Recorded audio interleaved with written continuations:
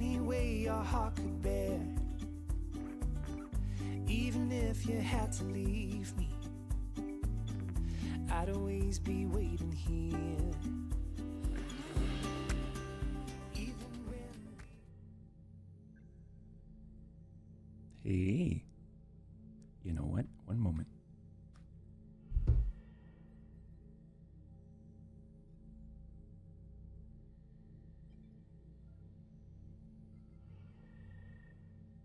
JD, what's that? What are you doing? Where are you? It's okay. Oh, you're getting squiggly.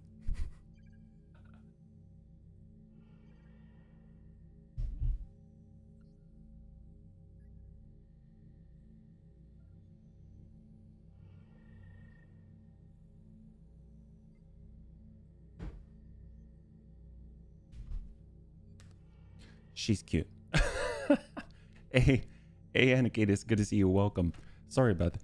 I had the kids down here, so I thought I'd bring them there. Hey, Panzer, good to see you. Welcome. Yeah. But then I went to go get Jimmy and she ran away. So I thought I'd just bring him in and say hello. So, oh, wait a minute. I don't have any lights. It's so dark in here. What have I done?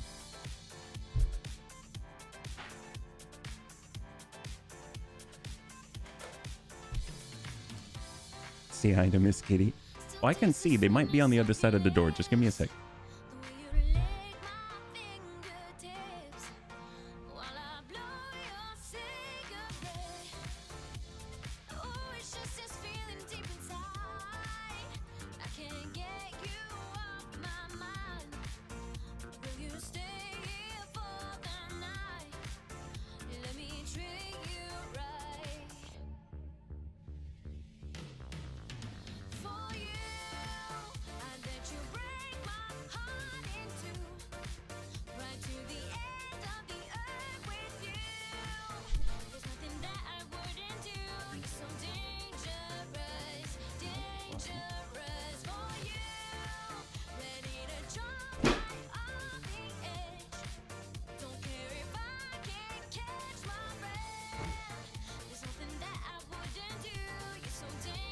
I think too many lights that time. Okay. Cat, depending on personality, can be either getting too curious or too scared of something new. Yeah, well, she's very curious and she's very cute, but sometimes, you know, a lot of lights, that'll do it. Yeah. Was that a... No, she's not a Maine Coon. She's a ragamuffin. Although I would imagine she's somewhat ragdoll as well. Yeah. Hey, Antonides, good to see you. Welcome. Well, I saw the kids here, so I figured I'd bring them on. And anyway, it's near starting time anyway. So here we are for our final run. So this is super, super exciting. I've done a few things just to kind of celebrate and prepare. So I think it's going to be pretty cool. So let's just get right into it. Right now, you know where we are. We're at Terra. Oh, heck yes. Hi. Oh, yeah. Oh, yeah. Sure. I'll get her again. Oh. Hey, sweetie. Hi. So cute.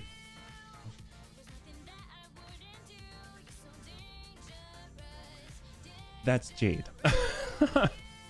Looks similar, just smaller. Maine's got the size under 6 months old. This was, yeah, no, they were both scared because they don't really get to come down here. Usually dad's working down here for a long time and then they really want to come in, but then when they come in, I basically follow them around, make sure they don't run into holes in the walls and stuff like that, because back around the other side there's a furnace there and it was kind of crudely cut out, so they can get in the wall, and then I don't know if I'll be able to get them out without cutting into the wall, so it's not great.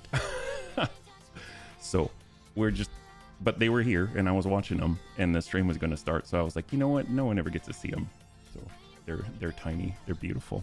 So yeah, that's Jade's the calico with the white, and then Jemmy's the one that you thought looked like a Maine Coon. Yeah. Well, here we are. Here we are on Terra. Last time that we played, we kind of started off with, well, we ended with a bit of a bang on the Rattler mission.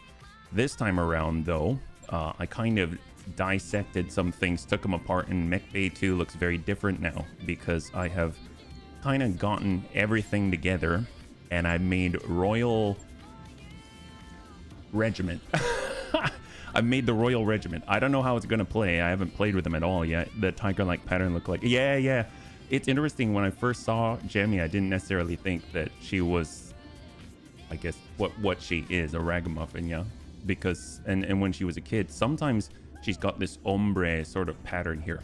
But anyway, let me make sure that I can get this all set. So right now we got a Royal Regiment right here. There's 4 different Highlanders 732Bs. We've never had that many before, so figured it was a good time to start. And then of course we've got the Deus Bunny, the X one. This is the community content one with all of the prototype improved jump jets. Yeah. Hey there, happy Saturday, Vision. Happy Saturday, bunnies. It's a good day. It's a good day. So thank you so much for joining me on this Saturday. Right now we've got the beginnings of the Royal Regiment. We've also got access to the Rattler mission as well, which I think we're going to be able to farm. And the reason why I say that is because if you look in storage right now, we have enough. So that last time I ended the turn and I withdrew and we got an Archangel. So I know that it's possible and I know that it's safe. So even though we got hammered and things like that, as long as we're not bringing like the slower mechs, I mean, heck, we can just supervise with the Royal Regiment and it's totally viable. So I kind of think that would be a cool one to get in with. But at the same time, we can definitely test out the Royal Regiment because I haven't even tried them out yet, right? So 3 of them have our 3 Mercies on it because we've only ever farmed 3 Mercies. One of them has one of our Death Rays, and then the Deus Bunny is a Death Ray as well. So we've got 5 RWR super weapon type beasts out there. I'm thinking maybe like there's a recovery urban, escort urban. Maybe we can move somewhere else. Yeah, before we get in. Yeah, that is the last run. This stream is going to be the last one for this specific career. Yeah, so that's what we got going on today.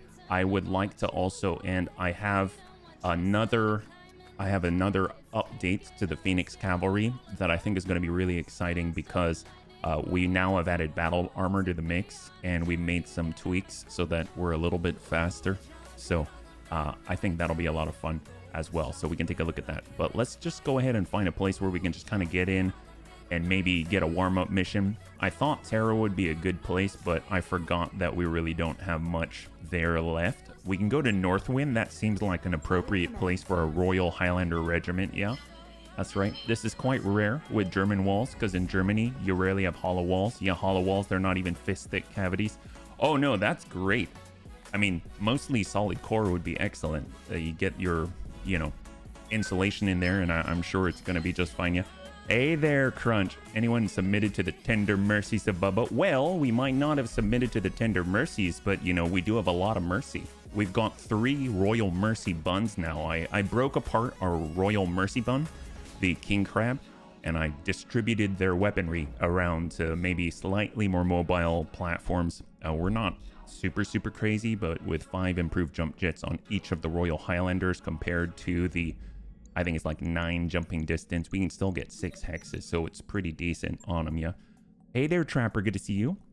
Started a BTA run after 3+ years, and oh, that's awesome. Well, I hope that it is not something that you will regret. I hope it's something that you'll enjoy. Yeah, that sounds awesome. Thank you so much for letting me know, Trapper. It's always nice when I feel like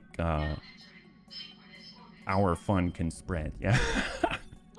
All right, so we're here at Northwind. It only makes sense to come to Northwind because we've got a Royal Highlander Regiment for our bunnies today in the Bunny League.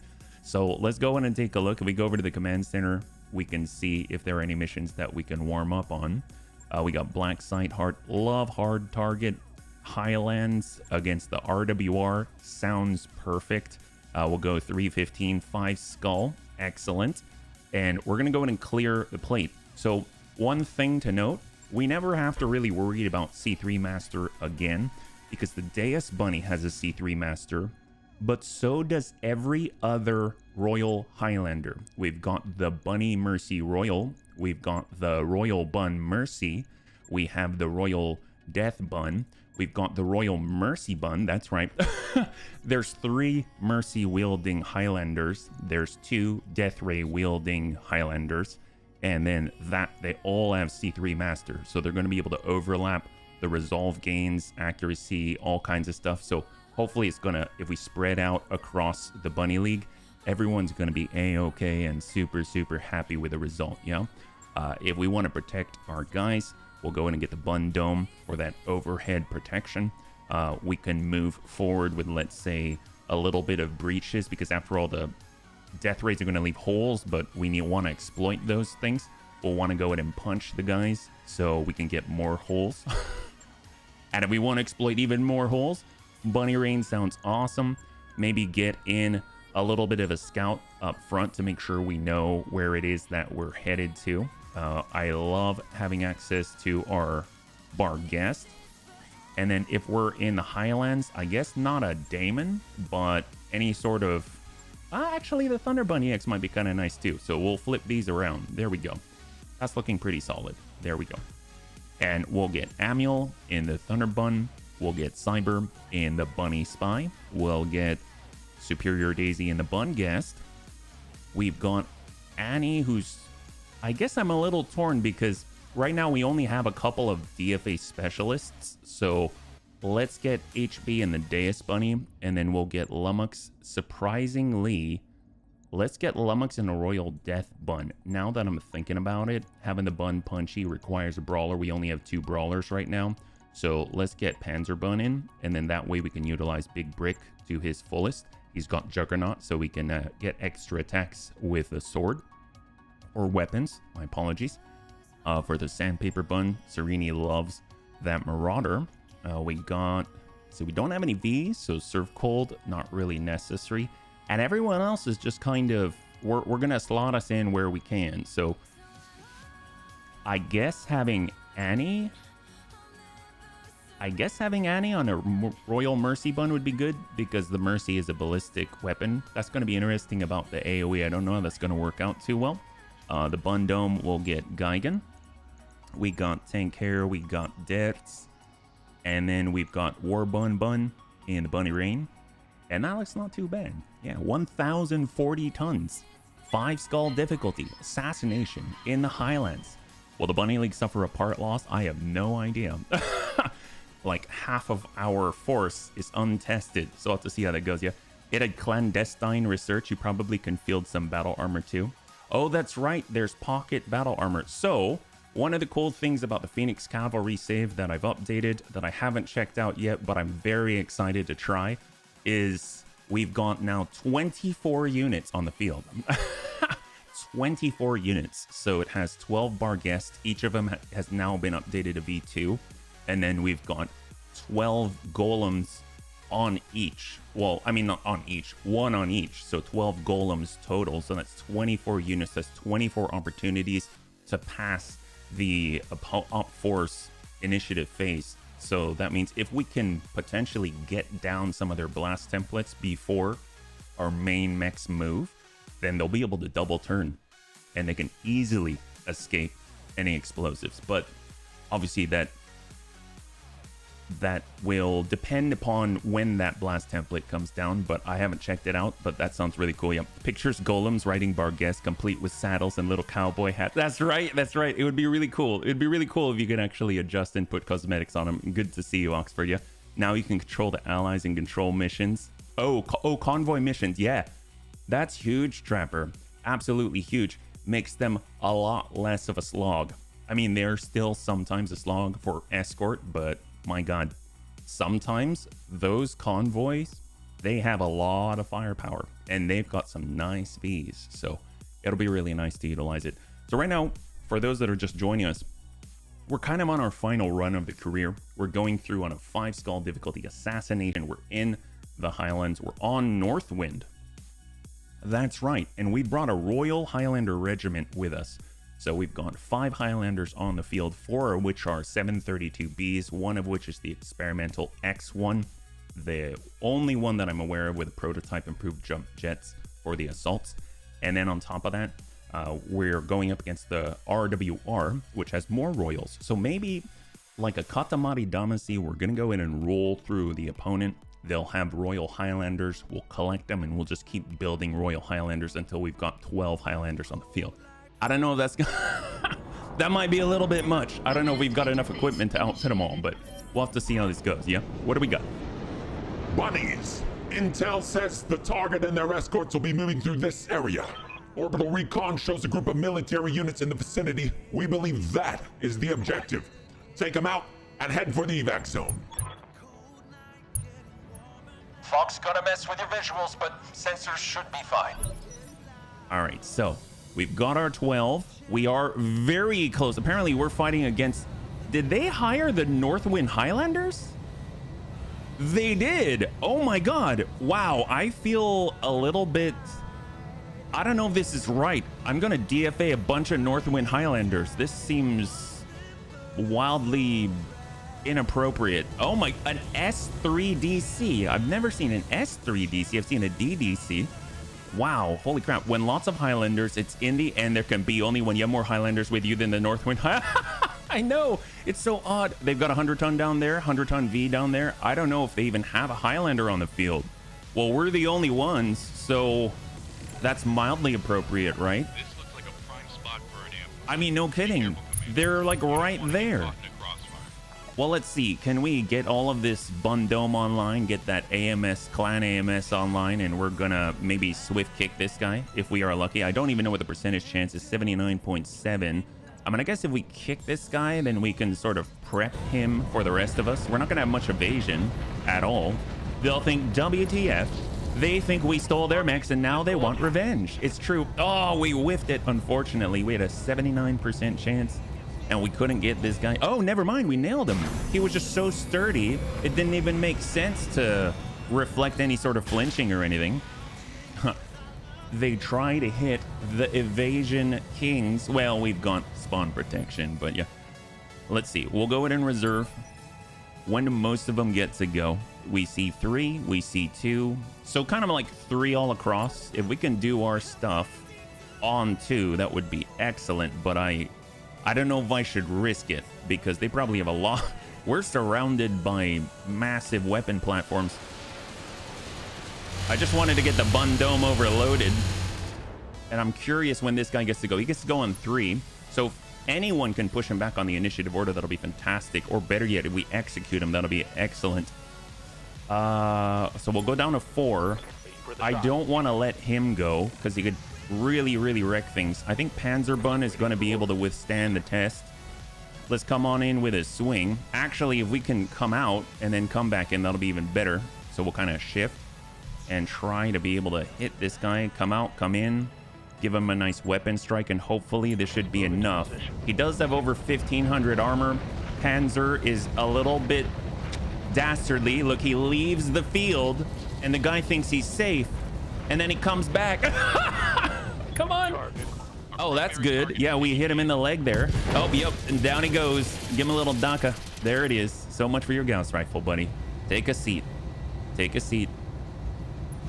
There he goes. Yep. He thought he was safe. We're a bit of a tease here. That's right. Well, so much. He wasn't really he's more like a lowlander now, you know. Yeah.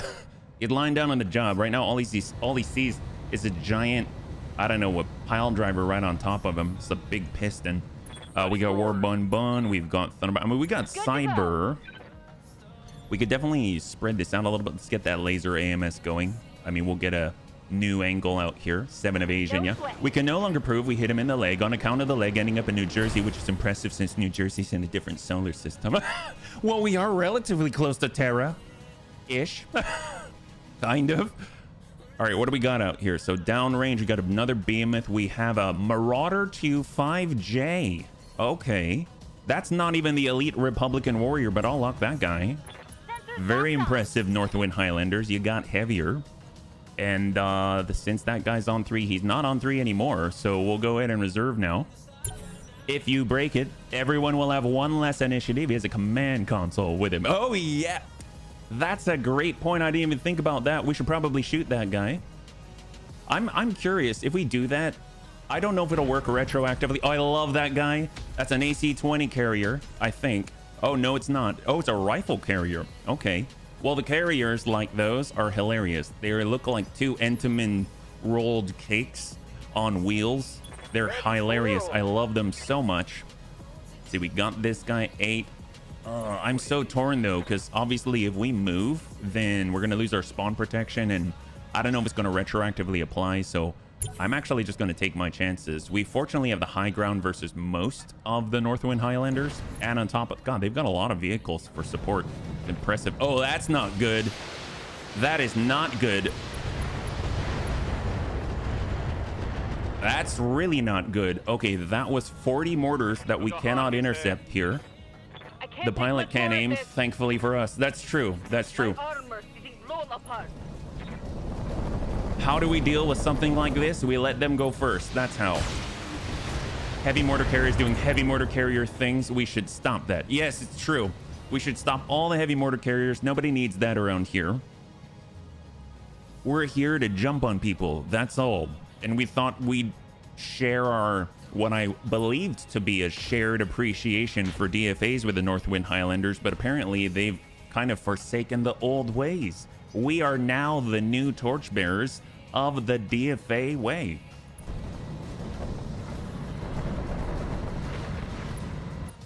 Hang tight. I guess the Long Tom is currently on 2, but Panzer says if we destroy the command console, they all get knocked back immediately, so I guess I shall risk it for the biscuit. So we're gonna go in and grab Serini. He's in the sandpaper bun. We're gonna back it on up, and we're gonna nail this guy in the dome for 80 hag and hope we can hit that command console. Sometimes you gotta just for kicks it straight to the head. Stack hag 80. Yeah, that guy's done. Oh, that was the...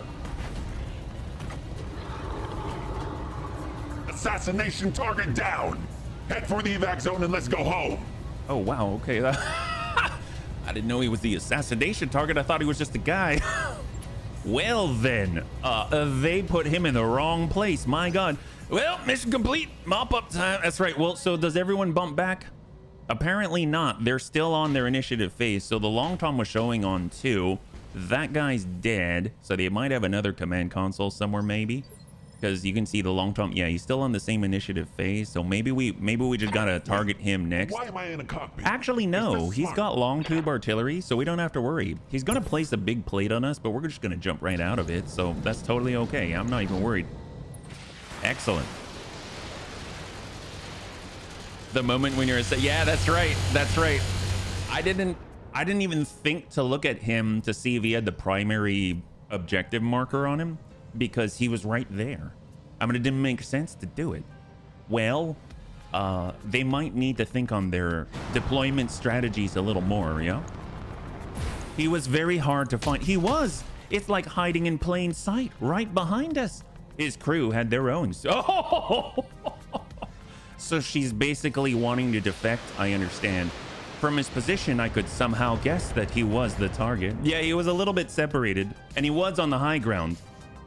But I mean, we kind of landed on the high ground too. I mean, we are the Royal Highlander Regiment now. Oh yeah, there's that plate. That's going to be difficult. So we're just going to have to destroy that Long Tom battery. It's too bad that his Long Tom battery, which belongs in the back line, is on the front line. Unless maybe we just had the right drop of things. They dropped us right on top of the back line. Maybe that's why we see so many Vs. Maybe all their Highlanders are across the map. Well, they got an Axeman. They got another 100-tonner out here. We have to evacuate past all of their, well, they're like 3 mechs. Okay, well, that's fine. I didn't ever think that they'd have so many. We'll tell you what, we've got our Deus Bunny. Let's go ahead and get on out, hopefully getting into a better position. We're gonna go ahead and try and land what we can. Hello, Death Ray. Oh, not too bad on the front 56. I hope you'll do another playthrough through the beginning story. When you say the beginning story, do you mean, I mean, I definitely plan on playing again. Absolutely. But I don't know what you mean when you say the beginning of the story. You mean just like from the beginning of a career? And we've got our Mercy. So this is one of our Royal Mercy buns. We'll go in and tune this up and hope we nail him. Heck yes. Now we don't have to worry about the giant plate. Yeah, the actual. Oh, the actual story. I don't know if I'll do the actual story, just because it's. Yes, Commander. I mean, I guess it depends if the bunnies want to see the actual story. In general, I found that the careers tend to have more access quickly to the new stuff. Yeah. But I mean, if it's something that enough bunnies want to see, yeah, sure. I'm open to it. I didn't really think about that though. Let's go in and get our Mercy up, and we're going to tune for that heavy mortar carrier. We don't want that guy around. That guy's down. Beautiful, yeah. You should make the next campaign. See, I was thinking about that because there's the Dread Pirate Roberts event, right? Which is exclusive to BTA, and we can see it there, yeah.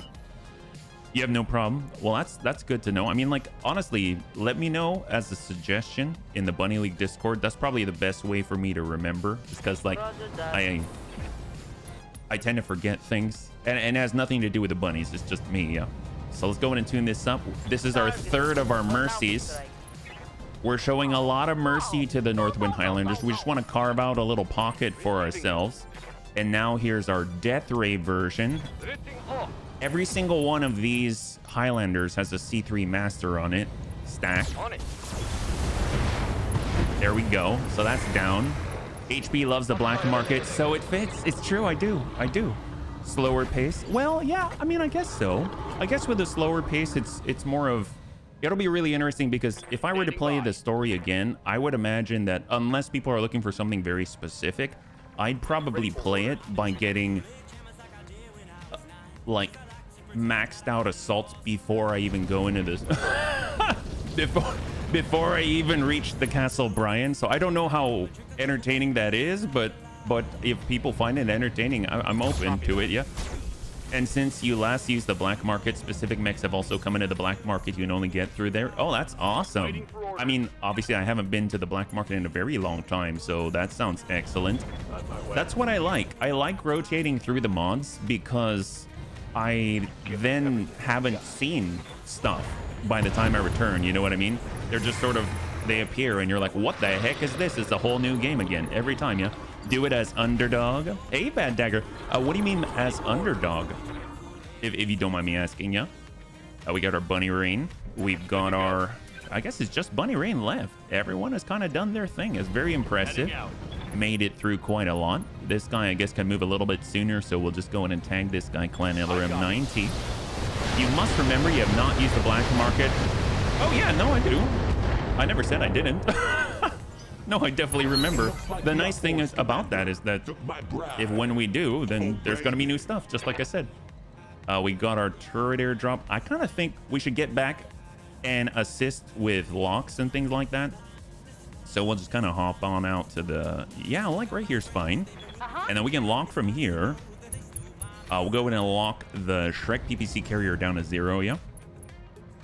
The good thing with the story mode is, for example, you can start it on BEX, and after it's done, it convenes to being somewhat a campaign, since you can go and play and do flashpoints and set personal goals, stay with mediums and lights. Oh, okay, yeah, that's fine. I mean, if I'm perfectly honest, though, mediums and lights, I'd probably have all fire starters. I'd probably have all fire starters if there wasn't, and if it was like, yeah, I don't know. I guess there would have to be very specific requisites, but I kind of feel like if we were going to do that, we should probably play Hyades Rim, you know? Because Hyades Rim does an excellent job of putting restrictions out that make things like very, very difficult, and you're always an underdog, yeah? I've got a sensor lock. I prefer the story start for BEX. I haven't played BEX in a long time. I would imagine, I think the last update of BEX, I'd imagine that it hasn't changed in a while, so I don't know how entertaining that would be necessarily, but I mean, again, I'm open to all kinds of stuff. Once we finish up this career, I plan on doubling up and basically so that we can keep moving with the Rogue Tech career that we have right now. So right now we've just been playing it like once a week. We'd basically be able to play it twice a week, which will allow us to move through it a little bit more crisply, yeah. The beginning and the mid, as I understand it, is kind of like that really, really slow part, yeah. Hyades Rim, you must be mentally ready to lose bunnies from random events. Yes, absolutely. And you'll often go in and you can't even bring the mechs that you thought were your best because it has tonnage restrictions that you must abide by, and you either come up with the right mechs for the job, or you go in with what you got, and usually it's barely enough. It's barely enough. Is this smart? All right, well, since we're in the Royal Highlander Regiment, let's just go in and clear this out, and then we'll go ahead and approach the rest of the guys. I'm not really interested in DFAing vehicles, but so I'll just kind of start with those. Stack that. There we go. But good suggestion, David, by the way, in YouTube. Good suggestion. You started a very good conversation, yeah? And let's go in and we'll tune this down to 3. That's the standard. No, I understand that. Most bunnies, as far as I know, I mean, they've all got their own proclivities, but I think BTA probably has the widest following that I'm aware of at the moment. Just I haven't seen, I think the last time I've seen Rogue Tech was like in 2020. So it's been a while. Yeah. For me, that was the line I didn't cross. I didn't mind losing a pilot for chewing on more than I could or screwing up, but I did mind for random events. Yeah. I honestly, I have my preferences for different mods and modes, and what I find is I just sort of play however, like whoever has. Sometimes you got to just for kicks it straight to the head. Like I'll try. Oh my god. Well, okay, there's that.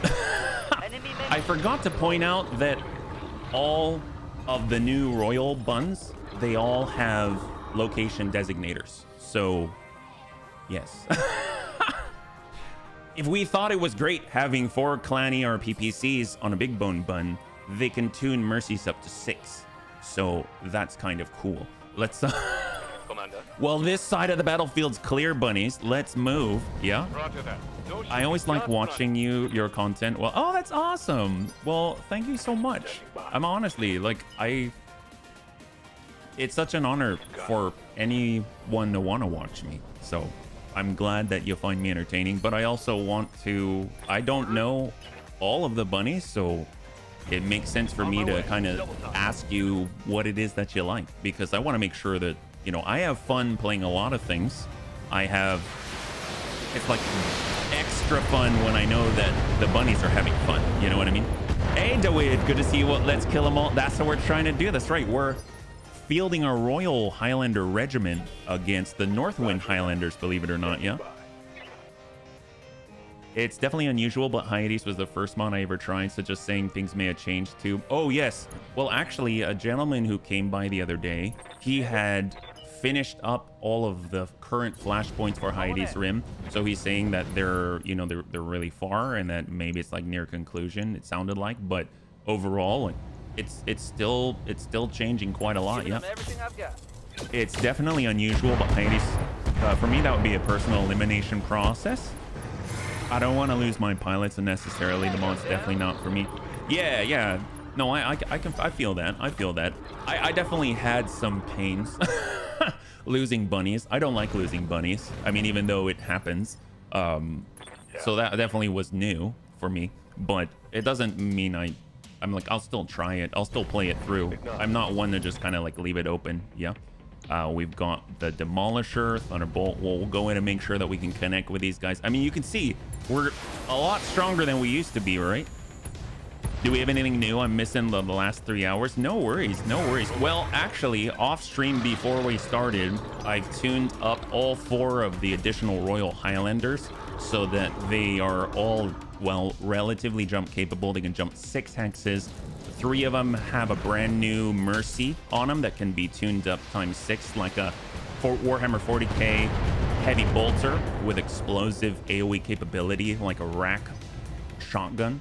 And then our Deus Bunny now has a death ray on it. That's the 145 potential energy beam out to 600 meters with 80 heat, and it kind of acts with that +2 accuracy and then the 2 evasion ignore. So both the Deus Bunny and the Royal Death Bun, they both have that beautiful death ray, and then every single one of them has a C3 master. So those provide gains to people who are close by.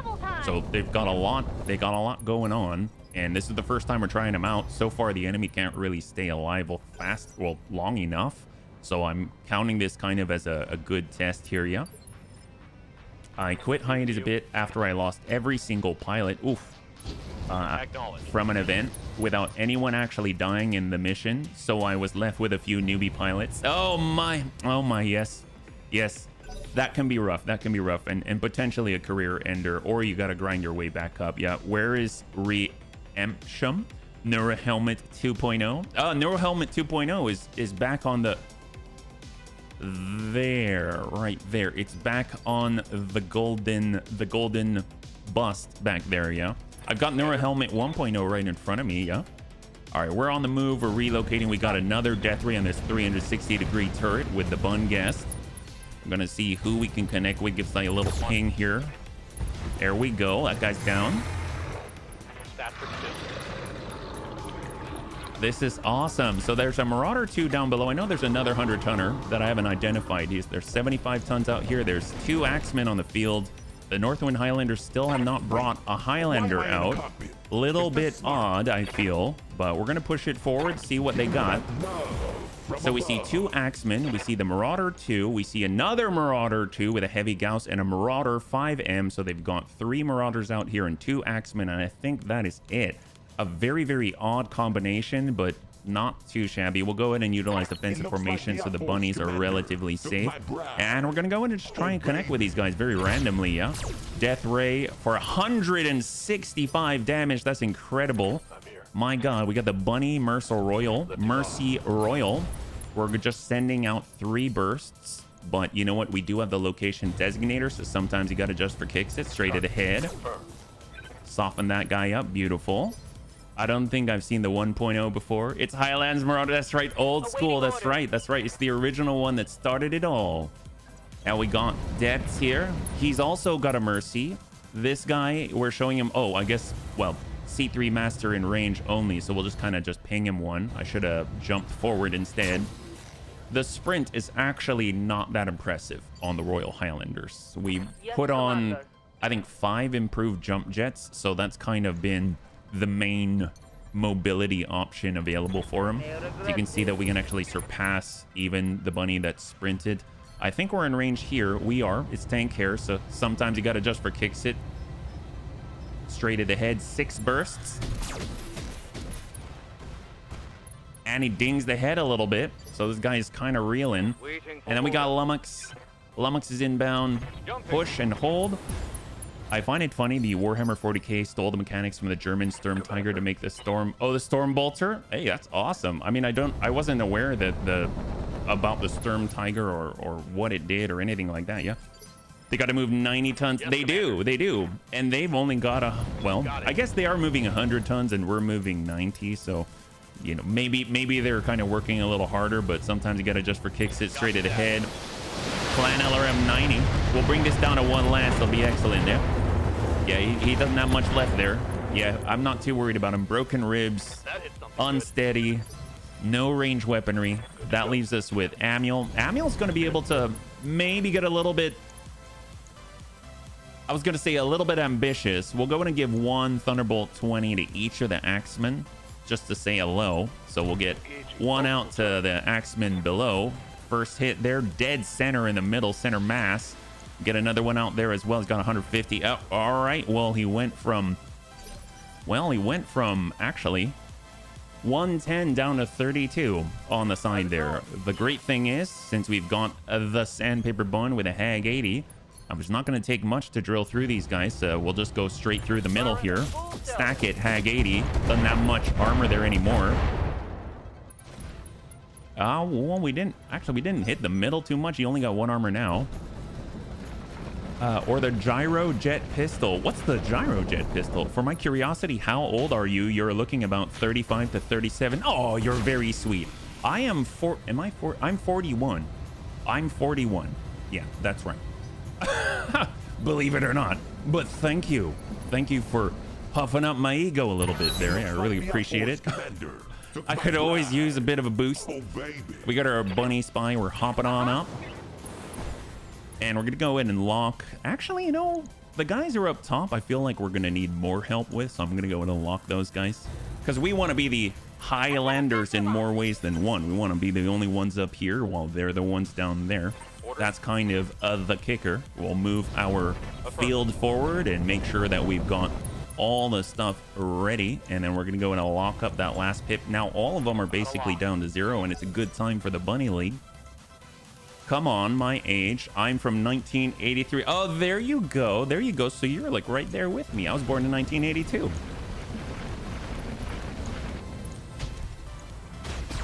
Actually, what did he, was it AC? Oh, he had an AC-20. I thought he had an AC-10.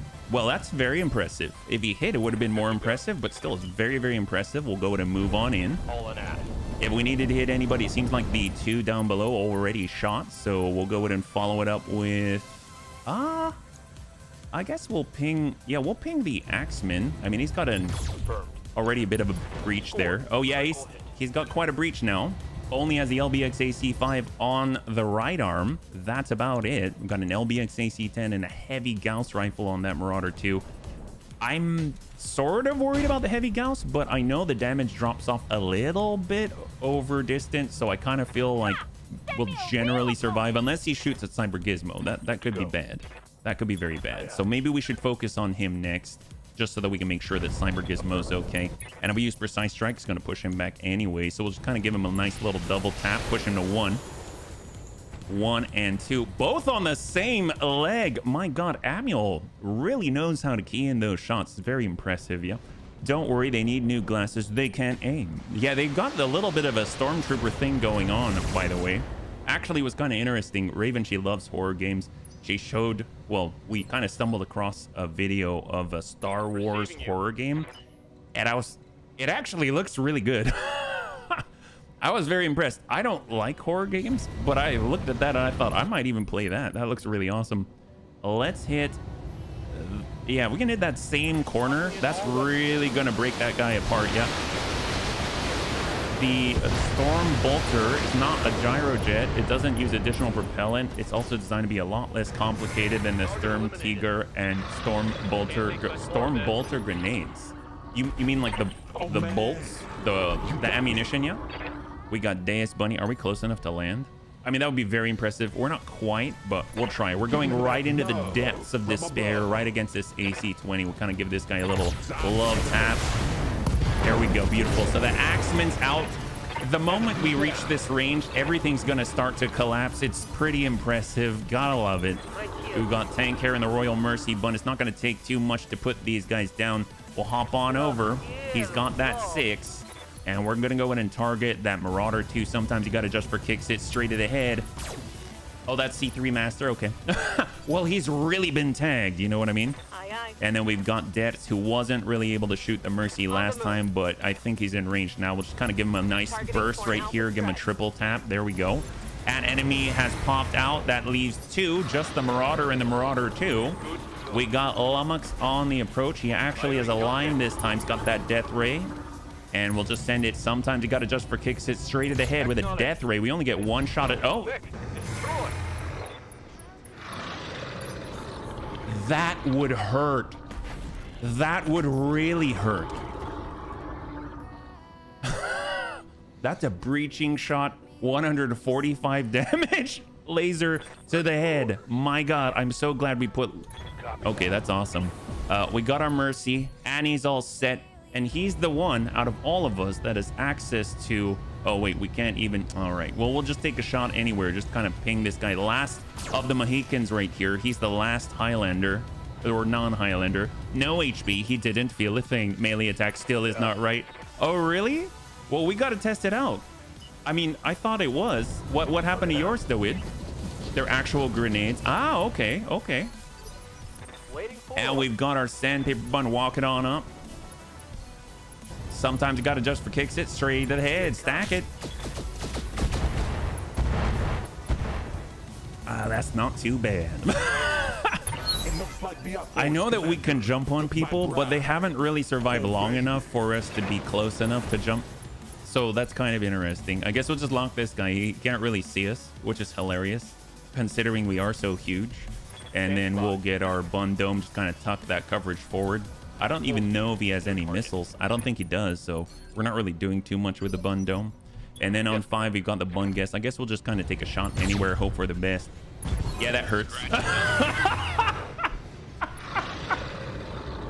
That's a good warm-up mission. I like it. Bunnies, the area has been cleared. Darius has given me the green light to land immediately. Hold position. All right. Will the Bunny League suffer a part loss? Nope. Didn't happen. Total win, total win. That's awesome. Wow, I think we're doing pretty well out here. That's great. You know what would be cool? If we go over to the Wobbies and we take all their stuff. So for those that might just be joining us, at the end of the last stream, we did a bit of a Rattler farming run. It was like we go in, we trash one of the sub-objectives, and then we withdraw and jet on good faith, and we can choose 3 pick 15. Although I think we actually got 5 pick something, which kind of blew my mind. I'm guessing it's because of our reputation with House Steiner or something like that. But that having been said, we were able to get an entire Archangel, which is kind of nuts. Yeah. Hey, Hamster. Welcome, welcome, welcome, Raiders. Good to see you. Hopefully you had a wonderful, wonderful day. Yeah. If you're joining us right now, we are currently just wrapping up our Royal Regiment Highlander ×5 beast of a mission. Didn't really get to jump on anyone because no one survived. So, and we're just talking about, yeah, final run, save game, breaking patch. No. This is the final stream of this career specifically. That's all. Not that we're done with the whole mod or anything like that. Yeah, I just showed as he ended, but I'm still joining. Hey, Nicholas, welcome. Hopefully you're having a lovely day. Yeah, just been beating on a oh, hi, fires we're talking about. We just took on the RWR ourselves, so sounds like we're on the same side. I like the sound of that. Yeah, hey, Bamboozle. Nicholas Yoss, thank you so much for the follow and welcome to the Bunny League. It's very good to have you with us. And I didn't realize I was covering this with my face, so we'll go ahead and back it on out here. We've got some opportunities. As you can see, it is a target, well, loot-rich environment. So we've got the Marauder 2, we've got our choice of things, we've got Stalkers, we've got an entire Long Tom battery, a lot of regular stuff, command console. Yeah, that's a lot. I almost just want the improved jump jets. Okay, so I guess just to sell things, we can go ahead and grab maybe an entire Marauder 2, well, 1 1/4 Marauder 2s, and then we will just move like that and see what we got. 3, 2, and 1. So we've got 1/4 of an Axeman. We've got, oh my god, we've got 1.5 Marauder 2s. We've got the AC-20. We'll just go ahead and clear all of these. We got a spare command console as a backup. AC-2, heavy rifle ammunition, LRM ammunition, machine gun ammunition. Very, very nice indeed. That should be nice to sell, yeah? How goes the salvage? Very well, Hamster. Very, very well. Thank you so much, yeah? And let's go ahead and catch up here. I totally missed some out here. Yeah, you're very welcome, Nicholas. Thanks so much for swinging on by. In my file, melee attack doesn't do damage what it's supposed to do. It's weird. I'm playing only 2 hand every other day, so I can't do... Oh, 2 hours, so I can't confirm it. Well, let's confirm it. Let's confirm it. We have melee out the wazoo. We will confirm by doing melee and DFAs. How's that sound, yeah? Maybe that'll help out the win. I mean, I kind of feel bad for anyone who willingly says, no, I think I'd rather fight 4 Amars. It has to be painful from... New Amars is made from chicken wings and old pizza, the latest hot fixture to fix the melee. But it's true. I think it's fixed, but let's go ahead and check it out. In our opinion, what do you, includes everyone else, think of the Cicada, assuming I'm talking about the right game? I don't like it. I'll be perfectly honest. It has too much engine for its chassis. That having been said, it is very fast at its tonnage. I think it's a little unfortunate because it kind of rides that line. Since it's at 40 tons, it's considered a medium, so it gets bumped on the initiative scale, so it doesn't get to move when the lights get to move. But that having been said, I mean, it's very, very fast. It can't really ever be fully up armored unless you do some serious shenanigans to it. And although there is an Omni Cicada out there that I haven't tried, and that looks like it could be promising. So that might be kind of cool, yeah? I ran over a fair bit, got to run in. So Hamster, thanks so much for hanging out. Thanks so much for the raid. I'm glad that you had a good time fighting against the RWR. High five. Goodbye, Stefan Amaris. Go and return back from whence you just returned. And I hope you have a great one, and I'll catch you on the next one, man. Have a great one, Hamster, yeah? The Oxide is okay. Oh, well, is the Oxide a Jenner, I think? Is that right? If you give it some fancy upgrades, 4 medium lasers, 4 ER small, it's an amazing backstabber. It is very fast, yeah. Industrial quad on Atlas, just halved in the first round. You're more of a catapult ogre main. Ogre? I don't think I've ever had an ogre, but I'd be okay having one. I would like to try it, yeah. Actually, speaking of which, let's go in and take a look before we test out the melee for Dwid. If we go over, not the storage, we can put that together later. If we go over to the mech bay 2, you can see the new additions that we've adjusted. So we've got one example of a Royal Death Bun. So right here is the Highlander 732B at 90 tons. We've got a Death Ray with a laser fire control system. It's manning that C3 Master so that we get all of those bonuses within 120 meters to our allies. And then, of course, we've got 5 improved jump jets, so we can move a total of 6 hexes across the field faster than we can sprint. And then we got some Clan Streak SRMs on top of it, but most importantly, the Ferrovanadium for 20% damage reduction by missile and ballistic weaponry. And then, of course, the location designator, because we like to shoot at the head. It seems to be the most efficient out here. All the other ones are very similar. They're slight variations because I don't have all of the same equipment across the board, but we took apart some mechs to make this all happen. We've got the Mercy variant, able to send out a burst of 6 explosive shotgun type bolter type rounds. Very similar setup, except it has the Mercy. The other two also have a Mercy, but they're slightly different just because of circumstance. This one is ferrofibrous instead of the vanadium, but as such can fit some hard gel as well as a hardened life support to make it even more difficult to take out, so that it's a little resilient. And then last but not least, we've got the Bunny Mercy Royal. We had to kind of rotate the words around so they're not all the same. And this one is almost the same, but this one dishes out some Inferno SRMs as well. So overall, those are the additions to our Royal Bunny regiment of Highlanders out there. And then, of course, for our Deus Bunny, which is the experimental one with the, I think, 9 hex. I think it's 9 hex. Is that right? 9 hex jumping distance. It's got the Death Ray in the arm for maximum accuracy. It's got the C3 Master, and then of course it has the SRMs to follow as well at Artemis 4. So very, very potent. This is the only one with a ferrolamellar because it came with it, which is a flat 20% damage reduction all across, which is quite incredible. So that having been said, let's go ahead. We'll go in and take a look at the command center. We'll see what missions we can participate in, and maybe, just maybe, be able to go into melee. I think Black Site might not be too bad against the Rimworld Republic. Why not? It's going to be interesting in a lunar environment. I don't remember if that affects jump jets at all, but we'll find out. And for melee, it'll keep us cool, right? So let's go. 5 skull difficulty recovery in a lunar biome. And will the Bunny League suffer a part loss? 5 minutes on the clock, and we'll see what you got, yeah? Punch him. You're very welcome, Dwid. Thank you so much for mentioning it, yeah? High five. You know, the group was mostly okay. I think the Bun Dome will leave. The Sandpaper Bun, the Panzer Bun, the Thunder Bun, the Bun Guest, the Bunny Spy. I think out of all of them, I'm going to go ahead and bring, instead of the Sandpaper Bun, we'll get in another melee mech. We'll get in the Bun Punchy, but this time we're going to swap in good old Lummox here. So let's get Lummox over. That'll allow us to get Serini into the Royal Death Bun, and we'll get Lummox into the Bun Punchy, and that's going to allow him to punch with the best of them. So we'll see what we got. 5 skull difficulty recovery in a lunar biome. And let's go and catch up here, yeah? Those death rays are insane. Yeah, they are. They're excellent. They're probably one of my new favorite weapons now. I think the only thing that I'm sad about is that I think you can only pick them up if you've started the April event the triggers will end unless you do some modifications yourself.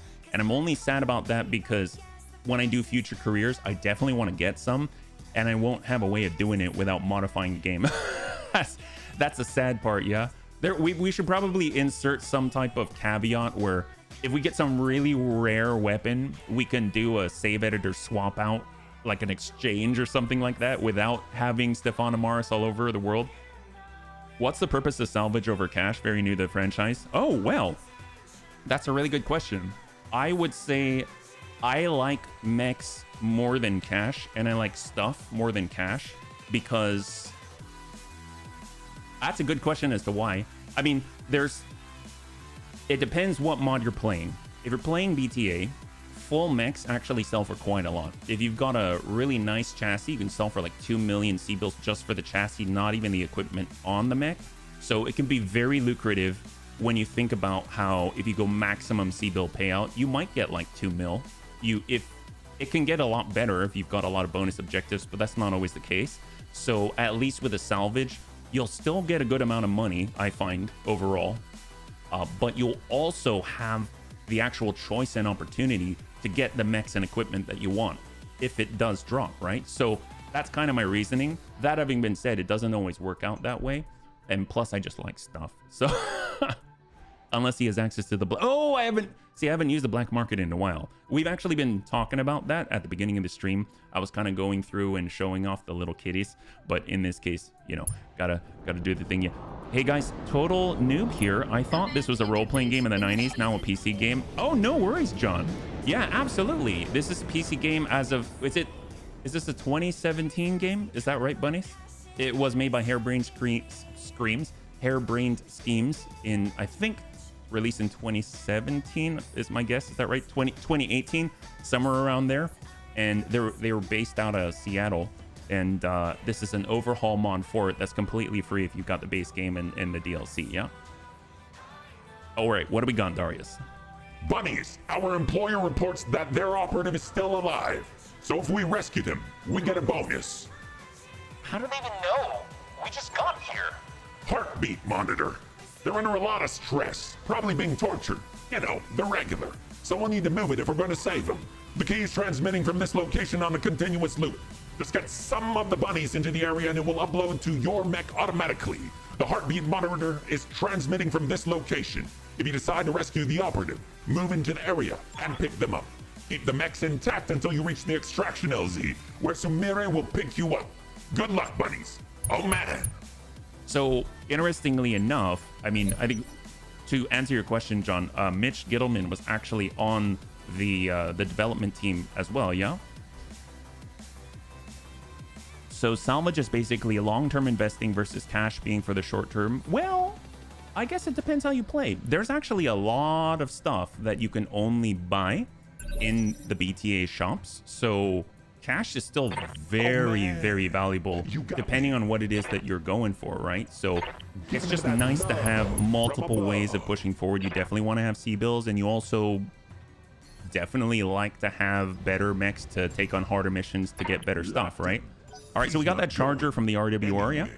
You definitely get more out of it than you take the money directly. Something like duels, if you know duels, you go for the money rather than the loot. Yes, because you really don't have much of an opportunity for pick. So RWR, they've gone a 100-tonner. They've gone an 85-tonner. They got another 100, so 200s. And, of course, they've got an 80 and an 85. Oh, heck yes. Thank you so much, friend, yeah? Friend of Entropy, thank you so much for joining us, and thank you so much for the redemption of... Oh, I got it backwards again. The Nura Helmet 1.0. That's right, OG. Let's go. Sounds like they've decided to protect the operative with a significant tonnage of loot. That's what we like to see. Well, we are here to try to melee everyone. So while we will be shooting, we're going to try our best to test out melee, and that includes DFA. So let's see how this goes, yeah? Commander? BEX is loot, since you get little from the clanners and can only get it there. So yeah. The pick for clan missions in BEX is very low, so you'll get like one pick something or something along those lines. Not always, sometimes you get more, but especially like the lower difficulty ones, yeah, you get very little, so you have to run a lot of them, and they're very dangerous. So that's something to note. All right. Oh, Rampage at 85. All right, and we got the Royal Death Bun. We've got a lot of buns here. And we are in a lunar biome, so it's going to be kind of hot. We're just taking a snapshot. Don't know if we'll hit. We did. Yep. We tagged him up with a C3 Master. Commander. And we connected with the leg. We'll go in and get our AMS systems online. I don't know if we can climb up this way. I don't think we can. We're probably going to have to go around, which is unfortunate. So those that do not have the jump jets are going to suffer. But in the meantime, I think the Royal Highlanders are going to be okay. So we'll just go and lock the top here, yeah? Not a lock. You don't have to run that many contracts since all their mechs are special assembly. That's a good point. That's a very, very good point. The nice thing about those clan mechs in BEX is that you can just have one of... If you've got... Well, it depends on how many parts you're playing with in order to put them together, but if you've got enough and you've only got one of each type, you don't have to follow the rule of I need like at least 2 of something to put it together, because they're generally omnimix. That's a very good point, Infernal. Can you run vehicles like jets, infantry, and tanks? Yes. So you can have ground-based vehicles, you can have airstrikes, you can have VTOLs. So yeah, they're there. Infantry, battle armor. I wouldn't say like Double time. ground troops necessarily, but the battle armor can do so much more. 43. They can mount on your mechs. They can hang on with magnetic clamps and claws. They can swarm the enemy. They've all got that here, yeah. Bun swarm squad fielded. That's right. Let's learn them old school. That's right. All right, we got our Thunder Bun. This is double Thunderbolt 20. We're gonna go ahead and I don't think I'm gonna spread this out. Yeah, I think we'll just go ahead and send him to the charger. We want to make sure that we can safely take the hill if possible.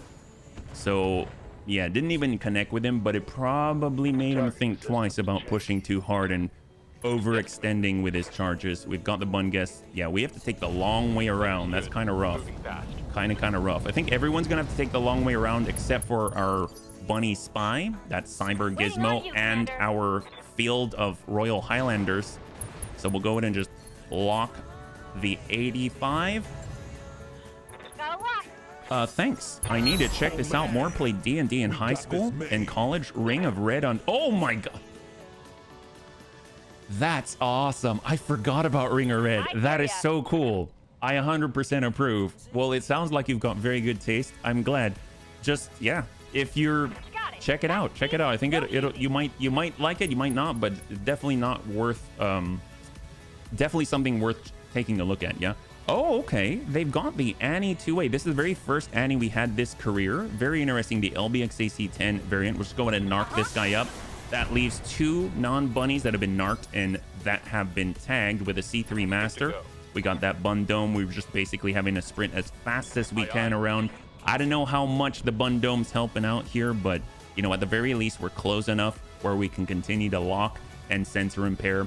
There's that Annie in the background. We can at least lock up the other 100-tonner. Atlas DDC. Okay, so we got another command console on the field as well. I'm pretty sure. Yeah, he's got that command console in the dome. Hang tight. So we're still okay. We barely lost anything. The nice thing is the Bunny Spy does have heavy plating armor, so he's at 922 at a 920. So, but we do need to move as quickly as we can so we can actually start climbing. The nice thing is as soon as we start climbing the hill with the rest of our force, we're going to be in a pincer type formation because we'll be coming up on the opposite side, and the Highlanders are holding down the initial front right here, yeah? Oh, thank you so much, Junk. High five, man. And welcome to the Bunny League. It's very good to have you with us, yeah? And for those that are just joining us, we are currently testing something out for DeWid.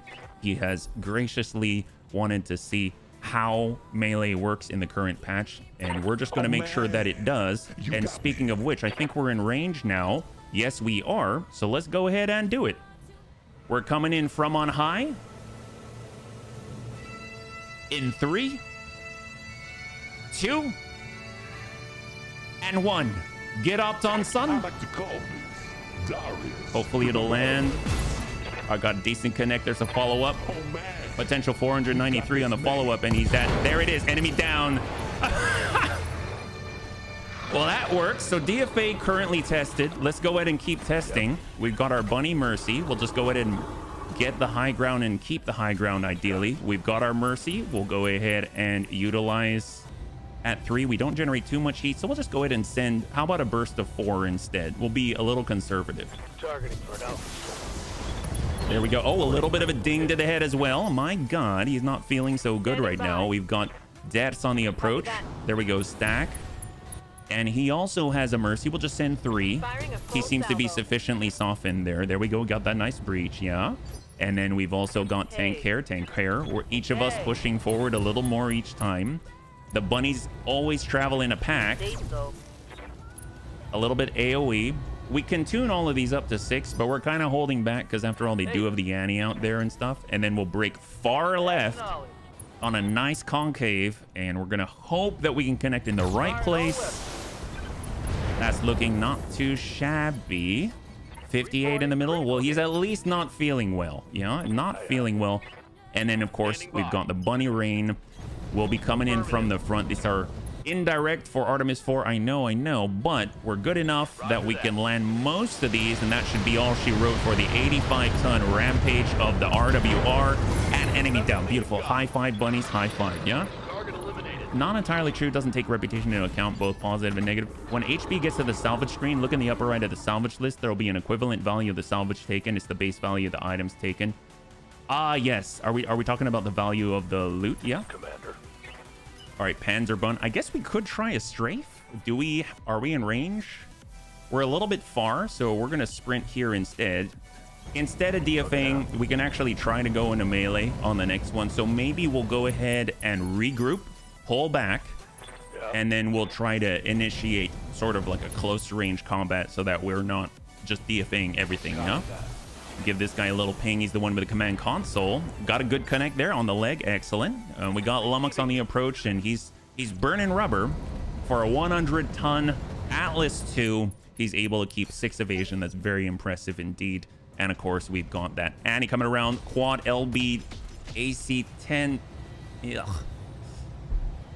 Fortunately, the slugs didn't penetrate and we're okay. What give you sensor lock unit with spawn protection? What do you mean, Dawid? Like, if the enemy has spawn protection, can you sensor lock them? Is that what you mean? Yeah. Let's go ahead and pull back. We could push and finish the engagement, but we're gonna go ahead and leave the remaining 2 for our melee bunny so that we can test that for Dawid. We'll get Bun Dome. We're almost at the point where we can come around the corner and start climbing on the next turn. So this turn is still going to be a straightaway, but as we kind of compress our formation, it should pull them in closer. They're thinking that they're going to have that high ground. That's pretty nasty. He might put the Deus Bunny on the ground. That's a big hit there from the AC-20. And down HB goes, suffering the consequences. But you know what?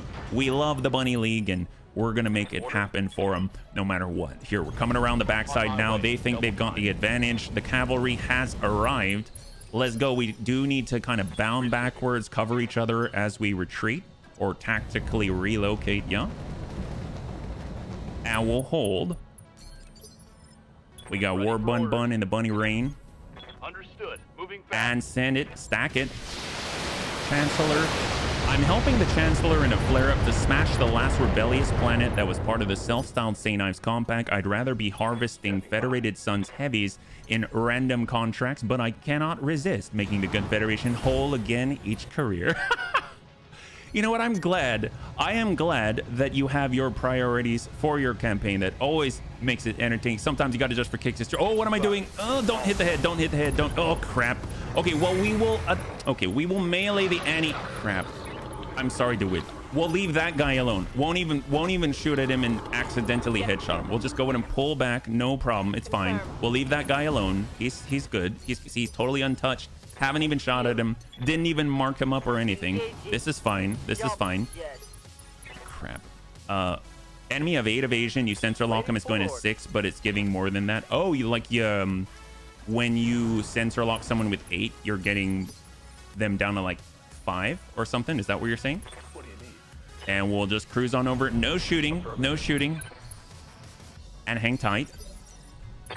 Galaxy at War, whatever the submod is called. Maybe. Heck yes.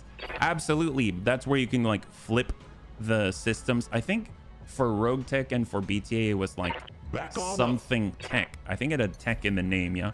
And we're just going to push on back. We're actually going to utilize defensive formation to make sure that we take even less damage, and we'll hold. We got this made. Commander. And we got Bun Punchy. Roger that. A green sword. I'm more into blue fist. Well,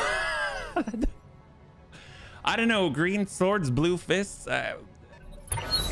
There's all kinds of stuff out there, yeah. War Tech. Yeah, I think so. I think Galaxy at War was the BX system, but I don't remember these days, yeah. But I think the new one is like War Tech 2C or something like that, yeah. We got our Bun Dome and we're able to climb now. There we go. We're finally able to do it. We're gonna get out there. We're gonna melee. Well, let me ask you this, DeWitt. Do you want to see a punch? Or do you want to see a weapon strike? It's up to you. Unfortunately, I kind of only left one enemy. I was thinking I'd give you one of each just so that you can see. but I might have messed that up. That was my fault. I apologize. Yeah. Punch. You want to see the punch? All right, we'll give you the punch. We'll give you the punch. Ardeus, we're hopping on back. Some units are immune to sensor lock. Others are immune to evasion reduction. That's true. That's true. You can actually get it yourself as well. So if you're looking at, I think in BTA on the piloting 8 perk, invisible target, it looks like an eye with a slash through it. It will actually make you immune to sensor lock as well as give you some defense to hit, right? So you can get it that way if you've got Guardian ECM or Angel ECM or any of that, like any of the ECM packages, then you'll typically also get sensor lock immunity. It depends on what it is that you're grabbing, but generally that's the case. So there are other ways to get it other than your perks too. Yep. All right, let's hold. I think we're almost clear, and just in case, we'll have Panzerbun ready with his giant pile driver. Hang tight, and the cutter, and then we'll rest on the bunny rain. Brutal punch incoming. What is this? Brutal punch. Play only during battle. One of your mechs gets plus X attack, where X is its base armor. Oh, so the more armor that you have, the more damage that you do. That's kind of fancy.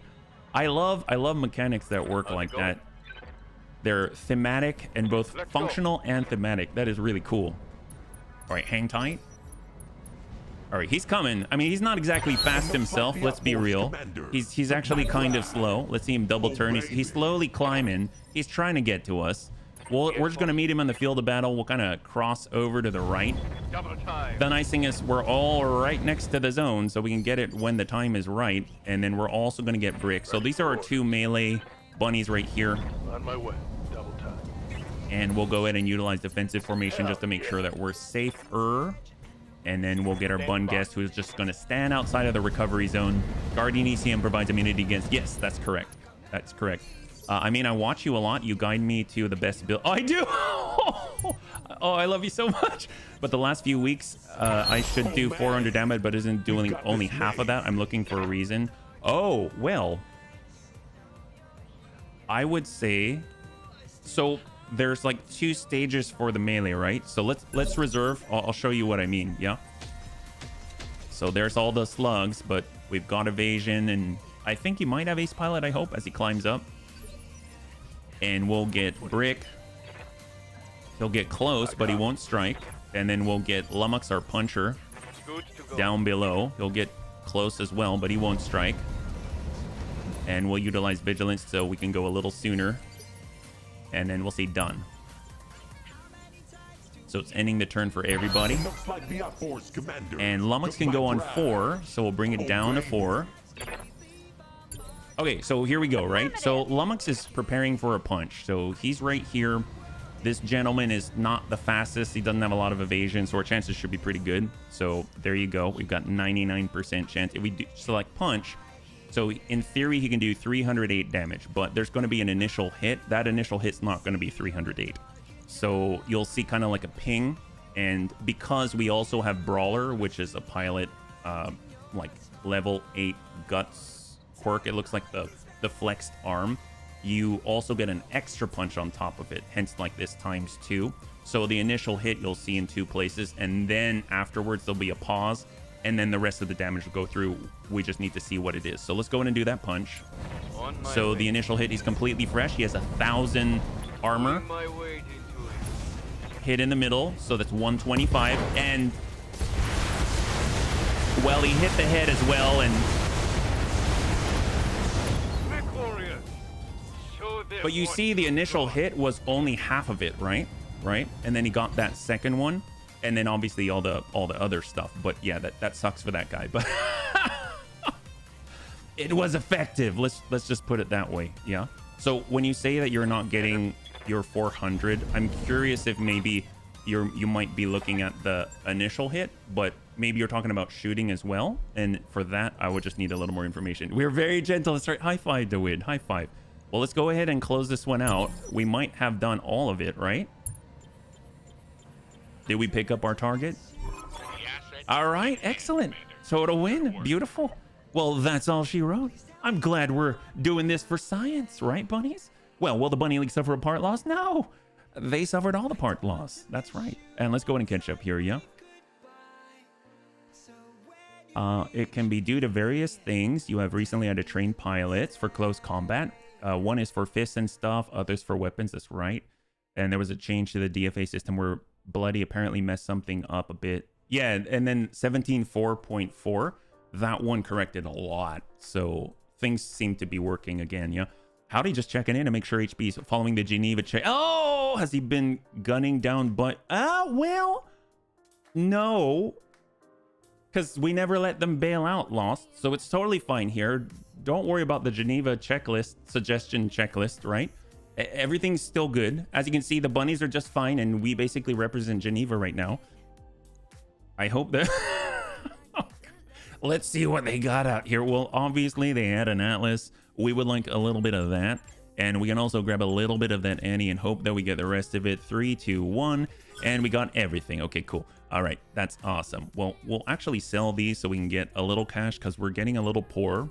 We're under 40 million for once.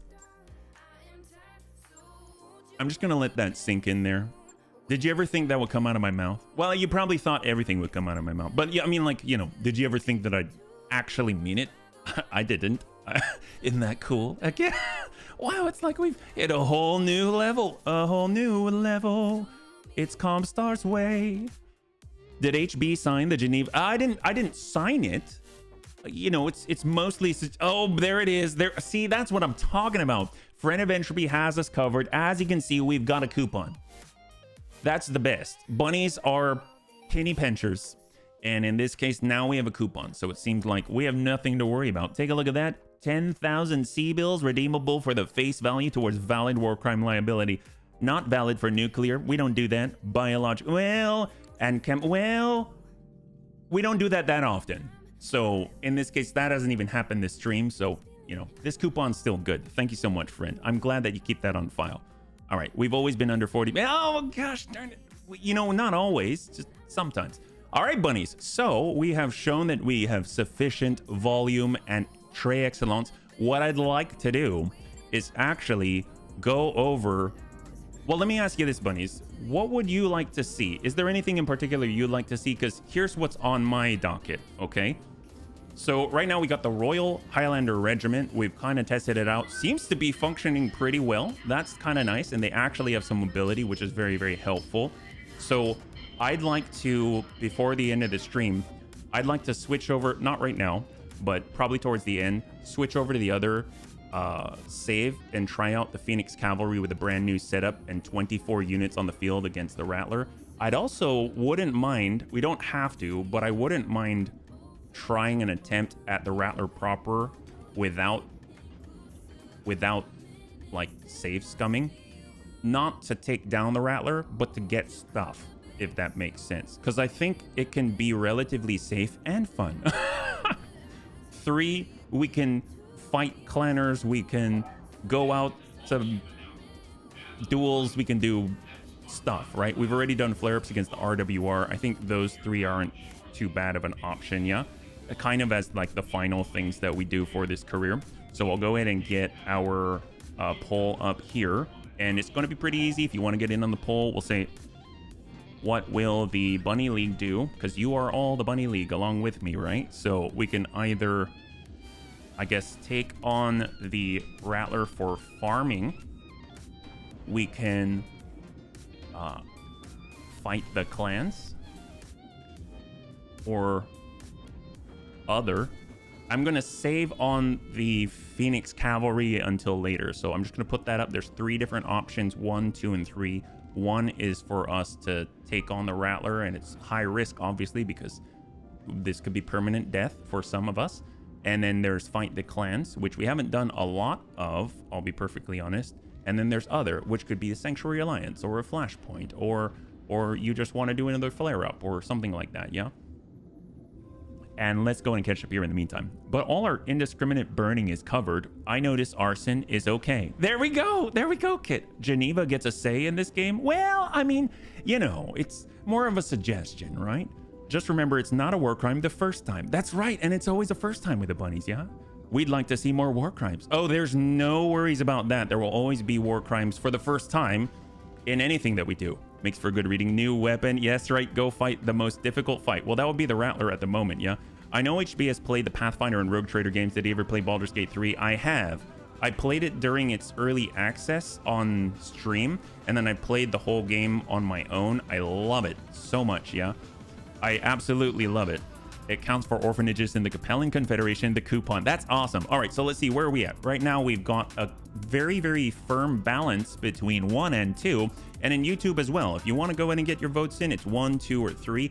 I'll just manually tally them in, no problem. Right now, we've got a total tie between taking on the Rattler for farming, which we're very close to, fighting the clans, and now we are getting closer with other. Yeah, I wish they would release more subclass. They've got mods, and I do have the PC version, so that can be a thing. All right, so I'll close this in. All right, we got another one for Fight the Clans. We'll close this in 5, 4, 3, 2, and 1. Oh, that's even. Okay, there we go. Thank you so much for weighing in, bunnies. Let's go, and we shall flip the coin. So right now, it makes sense. We've got Clan Wolf to be fighting the clans, and we'll have the Timber Wolf to be taking on the Rattler for farming. All right, here we go. 3, 2, and 1. And it is Rattler for farming. So we're gonna start with that, and hopefully our bunnies will survive, yeah? So let's go. This time, this is not a drill. We're going in, and we are not going to save scum. We will save before, just in case anything happens, but it should be fun. All right, here we go. This is exciting. See, this is exciting. It's like Russian roulette at this point. Yes, that's right, Panzer. I know you hate when bunnies can die. I know you hate that, but you know, sometimes it's gotta happen. Not all things have a happy ending. Kill them all. Well, here's the thing. We're not going to finish the fight. For the bunnies that are worried that they think HB thinks he's gonna go in and he's got visions of grandeur at taking down... What is this? Terra. After returning to the inner sphere under mysterious circumstances, the usurper has finally begun his great campaign to conquer... Did it go again? The usurper has indicated a desire to conquer the worlds of his former foe and has dedicated an incredible amount of forces to the task. The great house have been sent scrambling to mobilize their defenses, but early reports indicate they're unlikely to hold most of their worlds. Is he doing it again? Because we fought this already. I'm curious if right after this, if we advance, if we're going to see flare-ups all over the place again, yeah, for the Union. Hold. Yeah, it looks like maybe.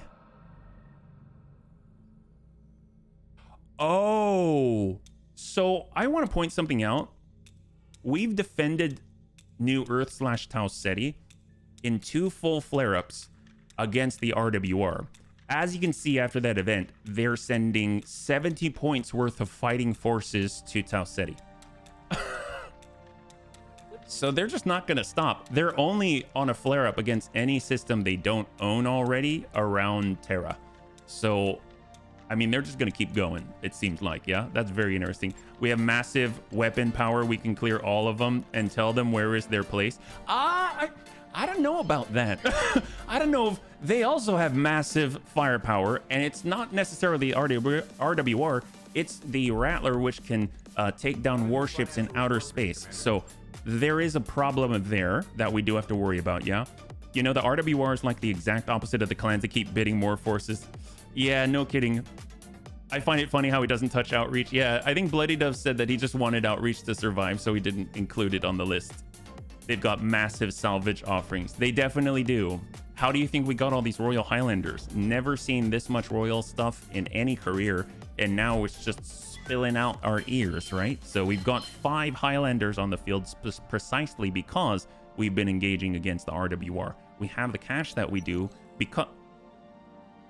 Oh, I guess they're really going at it, aren't they? As he strikes against the clan occupation zone capital worlds. Hang on. Is this like a new phase? I mean, he's just attacking the ones that he hasn't already taken. Rimworld Republic versus Clan Wolf. Oh, you can side with the clans? Oh, that's hilarious. Ghost Bear versus Draconis combat. Well, I mean, that's interesting.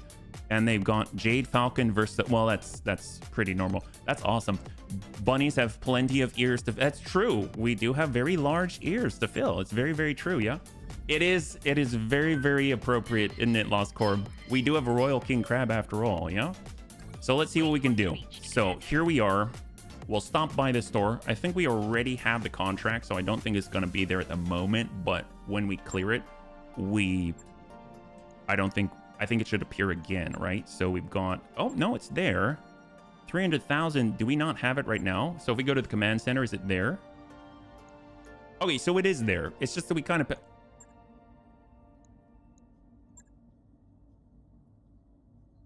Okay, we're going to make a quick stop. I'm assuming it's just another Matar. I assume it's another Matar because it's Stefan Amaris. Of course it's another Matar, but we're going to make a quick stop. I don't see this that often, and I always need to do mad science. So let's bring this group. I mean, it's not ideal for it. Actually, you know what? Instead of the bunny spy, instead of, what's he, Bun Guest, Thunderine, the Panzer Bun? Sure. We'll do this. Why not? Why not? This is good enough for mad science. 5 skull difficulty assassination in the urban environment. Wouldn't it be funny if the assassination target was right in the middle of us at the beginning? Will the bunny league suffer a part loss? We got a quick stop, bunnies. This is okay. This is gonna be awesome. Let's see how our weapons do against a super heavy. This is my kind of thing. Wow, how lucky are we on the last day? Isn't that awesome? That's right. If you haven't seen Monster Mash, or if you haven't seen Mad Science, typically it's a guaranteed super heavy is going to be on the field.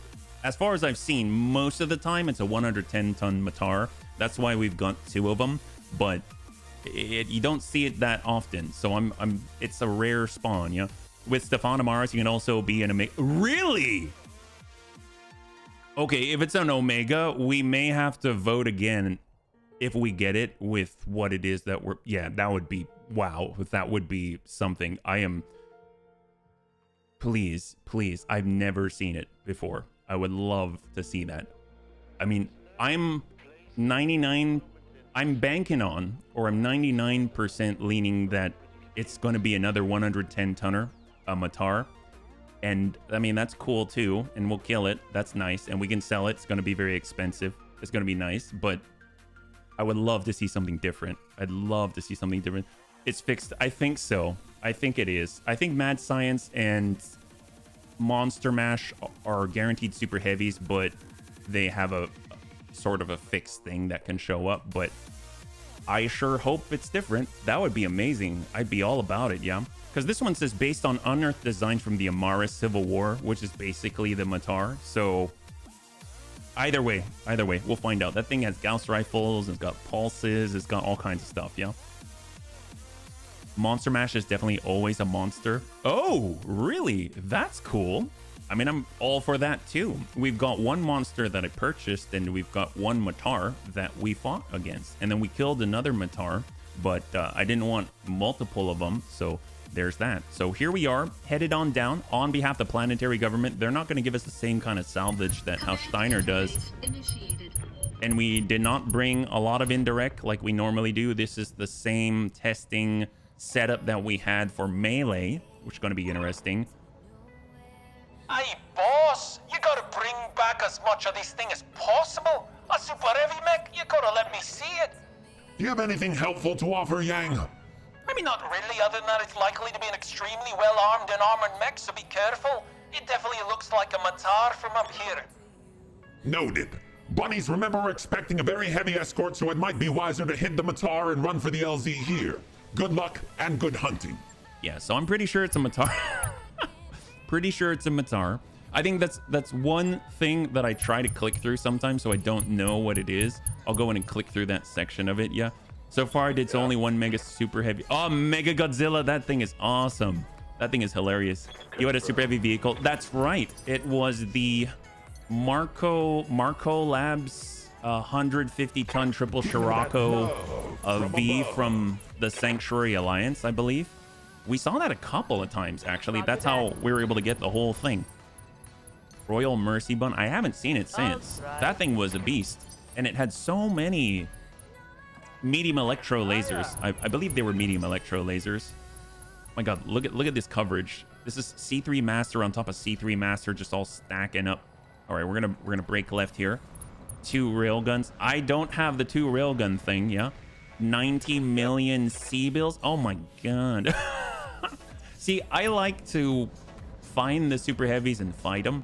That's my preference, just because A, I usually don't have the C-bills, and then B, I want to test our stuff against them. Yeah, so. So we got to bun guest all the speed. We get onto the road. Oh, that's the edge of the map. Never mind. So I'm headed the wrong way then. And then we got our bunny spy and let us go. God, having so many Highlanders is ludicrous. This is like the most Highlanders I've ever had. There have been times where we've had 0 Highlanders for a couple of careers straight. So like, don't even see them, let alone have an entire functional one, let alone being the actual... Oh, are we being ambushed? We're probably being ambushed. Yeah, there's a Banshee out here. Oh, that's scary. Oh yeah, there's a Banshee and something else. There's 2 assaults in here. Oh, Hunchy, same thing. The Banshee and the Hunchy in here. It's the disco back. They're right there. But they're under the ground, so we can't really attack them right now. Yeah. To fight an Omega, your best bet is 4 to 5 skull Wobby. Well, we're gonna be going up against the Wobbies soon after this. That's for sure. Let's go and walk these guys down, yeah. If you play enough time, you eventually reach having lots of C-bills. That's true. That's true. The market is tuned to playing the career long term. Oh, like if you're using the C-bills for that stuff. Yeah, no, absolutely. I mean, we played this career for quite a while. I mean, I was actually able to buy the monster, so I mean, we had a good amount of C-bills. Oh, hello. Oh, sniper artillery. Where's that coming from? Maybe they actually have a little more. Ooh, that's not good. They shot the back. Wow, the Hunchy just shot the back of the Thunderbun before we could do very much. Well, we got our bun guest. Don't know if we can even return fire yet. Where are they again? They are... Yeah, we don't even have... we might have line of sight through the center of the earth. That's always the troubling thing with these guys, is that they're not actually above ground until, you know, the next turn, but they get to shoot from their position. So let's just move on forward. No collateral penalty for... Oh, here doesn't seem like it. That's right, Vergent. No worries. You want to see what the Lamster? What's the Lamster? So the poverty simulator gets easier over time. It's true. Oh, man. If you decide you want to ally yourselves with someone and actually fight in the same place and not wander all over the place, absolutely, yeah. The Lamster is a monster lamb. Oh, wow. See, I have not seen that before, that's for sure. Is there any place that you meet it in particular, or is that kind of like one of those chance super heavies going up against great houses, mostly House Steiner? All right, we got Devs in the Royal Bun Mercy. We're just hopping out of the Blast Template. I mean, the Blast Template is going to do a lot of our job for us. I don't know if it's going to strike through the center of the earth, but I mean, if it does, I mean, more power to us, because then we don't have to, you know, get line of sight ourselves. They're going to flatten these buildings, and honestly, it's not our fault. They're the ones that attack. They're the ones that ruin their own city. So we're just out here to commit some mad war crimes and mad science. We're just going to blitz on... I guess we can probably go... Yeah, we'll go around it with the Panzerbun. I always think it's interesting that they're technically right here. Oh, we kind of have line of sight if you're in a very specific location. I mean, I guess I'll flip it around and shoot through the earth here. Yeah, we can do that.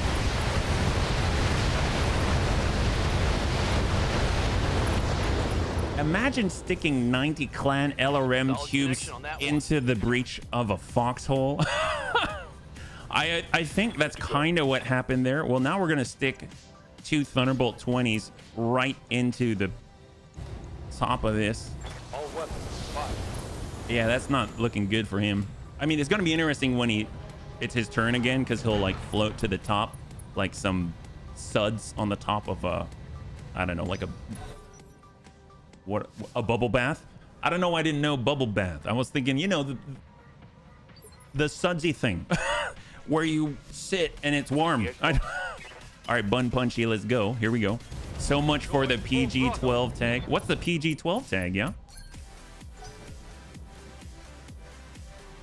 And finally, we'll have the bun dome. Actually, I think he's still in it. Oh, that's not good.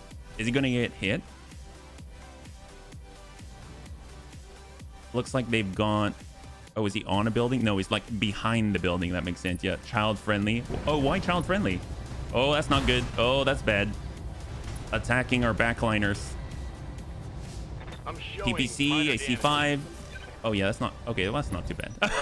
That's not too bad. That's fine. That's fine.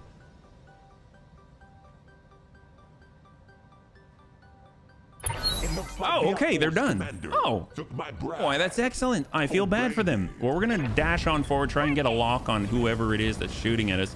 Seems like it might be a Helepolis, maybe? Is that right? It looks like a mech. They've got 75 tons. We've got a 70 tonner out here. There's a grasshopper close by. There's an 80 ton V. So let's go in and try and lock that guy. Pretty sure it's a Helepolis. It is a Helepolis with a sniper artillery piece. Yep. He's committed to the attack, and he's on initiative phase 6. So at least Bun Dome gets to go. So he's not going to hit anybody. So we'll just dash on forward, and we'll lock whomever on the hunchy down there. Got a sensor lock. I'm curious if it'll do damage to him. Mech on mech violence and sticking thunderbolt. What? It's just a foxhole. Yeah, we didn't do that, bunnies. That's not our fault. Commander? I just want to point that out. That's totally not our fault. We got the line Confirmed. on that guy way downtown. They got that grasshopper right there. We're gonna give this guy a little bit of a ping shot. Engaging target. Right there it is. We got that breach. 30 structure. Big hole right in the left torso. And a hunchy standing back up. Let's see if he'll float to the top like a bubble bath. Did he do it? Oh, no, he's still under the ground. Maybe shot and move like an ace pilot. How does that work? Is he still under the ground? Oh, he is. Man. Yeah, he decided didn't want to move when he stood up. Okay, fair enough. We should probably assist. I don't want to leave our backliners by themselves. So at the very least, we can push this guy back on the turn order. So now he's on initiative 1. Also, big holes in buildings in between. That's true. Some urban redevelopment planning going on. That's right, Conrad. That's right. And welcome. As you can see, nothing new here. We continually reassess the landscape and decide what is best for the people of this city. Because here we are, born to be kings. We're bunnies, kings of the universe. And hello, a mercy. Well, actually, we can probably hit this guy with a targeted shot. Sometimes you got to just for kicks it straight at the head. We'll tune this up to 6. Shot. Got it. Ding right there. Oh, I forgot about the AoE on our own Bunny Rain. That's okay. He's feeling a little bit hotter now. He's got a little bit of Inferno there as well. That's the guy. So anyone we hit, we basically leave some gun hole somewhere. We hope to exploit the hole. Archer on the push.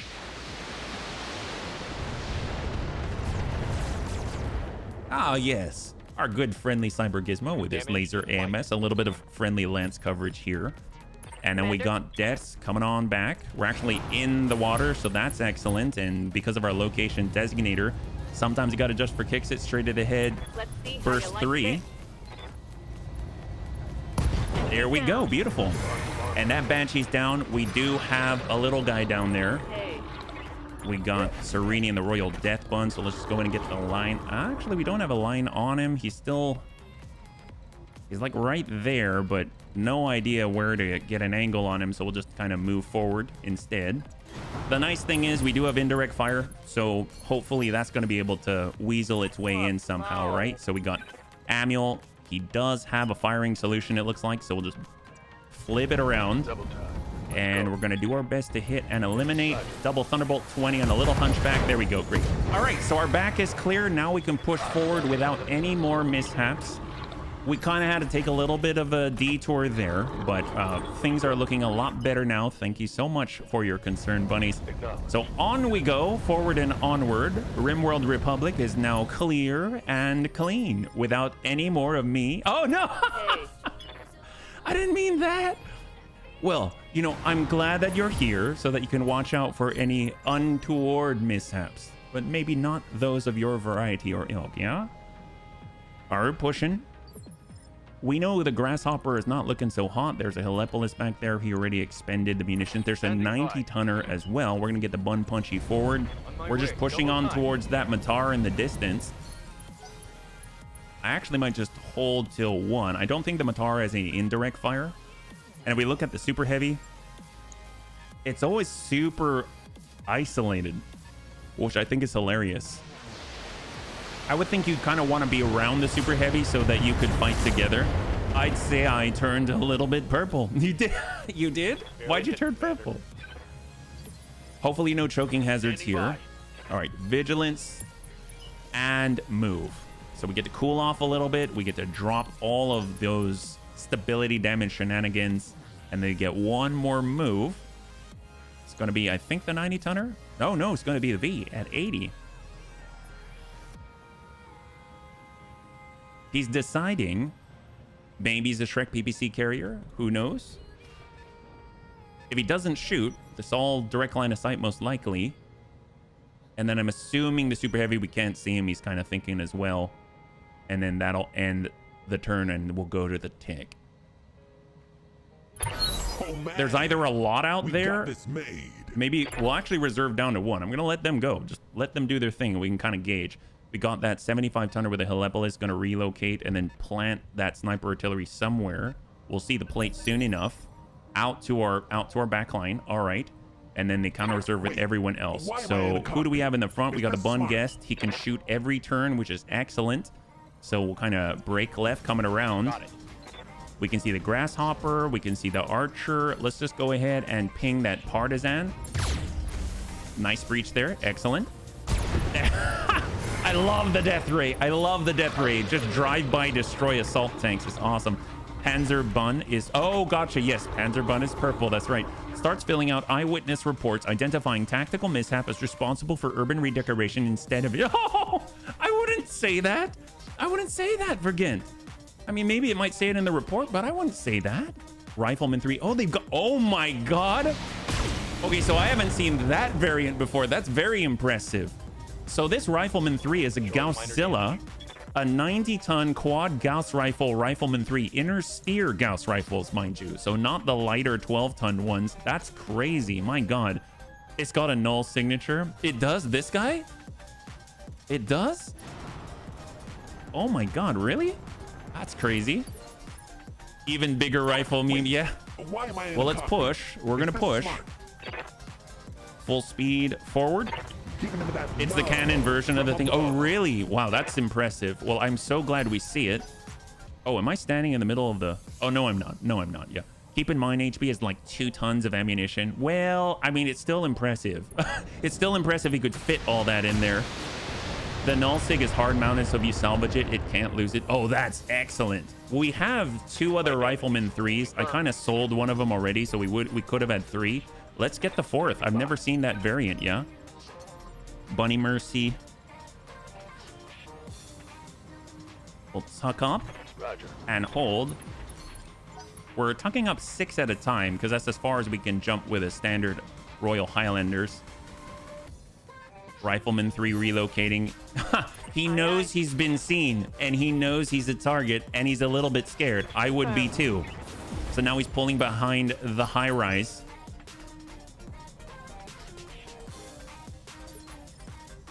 And the last one's going to be the 80-ton V out there. Okay, we'll just move with those that are able to take any shots whatsoever.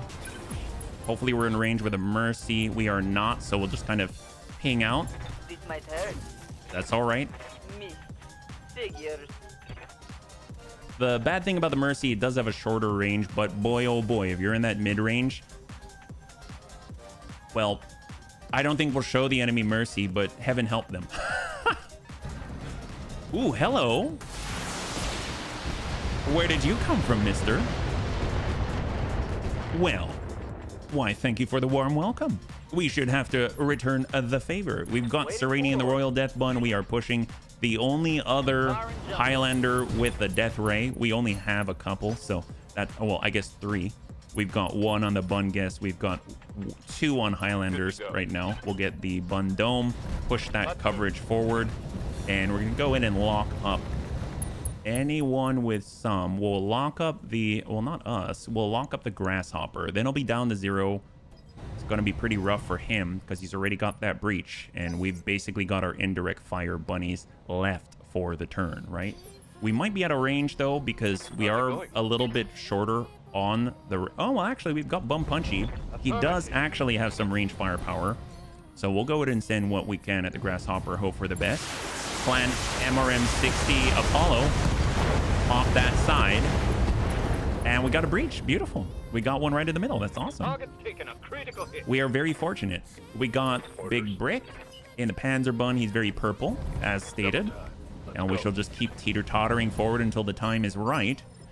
We got War Bun in the Bun Rain. Don't know if we can really pass through forward. Interesting. We'll hold on that. We got Amuel. He can just get out. I copy. Hold. We got Cyber sprinting on forward, and we're going to go in and lock up the Helepolis once again. Right there.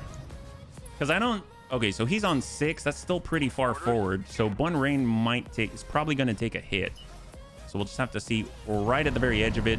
We might be outside the circle. I can't tell. I think we are, but that's awfully close. We'll just use Vigilance just in case and hold. All right, let's see where we go. Nice thing is we'll be able to move a little sooner, but we're still not faster than the 75 tonner on 6. So let's get Cyber. If we're able, we can get into a position where we can actually attack the Helepolis and utilize Precise Strike, but I don't think we're going to be able to do that with Cyber Gizmo. Oh, we might. We might. I'm going to risk it for the biscuit. Cyber's going to stand on a building, and it's going to Precise Strike the Helepolis, push him back to 5. That actually gives Amuel a bit of a chance. That thing walks as if its legs aren't all the same size. And they might not be. They might not be. They're stabilizers, you know? So, and he's a little bit lopsided. He's got a pile driver and a rock cutter and 2 hooks there, yeah? All right, we'll go ahead and lock up anyone with some evasion. Actually, you know, we'll just lock up the rifleman. That way we know where he's at. If he wants to shoot at us, he's going to have to shoot down his own buildings. We're not going to do his dirty work for him, yeah? There's that sniper artillery. It does go out and does ping just a tad on the back for 3 damage across. A little bit of splash. So we're okay. Ready for orders. And we'll get our Bun guest, and let's start a run. We'll get right out here. We got the Death Ray. We've got the green and shot. That's a pretty significant hit. Not too sure how much is left there. He's got 76 plus 40 structure. We'll hang tight and hold. Now we're on the main initiative phase. We're on 4. That's where all the good stuff happens. Got an archer out there right in the middle. And he's stacking to the bunny spy. He might miss and hit the building, but the building's still okay, meaning the bunny plus spy is still okay. And with Amuel, he did kind of move to the side. I don't think we're in range yet. Oh, man. We got our Deus bunny. Ooh, all right, we'll take it. We might be in range for the Death Ray. And we are. Shot. Giving them the business. Looks like we dinged the leg a little bit. I think we might have missed with the Death Ray itself. We got the Bunny Mercy. We've got Death. We're all kind of far back because we got tied up with the ambush. But this is not tied back, yeah? So we should have enough. We'll go straight to core. Pop with tank. There it is. Beautiful. And the Grasshopper's off the field. Excellent. Yep. Gotta run HB. Taking the missus out to celebrate 28 years. Oh my God, that she's put up with my nonsense. I'll leave the Twitch meter. Friend, thanks so much. That is awesome. Happy anniversary, man. That is amazing. High five to you and the missus. High five. That's awesome. I hope you have a great time, and we'll catch you whenever you get back, yeah? Have a good one. Ready for orders. Bunny Mercy on the approach. Hold. Awaiting orders. Royal Bun Mercy. Hold. Commander? Sereni. Royal Death Bun. Ooh, I saw a line. We should be in range at 600 meters. So sometimes you got to adjust for kicks. Hit straight to the head of the archer. And we hit the right. There we go. 67. Yes, Commander. And we got Panzer Bun on the move. I'm actually pretty excited because the reason I put location designators in all of these super weapons is just because when we do try to farm the the Rattler fight before we withdraw, we are actually going to be able to target the head. I remember one of the biggest downsides is just that we couldn't really control or have any say or influence over where our shot's gonna go. Oh, he missed. Okay. I was like, that could be bad. That's 75 damage each. That's 300. So overall, it would be nice to have some control over it, and I'm very excited to see if we are to get lucky. I kind of feel like it's kind of in the bunny style of things to have a location designator. We are missing out on quite a lot though, because in order to run that thing, we had to get rid of the laser fire control system. So that means well, we lose an accuracy, and more importantly, we lose an evasion ignore. That's huge. And on top of that, we're gonna lose breaching shot. So that's pretty tough. That's pretty rough for the damage output. But if we do hit the head, that'll drop the enemy faster than anything, right? Because that's 145 damage straight to the dome, even mitigated. So that's going to be great, I think, overall. And it kind of raises the stakes a little bit, kind of has more RNG and roll, which I dig. So that's going to be excellent. And besides, if we get the green and we're behind the enemy, doesn't matter anyway. We're going to deal full damage. At least we can target the same area and hope for the best, right? 46, easy. Bun Dome keeping us safe once again. And there's a 100-tonner out there. Still haven't seen it. And hold. And then on the tick. In the distance, I think they've gone... Oh, hello. Oh, man. Where's our orientation? In the distance, they've got 100 tons. That's on the side. They've got 100 tons. So the Matar's still far back. They got the Rifleman 3 out back. We'll get the Bunny Spy. We'll hop on over. We're coming around. No sweat.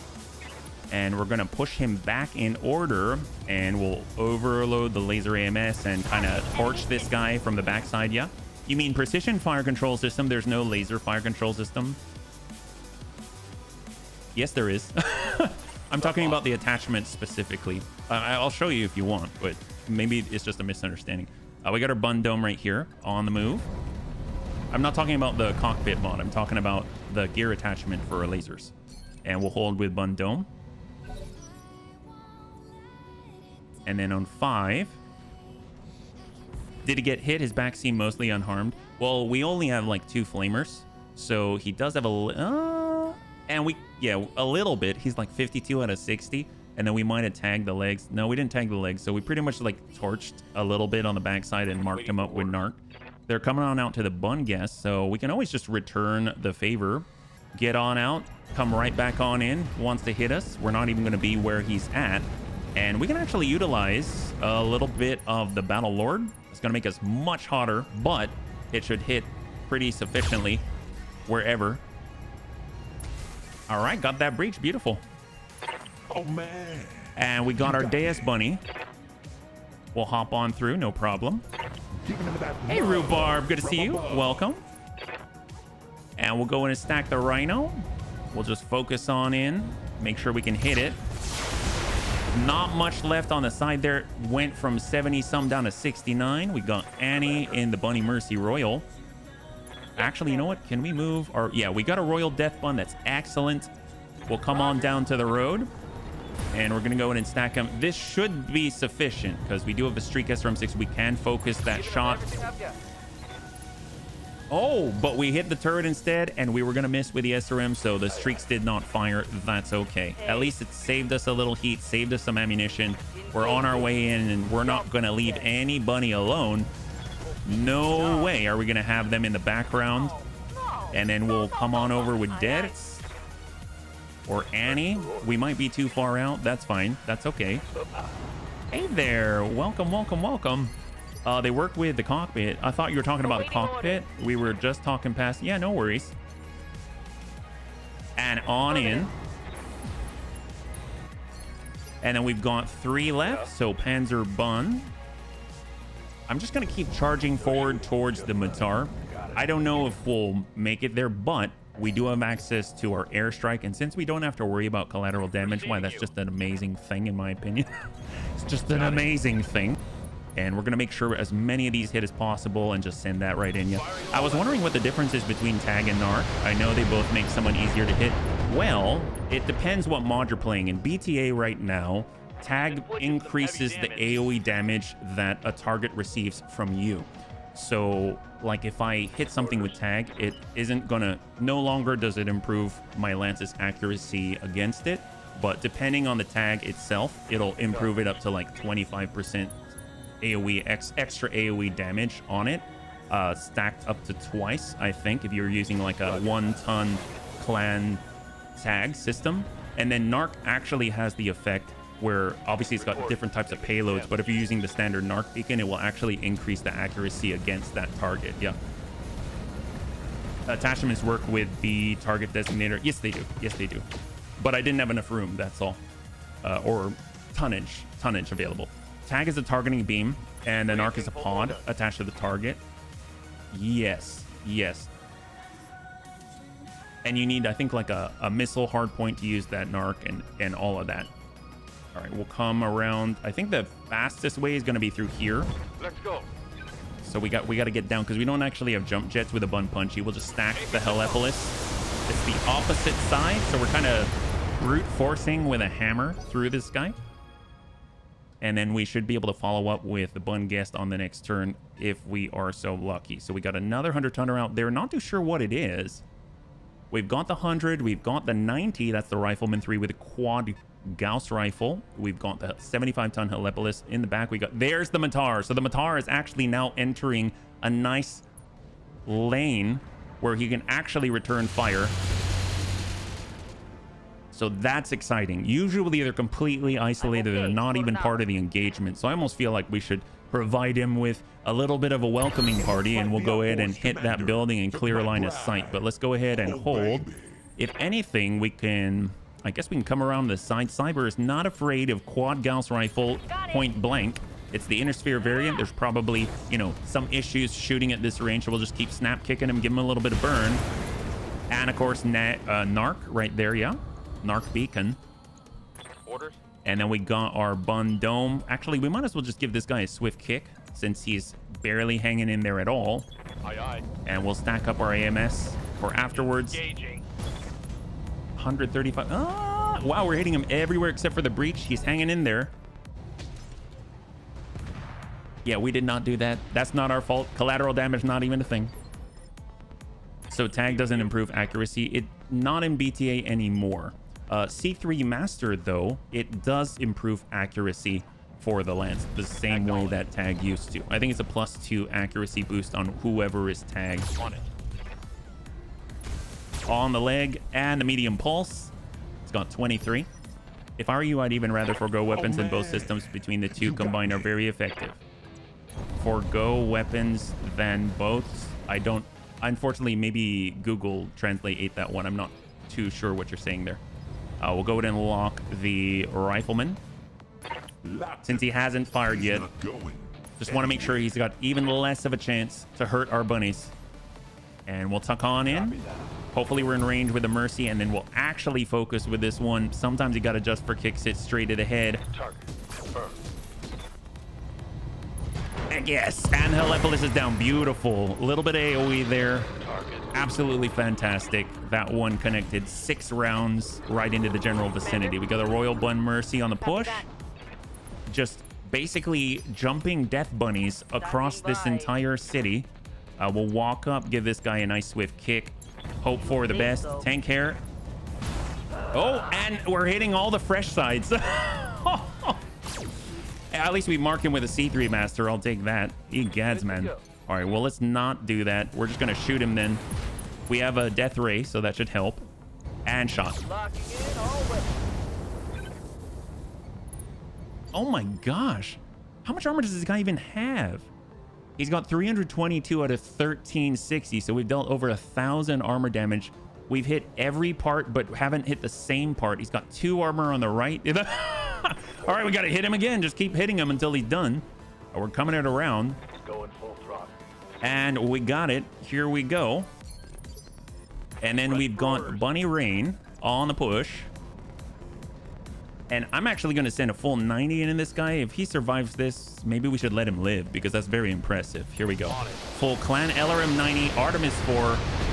Yeah, there we go. That guy, salute to you. That's impressive, yeah. I meant you should avoid weapons rather than the two systems in combination, it's better to have less firepower, more precise shots, because then you have a greater effect. Yeah, I mean, well, maybe when you see, actually, it's all right. It's all right.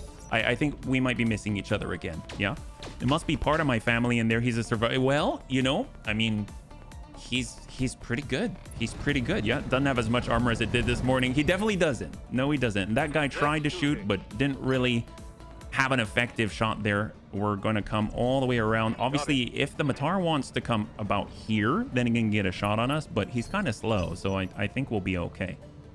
So we've got 100 ton, we've got another 100 ton, and we've got the 110 tonner. Oh my god. The heck was that? Were those UX? Maybe. It's worth the trade-off to take fewer weapons, but have increased accuracy with those weapons. Well, that's... No, I agree. You want to hit with what you got, but at the same time...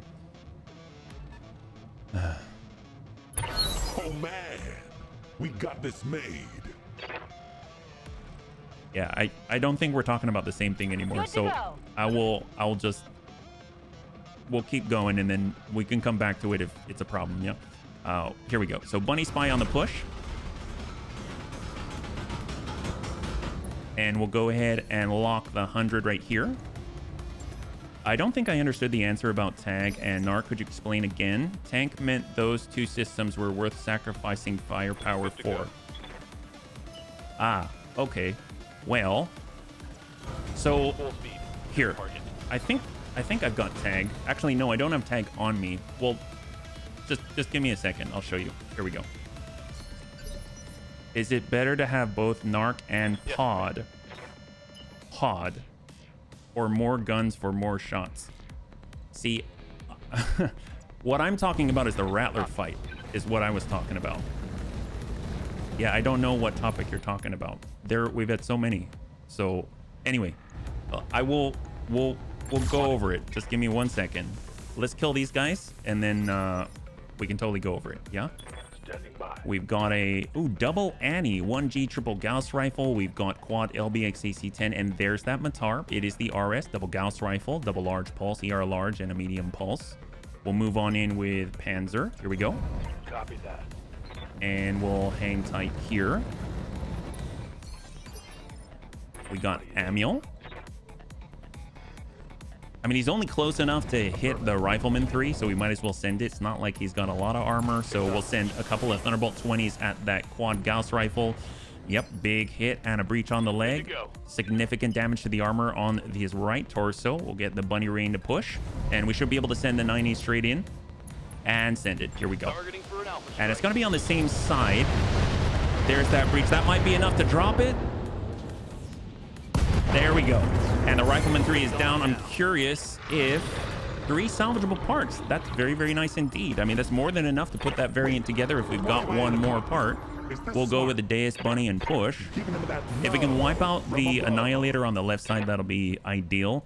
So we've got our Death Ray. We'll just get the shot anywhere.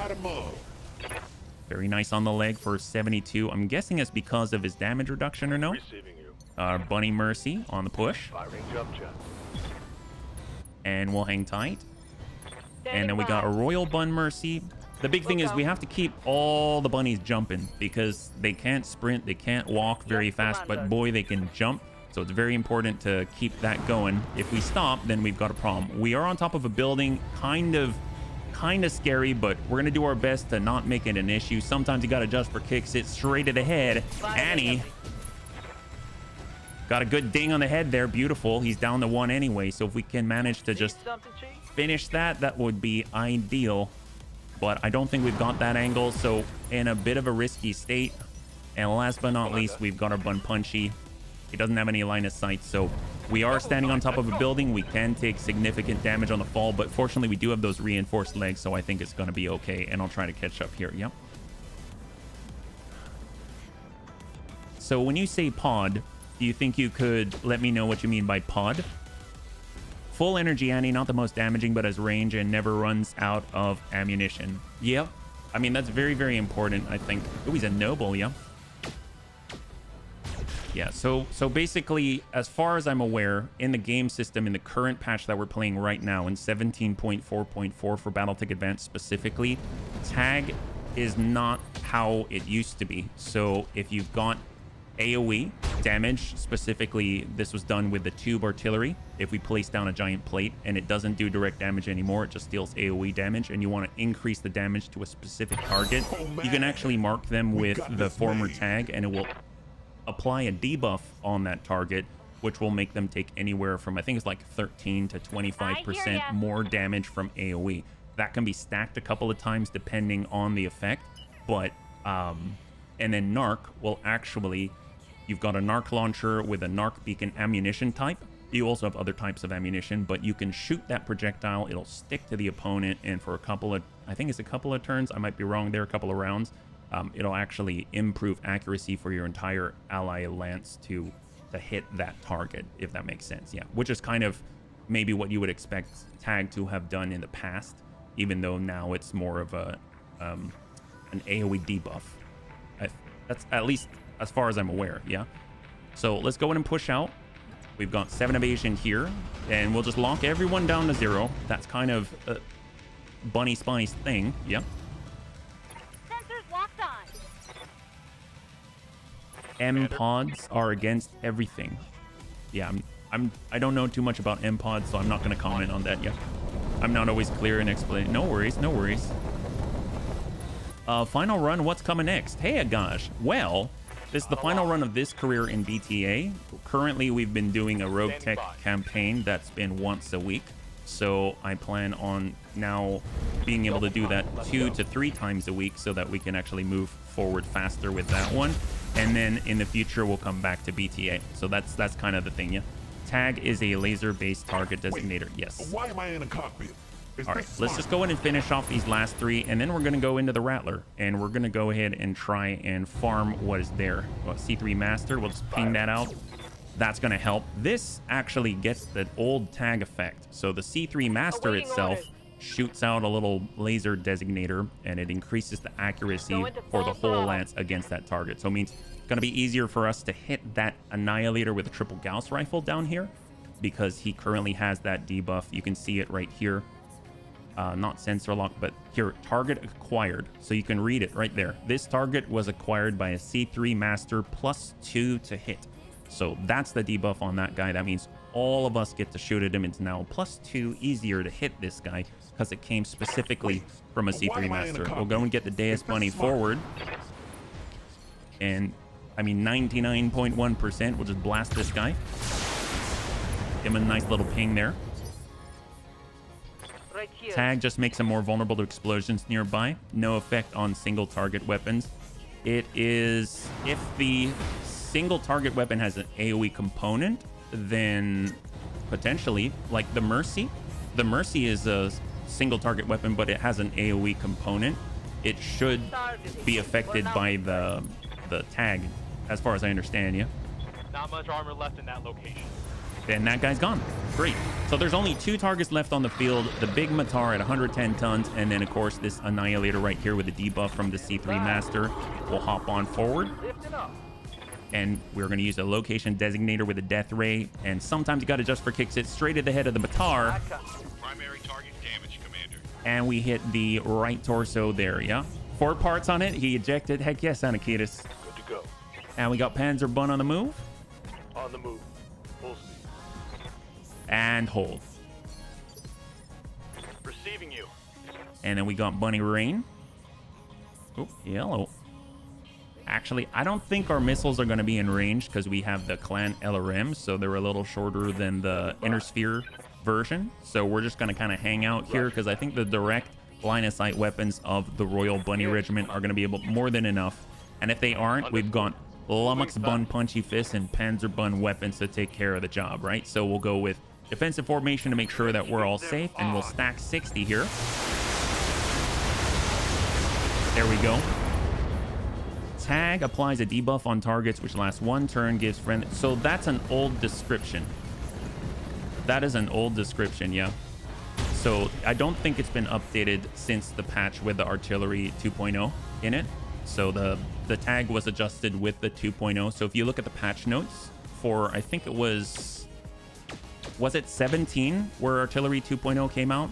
Then it should have that note there about tags update in the like how it works now, but they haven't updated the wiki on that part of it. All right, we're coming around. We're gonna go ahead and heat and burn, give them some narc launcher, so we can actually take a look at the narc effect, right? Because right now we're sending normal narc beacon ammunition. So I'm gonna go in and ping the super heavy, and you can see the debuff on this. It should be very similar to the C3 Master. It's not the improved one, but if you look right here, oh no, that's target acquired by C3. Oh, here we go. Narked. +2 to be hit. So that came from us attaching the narc to the Matar. We also hit the Matar with a C3 Master. This target was acquired by a C3 Master. +2 to hit. So right now there's 2 different debuffs that came from this. If I had a tag, which I don't because I haven't been bringing a lot of AoE, then I could tag it for you and it will show that it will take plus, depending on what the tag is. If it's the full 1-ton clan tag as an example, it's plus 25% extra damage, or bonus damage I think it's phrased, by AoE, can be stacked up to 2 times. So then that would be like plus 50%, yeah? What's up, boss? We got our bun dome on the approach. Thank you. Furthermore, tag has been changed substantially. Instead of providing a flat accuracy bonus to hit things, tag now makes tag units take more AoE. Yep, that is correct. That's correct. Absolutely, yeah. It can be worthwhile if you take a look at how much AoE damage comes out of long tom tube artillery as an example. It's such a wide swath of territory that if you really want to hit something, like if he stacked twice with a tag, that's plus 50% damage. That's like mech ending, you know? Oh man. So depending on what it is that you want to do, I mean, generally, I think artillery is probably closer to area denial now, and rather than I'm going to just like take a snapshot and knock someone off of the field, but it can be pretty powerful still, yeah. Sometimes you got to just for kicks it straight to the head. Mercy. That's looking good. There we go. All right, so all that's left on the field is now that Matar. We should be able to wipe that out. Lethal damage on his 2 protectors, both of the Annies here. Standing by. And we've got Royal Bun Mercy.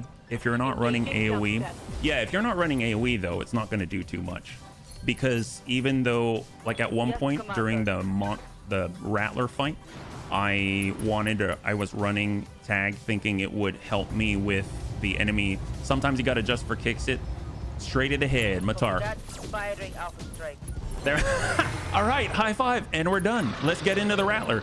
So speaking of which, I had a tag because I was thinking I wanted to amplify the damage that the Wabi's own forces were taking by tagging them just as an off-turn thing.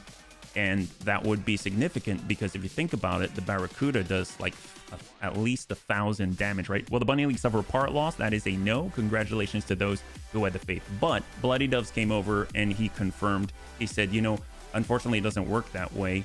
The tag will only amplify the AoE damage that you do.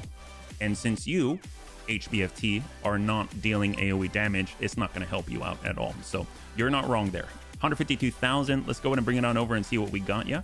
Hey, Guyver, welcome back. Thanks so much for the resub for 16 months. High five, Guyver. Good to see you, man. I hope you're doing well. For joining us right now, we're currently just kind of getting through on a mad science mission against a 110-ton Matar, and we're about to head in to Terra so we can try to farm some super heavies, maybe, if we are so lucky. Yeah. So let's go ahead and grab some Matar parts just to sell. We'll go 1, 2, and 3. Let's see what we got. We got an Annie part, Archer part, Banshee, Grasshopper, 2 out of 4 of the Disco back. We've got 3 out of 4 of the Matar. That's good enough. We'll clear the medium lasers, medium pulse, the case, the Core 240, double heat sinks, and the ammunition.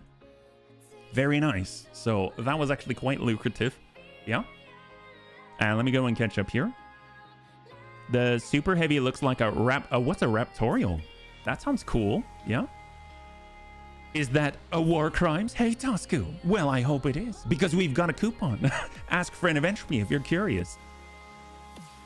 Thanks for explaining, Everbunny. I hope you see how it was tough to understand without a real break. Oh, no, absolutely. I think probably the toughest bit is just that because there have been so many changes in the latest major update, and the wiki hasn't caught up just yet. There's a bit of there's a dissonance. There's a difference between the two, the current state of the game and what you read as that we usually use for reference. So that's super confusing. I totally understand. And even then, I don't always understand what they do until I've been digging into it just so that I can understand the Rattler fight. Yeah. And let's see what we got. Sometimes the city missions, I hope there would be Godzilla. Yes. War crimes coupon. Where can I use it? Well, apparently on most things, just not. There are certain circumstances and exceptions, right? So we're on Terra. Let's go in and just double check. We'll go in and clean things up. We'll save before we head on in. And we're about to see, because we're going to put all the bunnies' lives on the line. I actually think we should probably reset the client, but we've got a lot of stuff that we can sell. So let's go ahead and clean this up. So we got our Hunchy. We'll clear that for 2. Right now we're starting at 12.2 million, and we haven't sold stuff off in a while. We've got a Royal Champion part. We got the Royal Catapult part, the Axeman to sell, the X-Diva. I'm going to hang on to that because we might get more of that very, very soon. Got the regular Archer 2R. We're on the Assaults here. We got... I think I'm going to sell the Royal Thug parts. That's almost $1 mil. We've got a Command Fury out here. We'll sell 2 parts of that. There is a Warhawk. 2 different Warhawks, Rampage parts. I mean, at this point, yeah, that one's pretty much done. We'll clear that. We've got more of the Rifleman 3. That's the L variant here. We've got Juggernaut, Royal Highland, still more Royal Highlander stuff. Banshee to clear. I'm holding on to this just because this is Tank Care's favorite mech. Got a Marauder 2. We can put together this Marauder 2. There we go. And all of those we can kind of put together and then sell so that we'll get some cash, right? So that's a Marauder 2 5J. That one had jump jets on it, which was very impressive. We've got this Annie. I'm thinking the 2A has the triple... No, that's the 4 LB10X. We'll go and put together the 1 just because that had the Gauss rifles. That was kind of a better loadout, a little more flexible. We'll get the Atlas DDC. We'll put that together. And then we'll go over to the Mech Bay 2, and then we'll drop those out. So we'll mark that to sell, Annie 1G to sell, Marauder 2 to sell, right there. And we'll go to the store. So already at 16 million before we sell all that. That's pretty good. And then we've got our Annie 1G. That's 1 point. Oh, we've got 2. Okay. I didn't realize we had 2. All right, we'll sell that. That's great. Marauder 2 4B to sell. Marauder 2 4HB to sell. Marauder 2 5J to sell. Royal King Crab, we'll hang on to that one. Stalker 3F to sell. Now we're at 27 million. That's awesome. We got the Dragoon. We can go in and sell that one. That one was nice, but unfortunately didn't really get to use it too much. And now if we look at storage, looking a lot cleaner. Oh, we could obviously put together an Archangel and stuff, but let's hang tight because we might get more of that loot. That might be kind of nice to play around with. We'll go ahead and save before we head on in. So we'll just kind of do a quick save right here. And then what we're going to do, we're going to go into the Rattler mission. We're putting all the bunnies' lives on the line. That's right. So that's... Oh, and we spin me right round, baby, right round like a record. And then we'll see if we can't get out with a withdrawal on the Rattler fight. And hopefully be able to get... maybe a yacht stop. Very possible we won't, but let's see how we're getting on. So 8 pick 51 on the Rattler aggro. And let me just catch up here for a sec, yeah. I call mechs raptorials if they have reverse joint legs. Oh, that makes sense. And the cockpit and arms which look like a ticked off bird. That's a good description. So many mechs in games are humanoid. That's true. That's very, very true. Is the Rattler fight repeatable? Yes, it is. Yes, it is. That's why it's so good. And I want the bunnies to be aware. Yeah. It's the mech spinning is what you call a raptorial. That makes sense. Okay, so let's go ahead and clear this out because we actually have to be kind of specific here. Yeah. So we're going to need to have access to some C3 Master because we don't have the C3I like we do that we'll see with the Phoenix Cavalry. So we're going to bring our Bunny Mercies. They're not the fastest, but they should last a couple of turns. That's all we need. We need a couple of turns, and we will withdraw if it means the death of a bunny. So hopefully we'll be able to survive that. We're going to start with our... We'll get the HBC special, but I think I'm going to get the lower ones here. Bunny Spy. That's Narc Launcher. We got the Scorpion. Scorpion's coming along. Bun Guest for sure. The Bun Rotter V2 would be nice. I hope it's going to be able to make it. The Thunder Bun is not fast enough. We already tried that. The Bun Dome is fully defensive, so I'm not too sure. I'm going to hang on the Bun Dome. We've got our Bun Bear. We've got our Panzer Bun. I'm going to bring the Panzer Bun. I know we mentioned that last time, but I think the Panzer Bun could be useful if it can call in an airstrike. I don't know if it ever will, but actually maybe I'll hold on the Panzer Bun, but I'll bring it if we have a slot, because I can still see it being useful. We got the Bun Boom Bun, the snap off shots, but it's super slow, so it's not going to make it. Bunny Rain isn't going to make it either. The Big Bone Bun is tanky enough that it can take some hits. I think the Sandpaper Bun, so let's flip this back. I think the Sandpaper Bun and I think the Big Bone Bun are durable enough that they can take the hits. And I think the Bun Punchy is also the same, so that's going to round this out. So maybe, is there a place where we'd rather have the Panzer Bun? This is a location designator. That does not. Bun Rotter V2 is going to have War Bun, so it basically does. Bun Punchy is going to be mostly the MRM spam. And then we've got the Awesome, which has Tank Care, which is basically a location designator. Sandpaper Bun has one. All of these have it. The Deus Bunny, these are all C3 Masters. Does anyone not have a C3 Slave? We are okay. So, and as far as...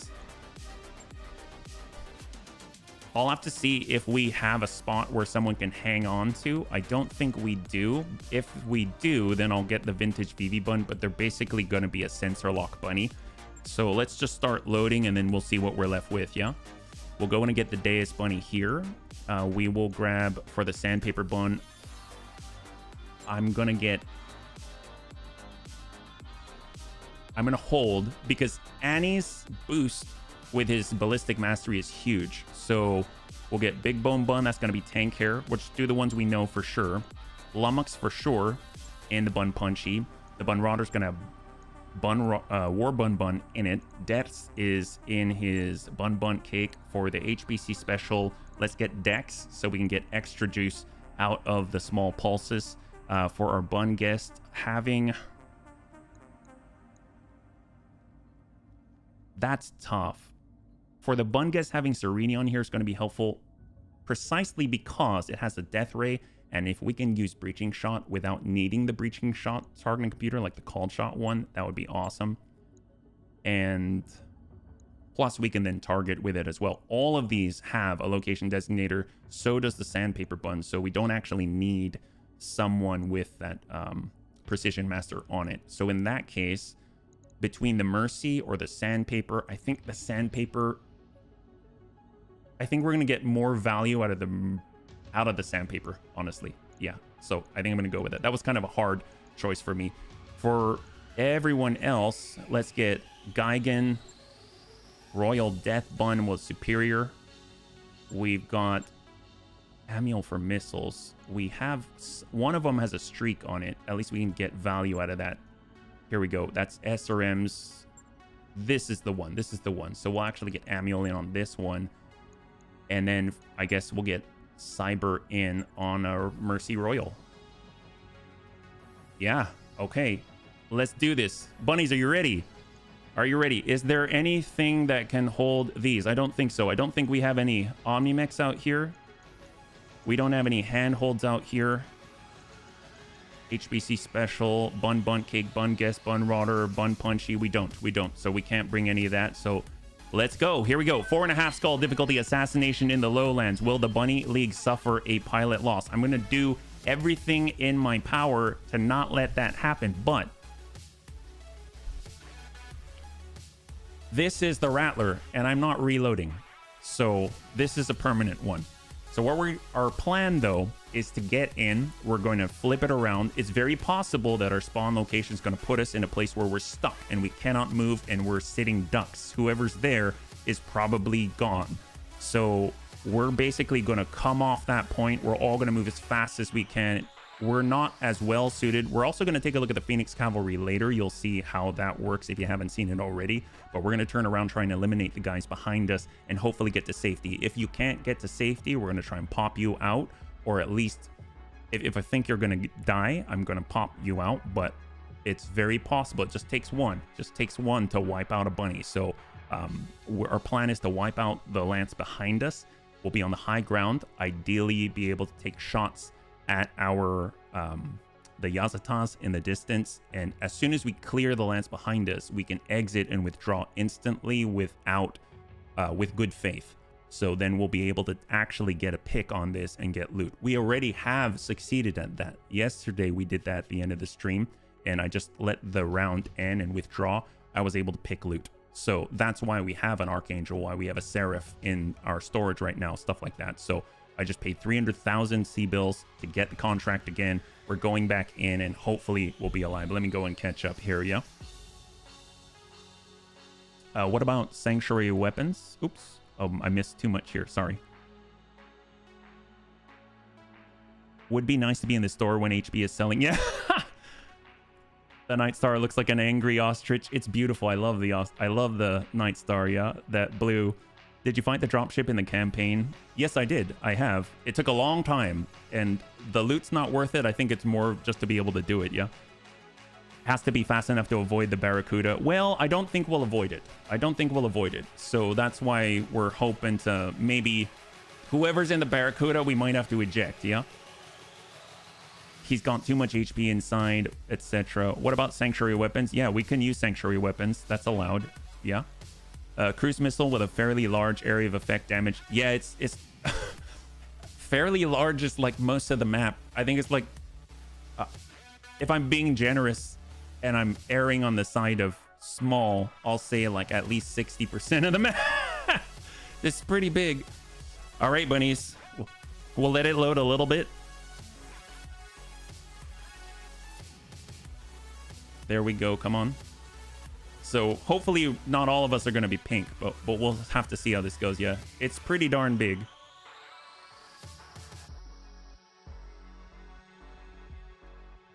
All right, let's do it. Because as soon as we land, there's at least 30-something enemies right behind us. We're on a surround. All right, bunnies. This is madness, but I guess we're doing it.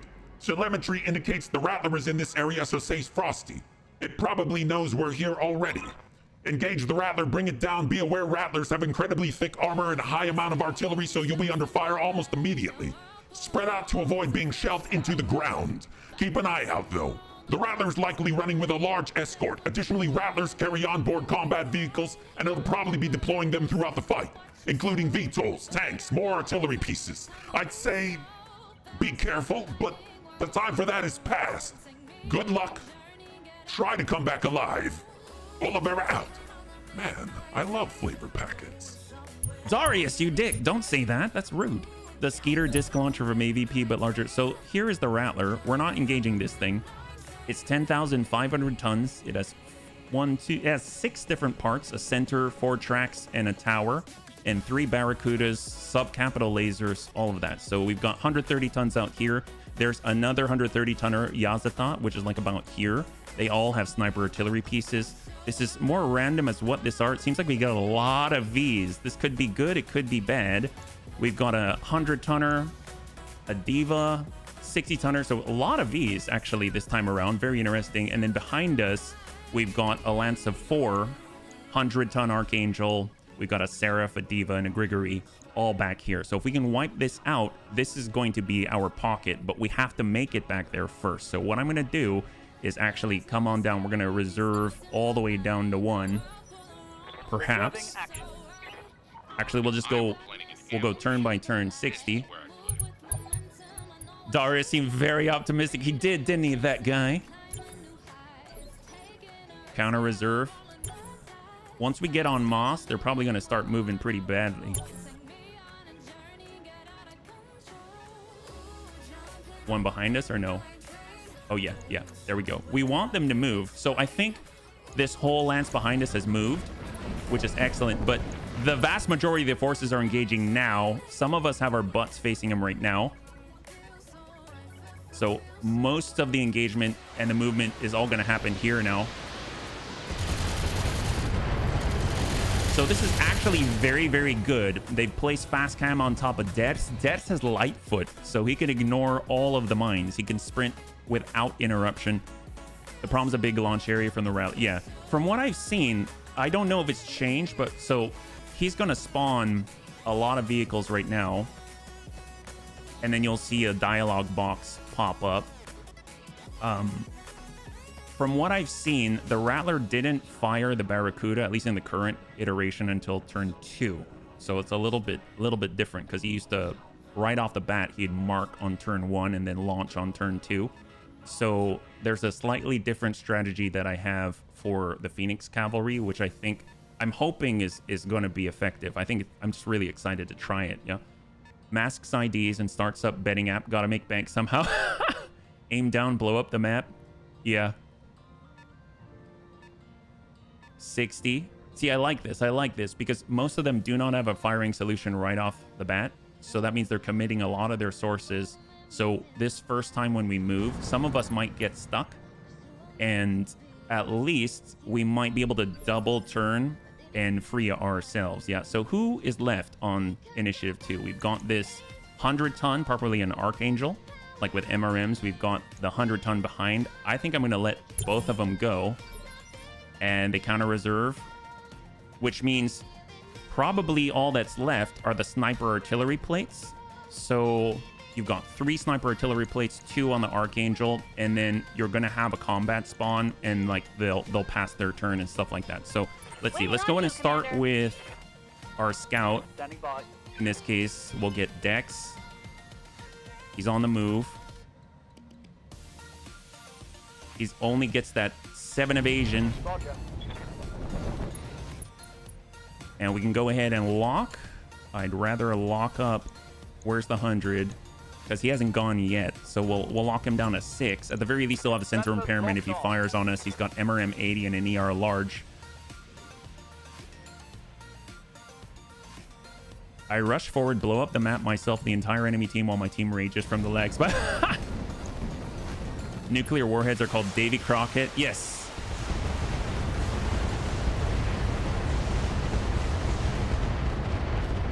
Zero impacts, MRM 80. There we go. Go Dex.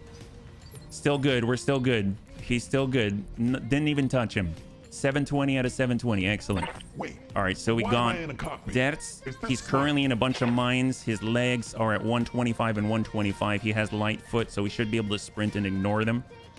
He's just going to bring himself up and over. We'll make sure our butt is not facing that side of the map. We are out in the open, but we've gotten a little bit of a line of sight break, very low profile, right behind the rock. And he is providing additional sight. And let us, I don't think the ping is, yeah, it's not far enough. We'll hold. They're also fired by crazy Irby pilots sitting on, are they really? They're not the only ones that can use the Davy Crockett, right? We should start seeing sniper artillery lines appear from these mechs interspersed between these Vs. Got an Archangel coming on in, Mane Domini. What's up, boss? So there's 3 that we know of left. So we got our Bun Guest. We're going to get all our fast movers. Coming on up. Breaking out of line of sight. And now we'll just take a shot at whoever's easiest. 79. 69. All right, let's go ahead and work that Archangel. He's already been locked. He's got 1 evasion ping. Hit on leg. He's got 45. Rattler can handle 10 or 11, David. Yeah. I heard, I mean, Bloody Dove said something like 25, but I don't know if that was sort of like a figure of speech or if that was like an actual calculation. All right, Rattler's coming on in. He's very fast for a fortress. And then we should see that dialogue box. There, need coverage. So you just saw this pop out here. So we got a yellow jacket up here with a Gauss rifle and the chevron sitting out in the open there. And then after this, we should see those sniper artillery plates coming out. Is this smart? We'll get the Deus Bunny. Actually, do we want the Deus Bunny yet? Waiting for Bun Rotter, Lummox and the Bun Punchy. Yeah, let's start relocating with a bun punchy. I think if we break out into the water, then we're not going to have too many issues with... Oop, hello. We're not going to have too many issues with them actually hitting her back, because I think her back is going to be sufficiently turned. Obviously, actually, can we make it... We don't have a shot here. I guess we could tuck in. Yeah, maybe that's smarter. All right, we're gonna play a little cautiously because there's real bunnies here. There are real bunnies here. All right, what do we got? We should see. I'm curious where the sniper artillery plates are going to be. The nice thing is they aren't actually going to impact until 1. So initiative phase 1. So even if we can't escape on this turn, that's okay. That's okay. Why am I in a cockpit? We'll pull. It's smart. Actually, I want to keep as many of us here as possible until they've assigned their plates so that it's all in one place and not spread out all over the place. That'll be ideal. What's up, boss? So we got our big bone bun. He's not super fast. So we could kind of maybe come out this way and still get a shot. Just the bare minimum. Or if we come out this way. Oh, that's not too bad. That's not too bad. Yeah, we can do this. So if they do have an overlap, they might shift it a little bit. But we'll just do whatever we can to hit the Archangel. We'll just keep hitting the same guy. It's the big bone bun. Connection in the middle, right torso, left torso, and other leg. So we've hit him everywhere except the arms or the head.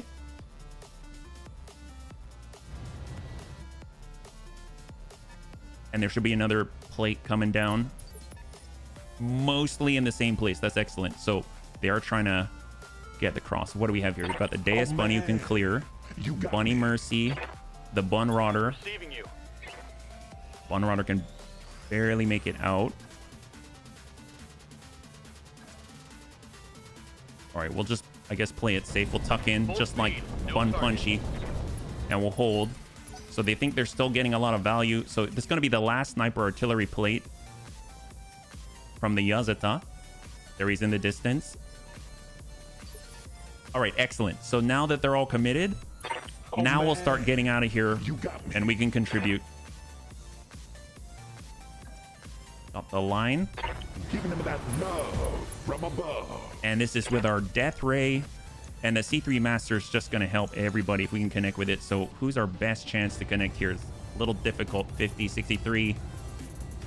At least we can shoot every single turn. So that's going to be excellent. I guess we'll go for the back here on the Seraph. 50-50, we can mark it. So he is tagged up. So even if we don't hit him with the Death Ray, that's going to be helpful. That was on the Seraph. So those should be easier shots for us now. We'll go ahead and we can actually get up top and turn ourselves. I don't think we're going to... I love this with the jump jets. And we don't have to worry about getting blasted in the butt by everything. Obviously, there are Vs that could hit us over by where the Yazatas are, but let's see. So we might be able to tag. We've got a lot of C3 Masters, so we can just keep marking him. That's just a regular burst. Might help to target a second in line, so misses might hit the one in front. Ah, yes, yes. Well, nice thing is the Mercy actually has some AoE. I don't think we were able to tag this guy. He's just sensor impaired. And then this one, though, he does have the debuff, the +2 to hit on the Seraph in the back. But everyone else is untouched with the C3 Master. If we get on up, we could line this up here. And let's go ahead and tune this up to 6. And we're going to go ahead and target 50-50. It's got some AoE, so at least it's going to hit the guys around him. Got a breach. Got a breach. Excellent. And they're generally passing, so we get Royal Death Bun.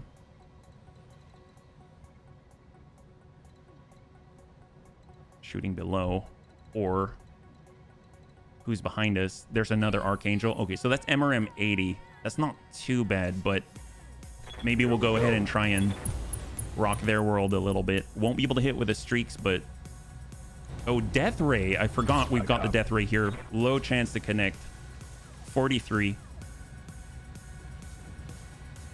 And then we've got 2. Good to go. All right, Geigen. He's got the Mercy, so I almost feel like, well, no. We can't split. We can't split too much. We really don't want to do that. All right, here we go. We've got the Mercy. Got a really, really bad chance to connect for evasion. Can we lock him instead? Or is there anyone that has evasion up top? Because that's going to help us the most. Because we really need to drop these guys. That's paramount to our safety. We'll go in and lock the Diva. We're kind of spreading out the sensor impaired. So we've hit the Archangel. He's sensor impaired. Now he's sensor impaired. This guy's marked for accuracy. And then finally, we've got Annie. We have a breach potentially available for... Oh, that's not the right guy. Can we get a line on the Archangel? Because he's got a breach right now. We can, but we're going to be out in the open. And our butt's going to be facing the enemy. That might not be worth it. What about this green? Nope. You have to actually stand in the water. Makes sense. All right. Well, we'll take the shot close by and maybe we miss. Who knows? Yeah. Annie improves of standing in the open. We're gonna shoot at this guy. Gonna be hard to hit him, but Hag 80. He does have ballistic mastery, so those are fresh hits on the Diva. Shaved off 60 armor off the torsos. Oh, man.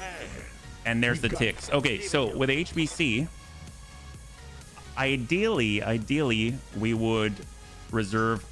Oh, none of us are in the template. Oh, that's excellent. We all left the template. That's awesome. Hang tight. We'll come down to 6. And who's on 5? Guys way in the distance. I'm gonna let them. I'm gonna let them move. And we'll go to 4. I saw injury resist, so maybe we got it. Oh, that's awesome. Thank you. I didn't even notice yet how much drift in artillery fire. It's gonna hit this. It's gonna hit that plate. So if we stand outside the plate now, we're okay. We're okay. So our options: Bun Rotter, Bun Guest, Bun Cake, HBC Special, and the Royal Mercy Bun. Wow, very nice. Geigen, of course, has that Master Tax, so that allows him to go when normally he wouldn't. Let's go ahead and actually push him up farther. If we can do this, this is going to allow any of the bunnies that are within his vicinity to get benefits from the C3 Master. So actually, I didn't anticipate that. That's huge. That's huge for us. And we're actually going to go and tune up the Mercy to maximum. So we're going to send 6 bursts. I almost guarantee one of these is going to AoE into that 8 structure. So here we go. Oh, how much do you have left, though? He is unsteady. So they did not hit the 8 structure, but we got another breach, and he is now unsteady. So that's helpful for the other bunnies. If we've got the resolve, we can actually use the location designators on our other guys. I think Dertz could easily leg that guy on a drive-by.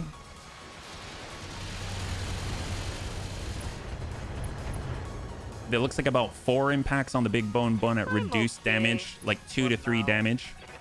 Before I forget, I want to tell you I saw the first name you used for your commanders in Battletech spray painted on the side of a building. Really? You mean Vane? Are you serious? Oh, how odd. What are the chances of that? That's crazy. That's wild. All right, so we do want to keep a little bit of distance. We don't want to accidentally get ourselves in a situation where we're going to get kicked, yeah? Oh, wow, that's crazy. Thank you, Serini. I don't even remember where I came up with that. I think I was trying to find something that sounded fantasy-ish. All right, leg out. Down he goes. He's bleeding out. He's going to suffer additional damage on the fall. He still has that 8 structure on the right side where the rest of his laser is. And he's on the ground. That's excellent, yeah? That's so cool. That's wild, Serini. Charles Vane was a famous pirate. I mean, I just kind of pulled that one out of my dome. So I was like, but I'll spell it differently so that it seems fantasy-esque, and then I just sort of kept it.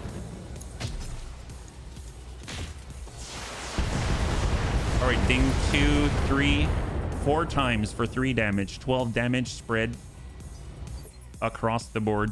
Standing by. We've got War Bun that we can take a shot at. He's got 4 evasion. Let's start with the ones above. And we're going to go ahead and get come out into the open, keeping a little distance here. Let's go. And we'll go ahead and land. We could land a shot on the Archangel. We don't have the resolve to target the head, so I'm going to save this. But so since we're here, I mean, we might as well. Sometimes you got to just for kicks it straight at the head. Get rid of the Archangel will be fantastic. But there it is. He literally had like 2 structure left, so He chose the right time to punch out. So that's one of the 4 off the field. The big 100-tonner. That's excellent. Charles Vane was an English pirate who operated in the Bahamas during the end of the golden age of piracy. Oh, that's cool. Artillery kind of drift. Tube artillery does not. Tube artillery is what makes the circles on the ground. Ah, yes. We dodged the Rack 5. That's excellent. While cannons are fired directly in the same turn, cannons are essentially sawn off artillery. Yeah, it's so cool. Good to go. I picture the Evil Dead version of a mech to be the one with like the tubes or the cannons. Yeah. We still don't have the resolve, so getting more kills is going to help that. Ready for orders. So we'll get HBC. He doesn't have it either. So currently these guys can move on 4. We have 1 on the next one. Let's wait for the next one, because I do not want these guys near our HBC special without evasion or when they're too close, and we kind of have to get close for the clan small pulses. So I'd like these guys all to have moved before committing our HBC special. Oh, that's coming into the rear. That's fast cam impacting there, so we didn't get to turn hard enough to get out of the sniper artillery plate. So Tank Hair has a bit of an issue there. He has to survive until initiative phase 2. Fortunately, there isn't a high density of threats here overall-ish. And I don't think the Rattler's going to be able to send any improved heavy Gauss across the way or anything like that. Yeah, they all want tank. Oh, thank God. Come on, tank. There's an Evil Dead mech. It's a Special Panther. Yes! I saw, the first time I saw a variant of it was in Rogue Tech, but I think they've got one here too, yeah? He's got, yeah, boomstick and a chainsaw. It's so cool. It's so cool. Oh, isn't he kind of looks a bit like a crosscut, even though he's not, yeah? It's hilarious. It's so cool. And I love the fact that they've got the pirate with the raven on the shoulder. You know what I'm talking about? The one like the parrot. And he's got like the blunderbuss AC-20 in his chest. Yeah, they've got some really cool ones out there. And he actually has a pirate hat on an Atlas. Yar.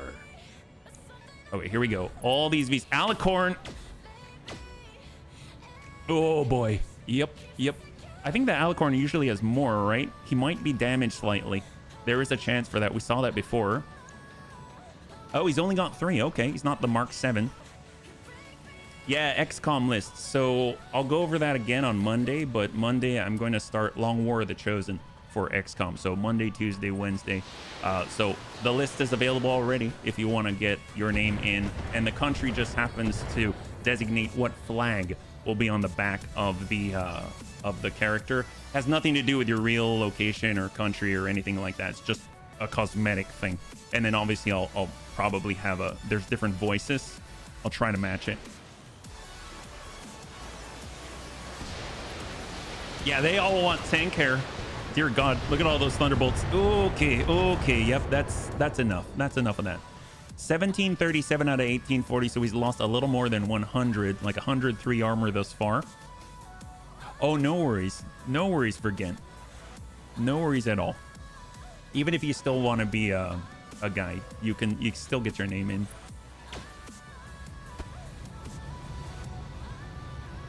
All right, so hit on Superior. That's not too bad. That's the first hit on anyone outside of Big Bone Bun. All right, excellent. So we're on 3. Orders? Did these guys come down to 3 or are they still on 4? So 4. Just the Seraph has not gone. He still has a C3 Master Mark on it. We've got War Bun Bun. We've got Dex Mex. We knew that before. We've got Deus Bunny.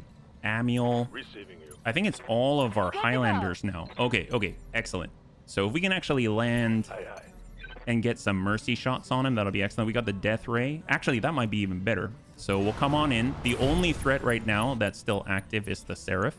So we now have extra accuracy from our previous C3 Master. Going to try and send that ping somewhere. We're just fishing. Nail him on the arm. Love it. And he's down to 38 armor. He had 140. And he's down to 38 armor with the Death Warrior. Playing normal Long War. It's a Long War of the Chosen, just the regular one. I didn't even know about the Star Wars one until yesterday. That sounds really cool, though. Last XCOM I played was Terror from the Deep. Oh, Underwater was fun and seen a stream once. Looked good, but you need bunny luck. I think we need a lot of bunny luck, as I understand it. If I recall, Long War, The Chosen, Long War 2, like they're all very difficult. So, it'll be interesting to see. I've always wanted to try them. Giving them the business. Was that the same? No, it went to the leg in that one. And this guy's been hit with C3 Master multiple times, but it still only has the +2 to hit. It doesn't stack. Bulwark. He's got all these buffs and increases. It's crazy. Across the board, they have so many buffs. We have to wait till the next turn before Tank Hair can move and get out of this kind of hairy situation. If you want a needing bunny luck, the original XCOM is complete 40k conversion. Insanely hard. Oh, I don't know if I need insanely hard. That having been said, I hear this one's pretty hard at the very least, yeah. Oh, I might have rotated too much there. I guess we'll just try to ping anybody. Or maybe we can even lock them. Might help out the rest of us. We'll lock the lead on the Grigory. I kind of messed that one up, rotated too much. At least we're not going to get hit in the back with Cyber.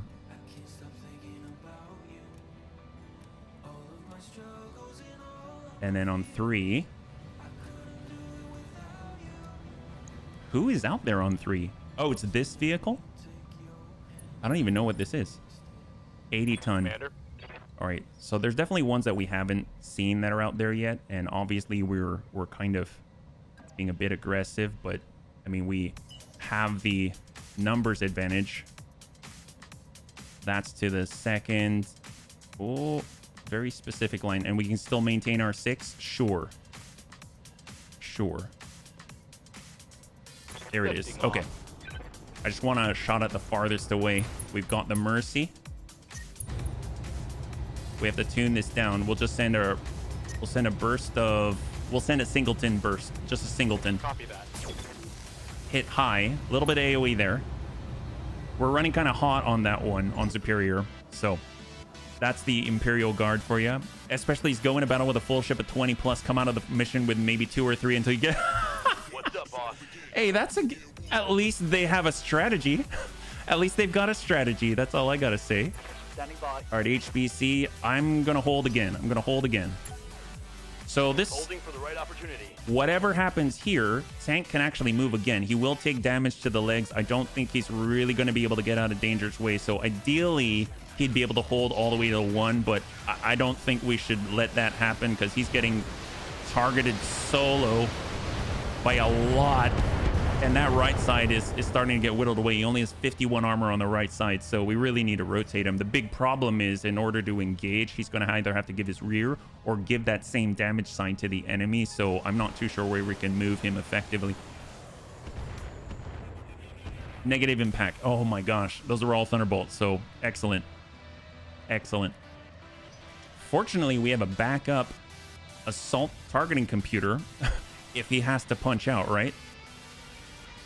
Stop putting holes in my mech. There are no holes yet, Tank. No holes, just large craters.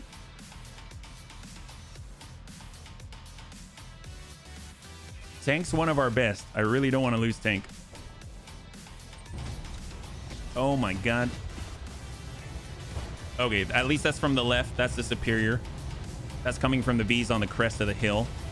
In the past, I've tried running a scout out this way, which has been helpful just to send shots from afar, and I probably will do that later. But all right, so Tank's available. Where can he go? He will take some leg damage, unfortunately.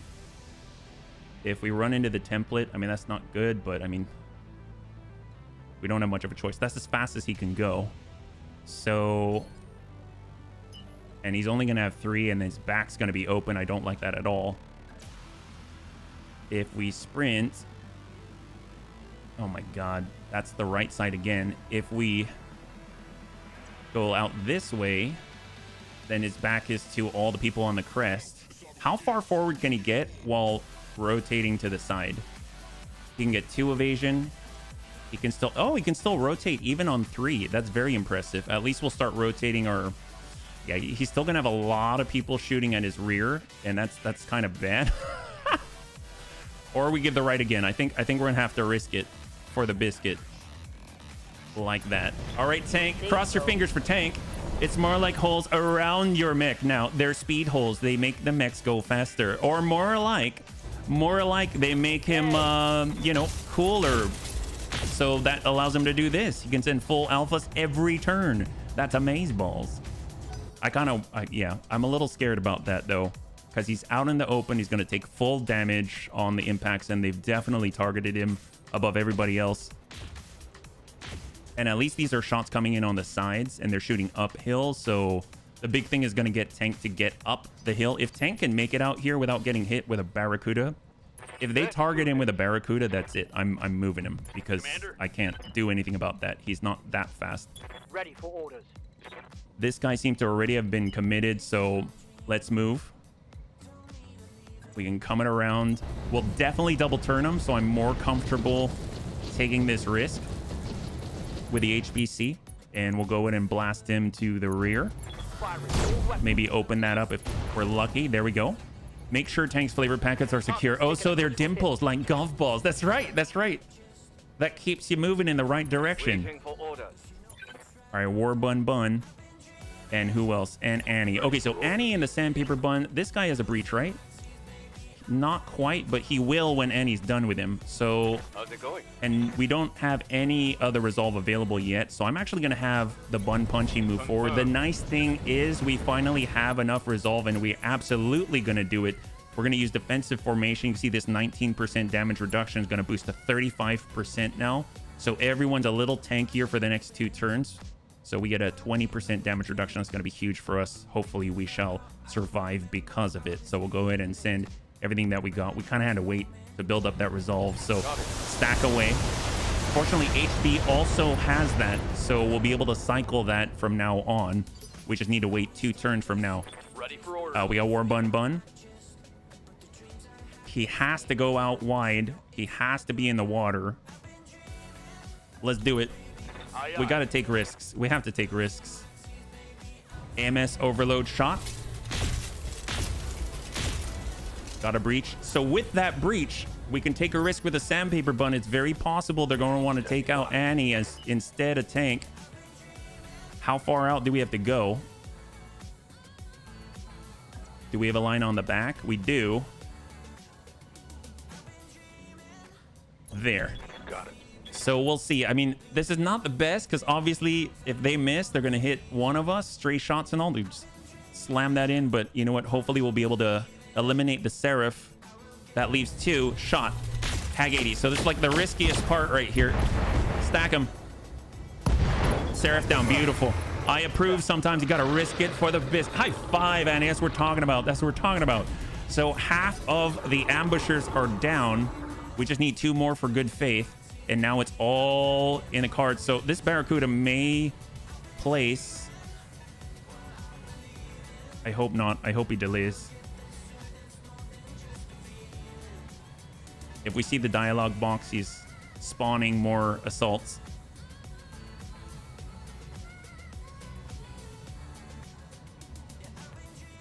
God, the fact he has to think that much. I mean, he made me. I think he spawns like 6 assaults or something.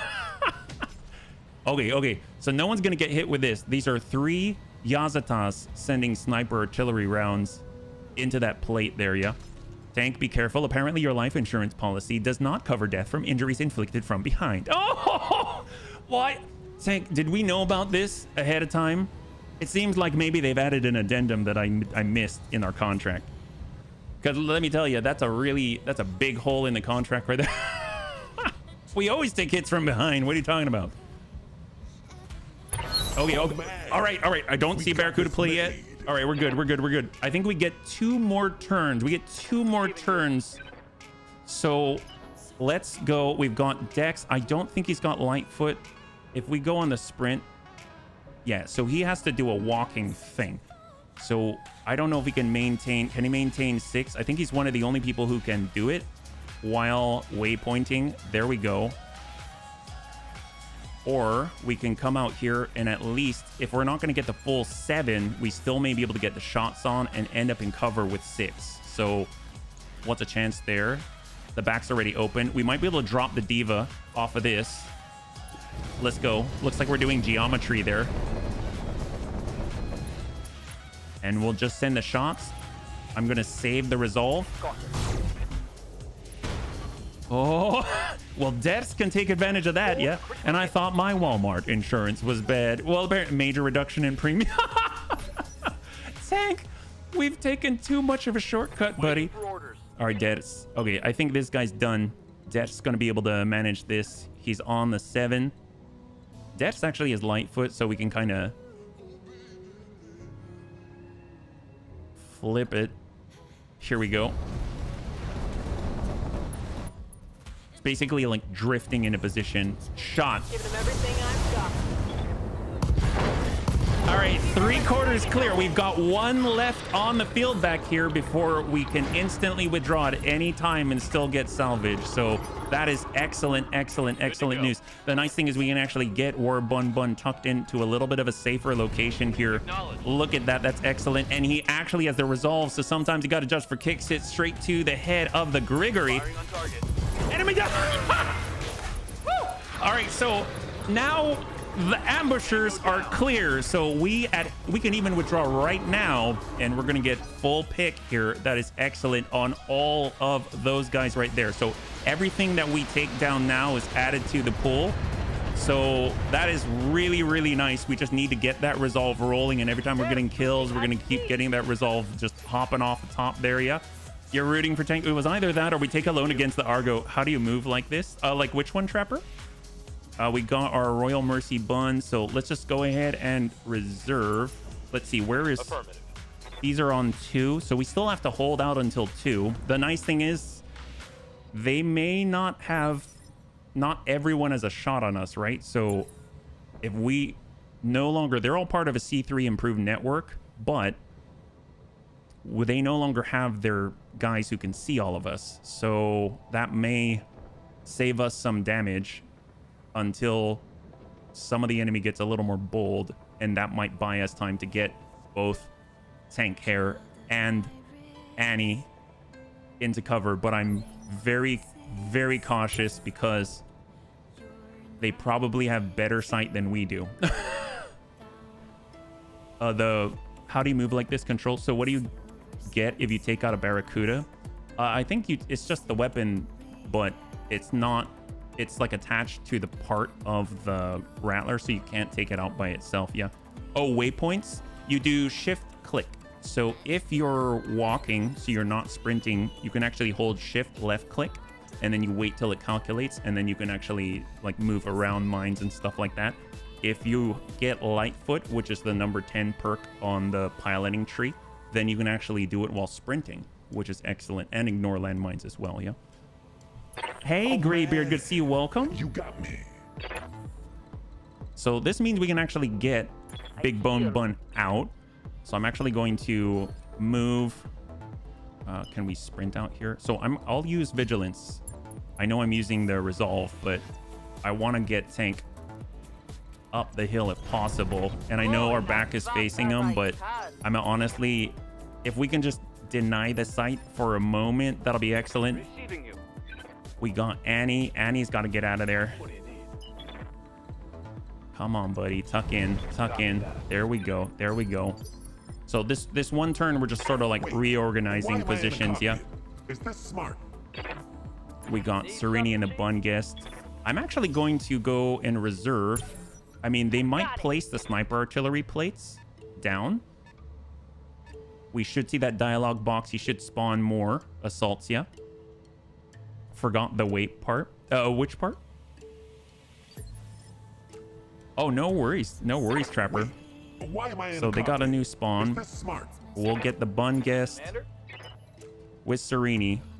He's gonna go wide. We know the Yazatas are right here. We don't have much time before the Barracuda comes down, so we're gonna take a pretty direct route, but we'll try to stay lower. And we're gonna maintain some of our resolve. Hopefully we'll get some enemy contact. Hold. Yes, shift left click. You'll see it'll say calculating. If it says calculating, you can't actually select the next point. It'll reject it. So you have to wait until it says it's no longer saying calculating, basically. All right, we'll tuck up a little closer. We'll get into the forest, and we will try to lock too far out. Let's see, we got 80 right here. No one's close enough. There's the 100-tonner. We can at least lock that guy. Laughing. He has 0 evasion. Going anywhere. While I'm on the topic of keyboard shortcuts, how do you turn off the HUD in the hangar? Oh, no worries. If you're in the hangar, so basically it's Control Shift U as in uniform. If you're out here, you can actually do it too. And I would do it, but I'm not very good at it, at getting it back, and I don't want to lose it. But you can do Control Shift I as in India, and that'll give you free look mode. Then you can do Control Shift U, and it will actually do the same thing and remove the UI on the on this screen right here as well. But I am not very good at getting back to the point where I can control the game, so I don't want to risk it. But that's how you would do it. Yeah. All right, Bun Punchy, Bunny Mercy. All right, so we're tucking up. Fortunately, all of us have locks here. Lock up on 80. Any targets of opportunity, because it's all added to our loot pool. Right now, we've got a Grigory, a Diva, we got a Seraph, and an Archangel on our loot table. Standing by. We'll hop out and brace for Superior. Engaging jump jet. Just clear that stability damage. Change facing. Yes, Commander. Amiel. Confirmed. And I'm pretty sure we get 1 turn after this before that Barracuda comes down. That's it. Lock. So we don't have much time. Ready for orders. Geigen. Roger that. Hold. Mercy back online. And we're resting that recoil penalty. Commander. And then Bun Punchy. Gosh, I should almost double back. All right, we're going with Lummox. No talking. Hang tight. So we triggered our damage reduction on the last turn. That means this round we should trigger it again. So that's going to be with HP, yeah? So hold. At least we don't have to look behind us anymore. We're coming to 6. This guy's on 2. Hold. Everything bad can happen now. We do have a shot if we...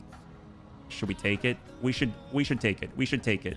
That's 4. This is 5 on the sprint. So we're going to get a -3 penalty to hit, but we've got the resolve. This is War Bun Bun we're talking about here. Sometimes you got to adjust for kicks, hit straight to the head. Firing. Come on, buddy. There it is. And the next Archangel is down. Beautiful job by War Bun Bun. Splash 2 to the dome. Excellent. All right, all right, all right. Excellent, excellent, excellent. That's a lot of V's in front of us. I've been sensor locked. And that's a lock on whom? Lock on whom? Is it on War Bun Bun? Oh, they want to kill War Bun Bun? They're going to try and kill War Bun Bun. That's the only one that they can see right now. All right, we got to give him more targets, bunnies. We have to give him more targets. Let's... Who's on 5? Let's hang tight, hang tight. Where at least he's farthest away from most of the incoming guns. If we can get someone out there who can lock a Yazata, the death rays may be in range. They've got a lock on me. And that's a lock-on tank. So they know those two. We might see Yazata plates come down on... I think on 1. I hear that V. Very interesting they have all these Vs. It can be Vs, it can be mechs. This part's random, yeah? Standing by. We'll wait again till 3. 4 and 3 are a pretty large volume of the enemy operate at that initiative phase. Oh, come on, buddy. Come on, buddy. Yeah, that's not good. They want War Bun Bun's blood. He axed 2 of their Mane Domini. We don't want him to be alone, so we should probably commit some people to the front line. Oh, 95. Alicorn! Oh, that's nasty. He's got 30 left, and any hit's going to make him fall. Okay, come on, buddy. Come on, buddy. He may be on the ground very, very soon. He has 0 evasion. He's got 30 armor in the middle. Come on, buddy. Come on, buddy. Come on. Just there's so much that we cannot see on this initiative phase that's capable of firing.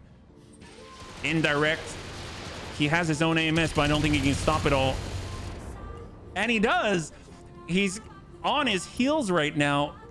Look at that. Wow. They'll all set all the artillery. Oh my God. All right. We got a moment. We got to push. If we don't get someone else visible, they're all going to shoot at him. So we got a Royal Mercy bun. This is Geigen. Geigen's a freaking hero. If we come here, we can limit lines of sight to him. But no, we need to stand tall. All right, let's get HB instead. HB is going to utilize defensive formation because we need it. So we're refreshing that. HB is pushing way out into the open. Here we go. Giving him that love from above. All right, so we do have we've got a Yazata. We got a Yazata available. Sanctuary Probe ping. How much can we grab? We can grab like 3. That's about it. So who can we shoot at with a death ray? I mean, any vehicle will do. He's got on the side 110. We can deal 130. So if we hit that guy, that might be enough. 74% chance. Smooth jazz. Looks like we... How hard was that? We hit him. We tagged him with C3 Master, so +2 accuracy, but... Actually, they just shifted the camera. Where is he? There he is. He's got 33. He had damage reduction. Probe ping. Oh, he's going down. How? It's 23. That is critical. Reporting heavy damage. We can no longer punch him out. Yeah. All right, injury resisted, but oh my God. I hear ya. Okay, think. So we've got Big Bone Bun. If we come on back, that shot on Alicorn, he already shot. We can get over to the edge, we need another angle. And this gives us what? Fury 2 command tank, he's on 3. We're currently on 3. That guy's on 4. Let's present a new target. We'll present a new target. Tank cares up. Let's go. All right. We're gonna try and hit that Fury command tank. We'll push him back to 2 at the very least. He currently has 300. We don't have enough to get through that. We'll try to the side, but that's really tough. Sometimes you got to just for kicks it straight to his starboard side.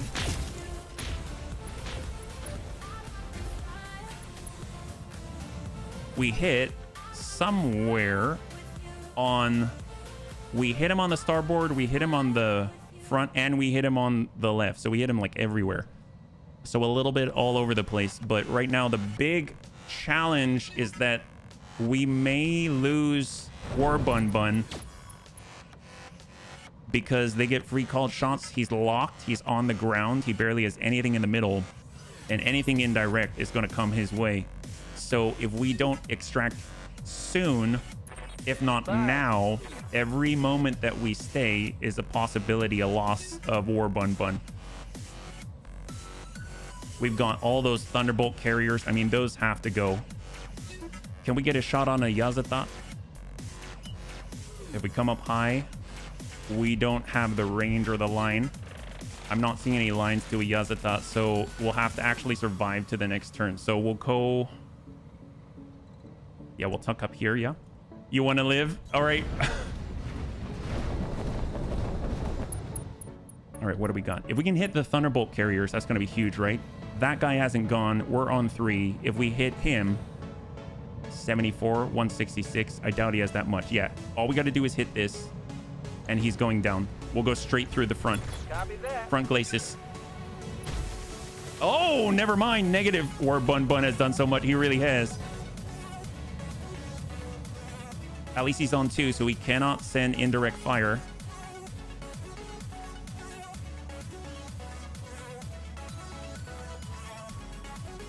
Someone else is moving out there. Maybe if you open the hatch, crawl out, and quickly dig a foxhole. Well, if we can get him to a point where... If we can get him to a point on the next turn, then he'll be able to... He's actually farther up. So if he can survive this turn, we can punch him out before any of the other guys can move. So that'll help out a lot. So even though devs can't get into anything, a productive position right now, we can at least force one of them. Uh-oh. Okay, Dedeus Bunny. Okay, excellent. Those are Thunderbolts coming on in. Negative impacts. All 4. Oh, miss. Wow. Standing by. All right, come on, Dex. Full speed. We'll stick to the road. Aye, aye. Can we lock anybody? Locking on. We'll lock that same demolisher. I want that guy gone. I've got the center lock. And then we got 2 remaining in theory. We've got this 80 tonner right here, and I guess this partisan. It's all direct line of sight, so none of that's going to War Bun Bun. I wonder if there's any on the right side, the right flank, on initiative 2. We should probably check. So this is on 2. That's on 2. Oh, that's right, the Thunderbolt. Okay, so we do need to remove some people to make this safer. So we'll actually silhouette ourselves. Cyber Gizmo, it's probably not the best for it. We'll get Yes, Commander. Geigen. We'll get Geigen. All right, Geigen's up. He's silhouetting himself. We're actually going to utilize Vigilance. And we're going to try and land it on this Thunderbolt to safeguard or Bun Bun. And we're tuned up to 6, so maximum output. There we go. And it's got Splash. It's got Splash One left. on the nearby hybrid carrier as well. So that safeguarded. Those Thunderbolts aren't going to reach War Bun Bun. And all these guys already fired. That leaves whom else? Oh, the Partisan already went. So it's probably this guy right here, this 80. Unknown. I do not approve of being silhouetted. You're not silhouetted right now. You're fine. Oh, yep. That's Deus Bunny. That's the HB. Wow. Okay, we can do this. We can do this. Okay, so we've got all Highlanders left. Waiting on you, Commander. Okay, let's see. Who's on 2 again? Who's remaining? This guy, the Fury. All right, all right. Good to go. Bunny Mercy. We'll keep it a little lower. Time to fly. If we can tag him up. So, Cyber, if you can tag this guy, you can push him back. Oh, we don't have a shot on that? Okay, never mind. We've got a heavy Gauss rifle Damon, AC-10 Behemoth, all the shotguns on this guy, 130. I mean, we can ping and drop that guy. I guess we should probably destroy the Thunderbolt carriers for later. That's a C3 master hit only. Okay, we'll have to see if anyone else can pick that one up because he's on 5. That's too far out. That's closer. We might have to hit this guy. Remove the Partisan. The front has... We'll need to send more than 4. We're a 96. 5, 6, full burst. Here we go. All right, well, we got a breach. I mean, that's excellent. And that's straight through the front, so shouldn't be too hard to hit. He's got 15 left. You. We got Superior. And we got Amiel, yeah? Yep. Is this like the other BTA challenges where only death count and mechs get reset? What do you mean by death count and mechs? War Bun Bun? I thought HB cared. Now he's trying to kill us off this stream. No, I'm not. I'm not trying to kill off the bunnies. What are you talking about? It's fine. We got our death ray. That's not a good chance to burn that through. There's the Alicorn. There's the Zukov. If we can nail that, that's the guy. That's the guy. We want that one. All right, precise strike. I don't know if we're going to be able to manage, but 92 is very good. Amiel. I'll try to hit the sides. Copy that. Oh my God, he's got 1 armor. He means like the Santa and BTA crew. Oh, got it. No, it's not. This is a straight you'll die. Think I bet yes, a War Bun Bun is a decent chance of survival. That's what we're talking about. That's what we're talking about. This is not like that. It's worse. It's a little worse. That's 50. I think we have to silhouette a bit in order to try and eliminate some of these guns. So We're going to utilize Vigilance for Superior. And I would like to... Oh, that's C3 Master. We're not close enough for the Mercy. All right, so we might have to get the Demolisher if we can, or the Partisan. I guess the Partisan. We'll stack a burst of 3. There we go. Okay, Partisan off the field. So we've cleared a couple of threats. That's good. It should tick over to 2. That leaves us with Sandpaper Bun and Big Bone Bun. Nice thing is they should be able to take that Alicorn at the very least. So far, I bet wrong every bet today. Well, that's good for us, right? Because you bet yes. The Christmas one, the mechs got fixed for free. Yeah. No, we don't get any free anything out of this. We just get the chance to go up against stuff that I don't normally see, like 130-ton Yazatas ×3, etc. Archangels. All of these carry C3I, so that's a huge benefit. I think yesterday I walked out with a stack of 5 C3I on top of everything else, so that's super helpful. All right, with the Lummox, if we run out, that's probably not good, but we can walk this forward. So we're gonna shift click. It did calculating, and now we can move. We've got 3. So that might make us a new target. And we're gonna go ahead and try and land as many MRMs on target as possible.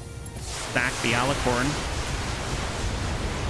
It's pretty darn armored. That's crazy for that kind of output. Yeah, really finally collecting C3I. That's right.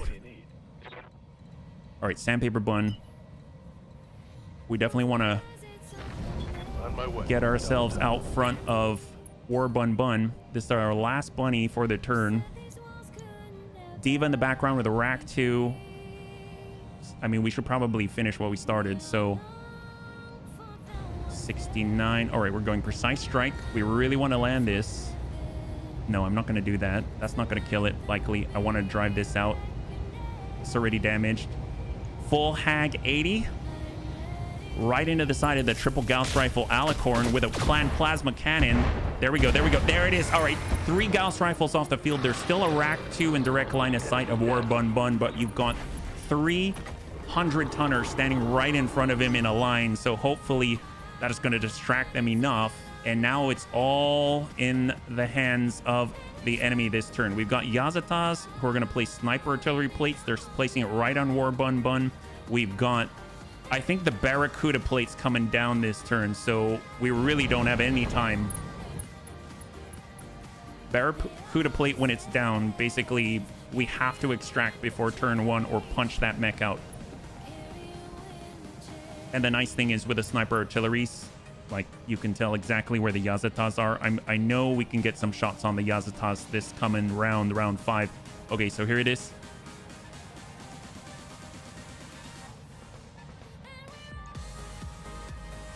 Yeah, he's launching.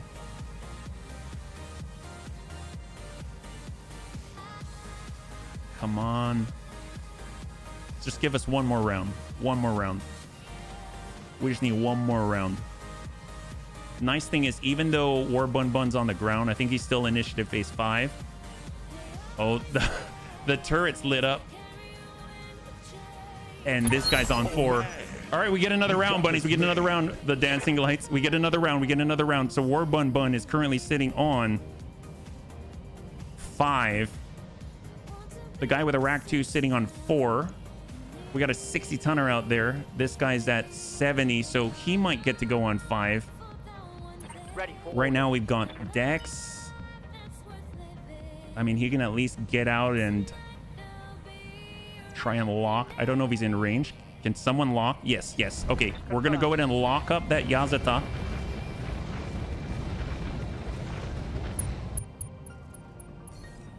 There. 130. Definitely doesn't have evasion, that's for sure. We've got multiple Yazatas right next to each other. We've got Deaths. Aye, aye. And we've got... Okay, Royal Mercy Bun. Get it on out. Come on, Geigen. Come on, Geigen. Ooh, that's a really low chance. It's 1. Let's get... I'm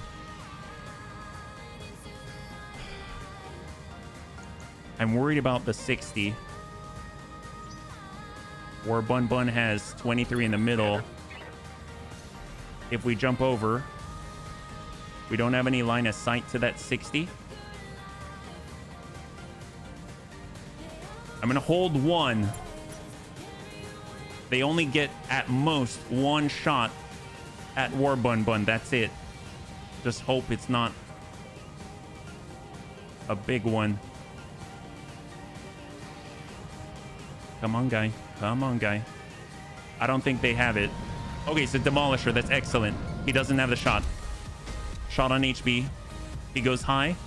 If it doesn't stand up soon, no, he's getting up now. He's getting up right now.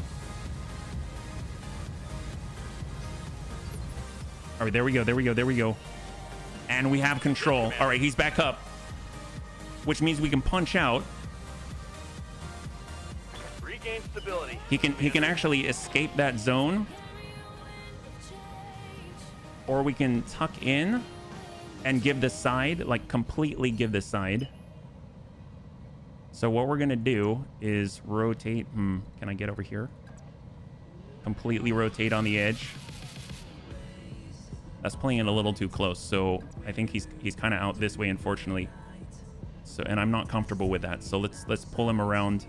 Can he still return fire? At least this gives him the side, and we can give him vigilance, and he's got the excess damage reduction. Let's tuck him in. That's the rear, though. That's a little. That's not as bad. That's still bad. That's still bad. That's still bad. So I guess probably best to. The best thing is to keep him here. I think he'll be okay. We're gonna extract anyway. We're gonna extract anyway, and he can still contribute. Sometimes you gotta just for kicks it, even with the malice to accuracy. Straight at the head in 3, 2, and 1, and we'll push him back to 3, even if we don't hit. And he connects anyway. What a beast! What a beast! And at least it's not any shots to the rear that we got to worry about. So that's a real load off our mind. And these guys are on 1. The Barracuda probably gets laid on 1. So, I mean, we probably have to get out. There's a Grigory. Shot to Royal Death Bun. Okay, excellent. He was the guy I was worried about with War Bun Bun. I didn't know what was there, and I didn't know what he had. Yep. So I think War Bun Bun's going to be okay. As long as the bunnies keep pushing, that should be sufficient at shielding War Bun Bun. Commander. All right, we got our Bun Bun cake. How far forward can we go? That's it. Well, the nice thing is I don't really have to worry about the friendly fire, because when we get this shot on, if it's not going to hit, then it won't fire. If we do a Sanctuary Probe ping, it doesn't really get too many guys, so I'm just going to go ahead and take the shot and save the resolve. He gets plus accuracy anyway. We might be so lucky. And he is standing next to a bunch of C3 Masters. Risk it. High five vision.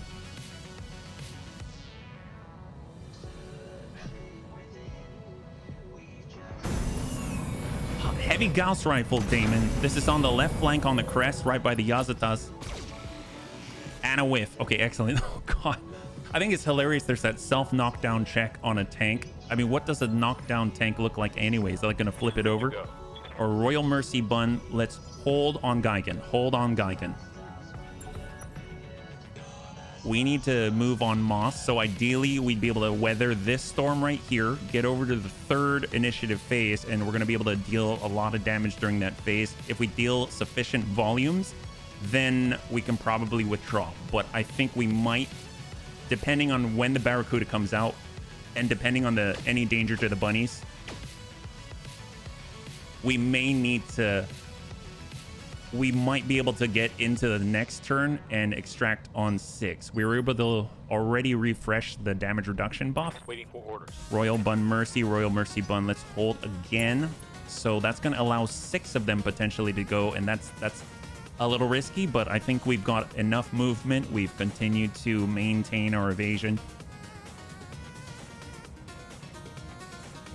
Gosh, like anybody out here, there's so much we can't see. The last time that we did this, I sent Dex all the way out to the left. And he was able to actually get hits on the head of a Yazata That means he was really close to the 130 tonner. But granted, they are locked into firing mode, but we could see a lot more. There were Vs all the way out to the left here. You could see the spawns. There were multiple Gauss rifle yellow jackets in the air. Evacuate, even if they say evacuate and don't get greedy. Who's they? Hang tight. Atlas 2. Yeah, we got that. That's on Lummox. Still 1741 out of 1726. So Cyber has more armor than he actually has naturally. Just because you do a self knockdown check doesn't mean you can knock yourself down. Okay.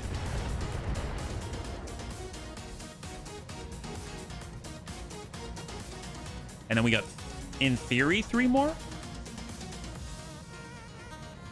We've got the Zukov in the front. The Thunderbolt, on the other hand. I forgot about the Thunderbolt. Fortunately, it's going to HB. He's got the Paralamellar. 0 impact, 0 stray. That's excellent. Oh, this is a real possibility right now. I'm imagining a demon shooting and catapulting itself. I would be down for seeing that, Panzerbun. That sounds hilarious. I would like to see it. I know we've hit some VTOLs and they sort of like fly off into the sky and roll down a hill in pieces. Oh, there's the Zukov. And he went to the Lummox, but did not connect. Lummox is still 1894 out of 1894. He's fully fresh and ready. And he got War Bun Bun tucked in like the ace in the hole. All right, excellent. We're on 3. That is huge. Okay, what are our choices? We've got Serenity and the Bun Guest. Let's go and get more information. We're going wide, and we're going to try and limit... Oh... We should probably try and clear the guys right next to us. So we're going to go ahead and get line of sight breaks on most of the guys. We've got the Demolisher already hit 460. He's fresh. We'll go ahead and try and ideally finish off this guy, but I don't know if it's going to happen. Battle Lord, +2 accuracy, a little extra damage, definitely more heat on a Death Ray. And hope for the best. All right, got a nice ping there. Got a breach. 39 on the Demolisher. Very nice hit by Serini. You may be too close to the Rattler for the big artillery plate. Oh no, they'll lay it. They'll lay it down. He'll hit his own guys. He doesn't care. We've seen that too. That was that rack 2 coming from the Diva. So we've cleared 4. We've cleared 8 thus far. 8 of the Op 4. That was this Diva right here with a rack 2. Wait, now we got the Deus Bunny. We are pushing on in. If we get too close, they could come right around the back. It could be bad. I might get out here just so that we can AoE ping instead of getting a shot. But C3 Master's awfully tempting. You know what? Let's just go. So Vigilance, ping. Can we catch him? We can catch him. Ping out. Here we go. Locked him. He's not going anywhere. That's a good ping. That's a good ping. That's HB out there with the X1. Holy crap. Captain Nerb, thanks so much for the 10 gifted subs to the Bunny League. That is absolutely incredible and very, very generous. Thank you so much. If you show some love in chat for Captain Nerb, that would be amazing. Thank you so much. High five. And if you're joining us right now, we're currently... The Bunny's lives are on the line. This is not a reload. There's the Rattler.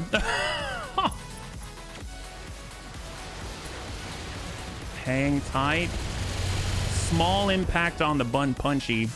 He's down to 1874 out of 1894, so 20 damage taken. Waiting on you, Commander. Now we got Cyber. We all have location designators. What's up, boss? Amiel, Geigen. Good to go. Let's get Amiel. Amiel's gonna cross.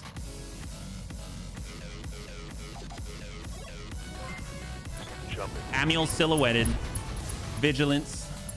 And we're gonna go ahead and send a burst right into the Demolisher and hopefully drop him.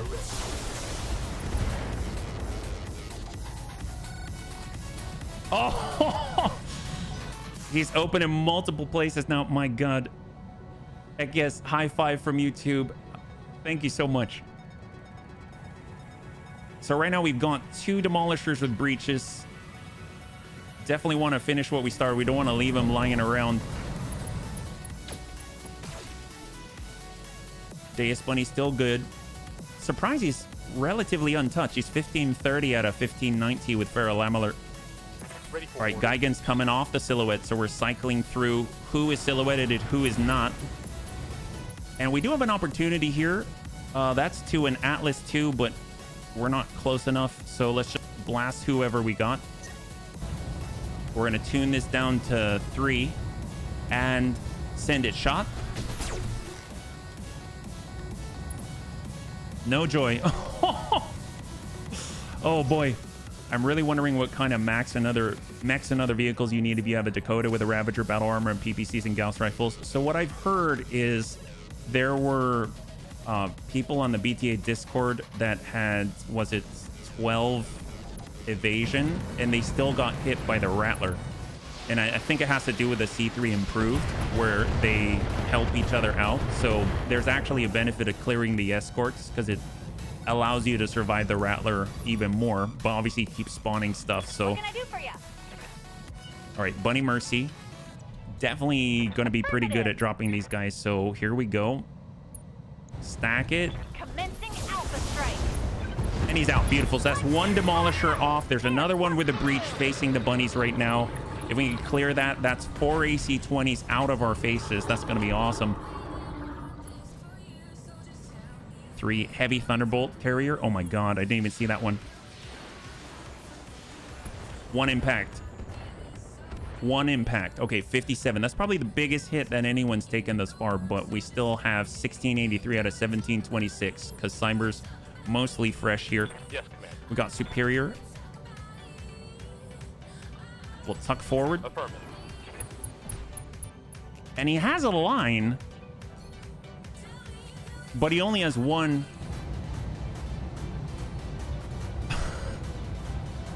Bunnies, this is Superior Daisy. It's not the best chance to hit, but sometimes you gotta just for kicks it straight to the head. Mercy 6. All right, we'll take it. It's giving a little bit of AoE to the oh, apparently we got a tag dinged him on the head and injury resist. That's hilarious. I probably should have cleared this Demolisher right here, but I saw it and I wanted to take it. We've got 3 more opportunities after this before whatever the heck comes down, and the numbers are just continuing to increase on the battlefield. No impact, no stray. So we have to survive, in theory, 4 more during this phase. But we actually have... Oh, the Demolisher gets to go. That's not good. Yeah, maybe I should have cleared him off the field.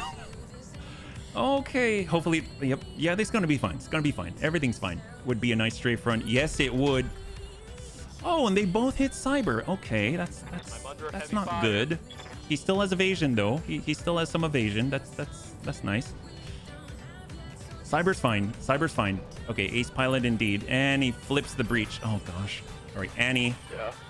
Annie in the sandpaper bun. We've got... Okay, Tank Hair. He's very good at long-range shots. We do have a line on that Yazata, Moving through position. but we don't have... Oh, gosh darn it. We don't have the resolve. Okay, we don't have the resolve for it. Who's left on 1? Those guys are on 1. I guess we should probably hit the Thunderbolt carrier. How much does he have here? On the front. We might be able to get rid of him. We'll send all 4. Oh, we hit turret? Okay.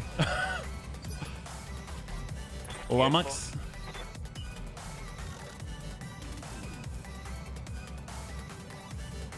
All right, he's crossing. That's to the Behemoth. And that's to... There's a hybrid carrier there. We're going to go ahead and move into the open. He's mostly fresh. He took 20 armor damage. We're going to utilize Vigilance, and we're going to go ahead and stack that heavy hybrid carrier. 60 clan MRM. I'd like to drop the Thunderbolts off the field if possible. Got 1 armor on that side, so we're kind of starting fresh. There we go. There it is. Beautiful. So right now, the only other Thunderbolt carrier that I'm aware of at the moment is that quad Thunderbolt 15 carrier right here in front of the 2 Yazatas. And then we got our sandpaper bun. I don't think we've got any breaches that we can exploit at the moment. And right now, the Rattler can definitely see us. So, all right.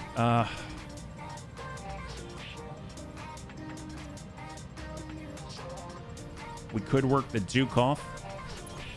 Coordinates received. All right. We need to save the resolve, though, because the next round for sure is the last one. Stack. What's the loadout on the Rattler? I think he's got 3 Barracudas. He's got sub-capital lasers. He's got long toms. So this is one track. It is long tom artillery, double arrow 4, twin ER large, twin SRM 6. The other tracks are similar. There's actually 2 different setups for the track on opposite. Oh my god. That's improved heavy Gauss. Those hit. Oh wow. Wow. I'm surprised those didn't all connect. That's terrifying. So he's got twin linked improved heavy Gauss. Hey, Horrifics, welcome.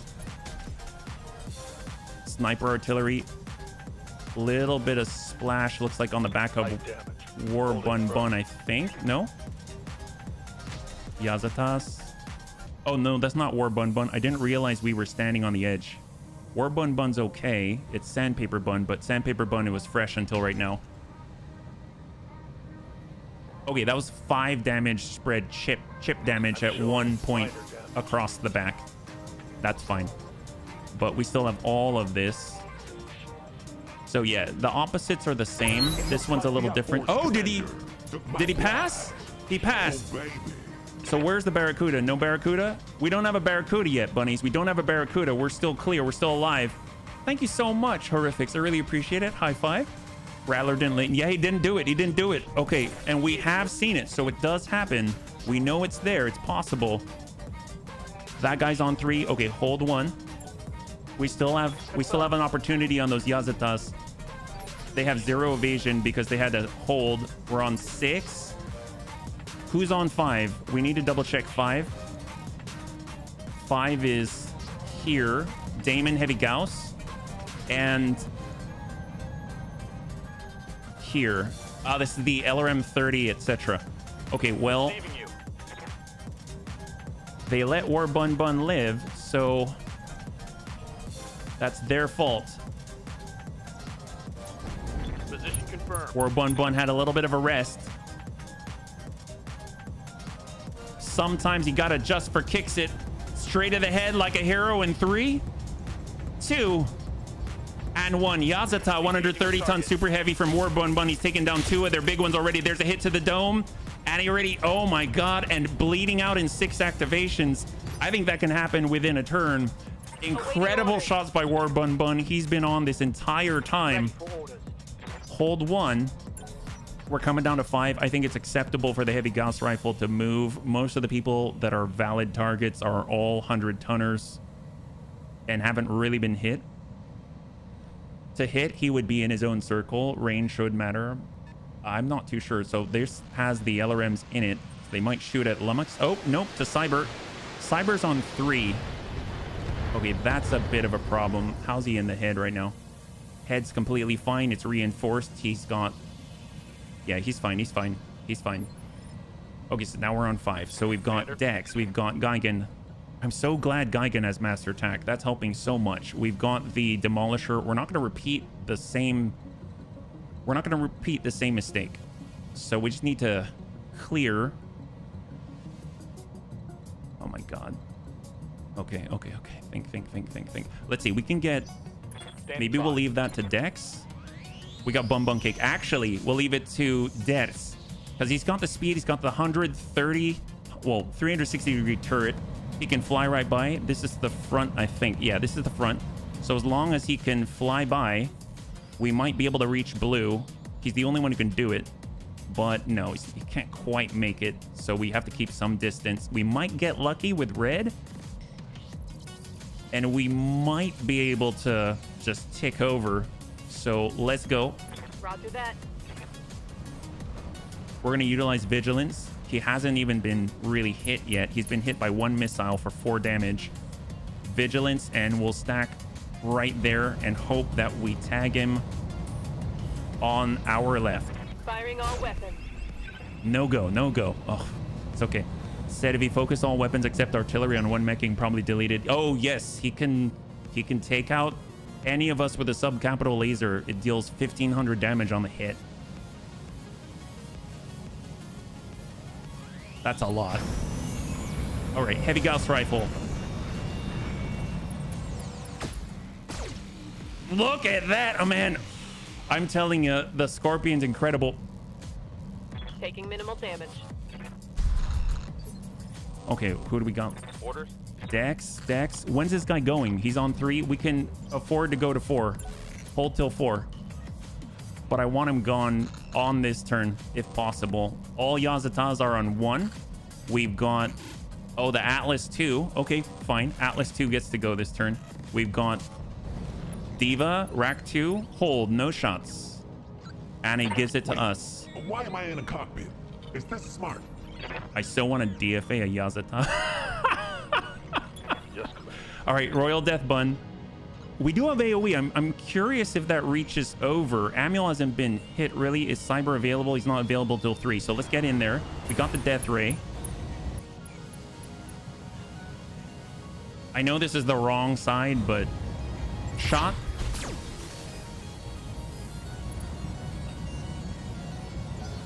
Well, at least he's got C3 Master on him. We might have missed there. Yeah, I think we missed with it. Oh, gosh.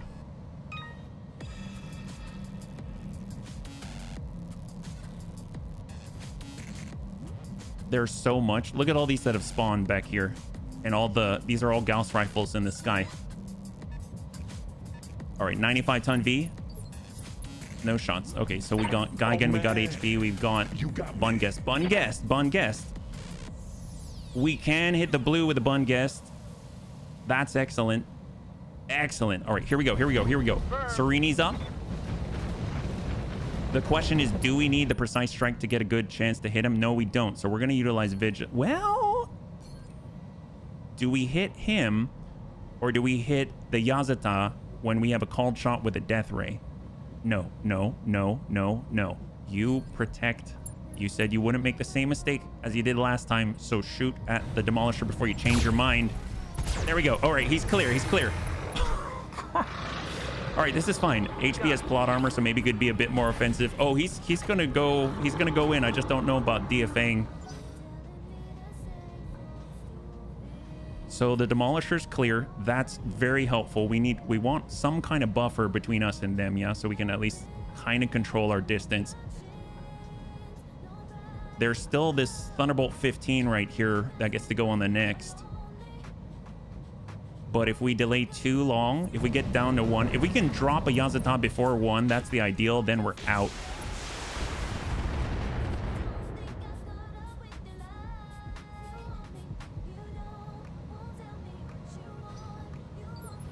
All right, we got Dex. How far can he go? Does he have any solutions? He does have a solution. We've got the Heavy Gauss Rifle already went, the Behemoth already went, and we've got the Fury Command Tank, which has not gone yet. So he could get right in, but that's a little bit dodgy. So let's get HB. You got me. HB's on the move. We've got more shots. We'll go wide. That's 6. Giving him that love from above. All right. Look at this. Look at this. Oh my god. Okay, that's something. I wish this thing had a head that I could shoot, but that's not happening. Okay, if I had to hit the Yazata, where am I going to impact? I don't have the option to actually aim, so all right.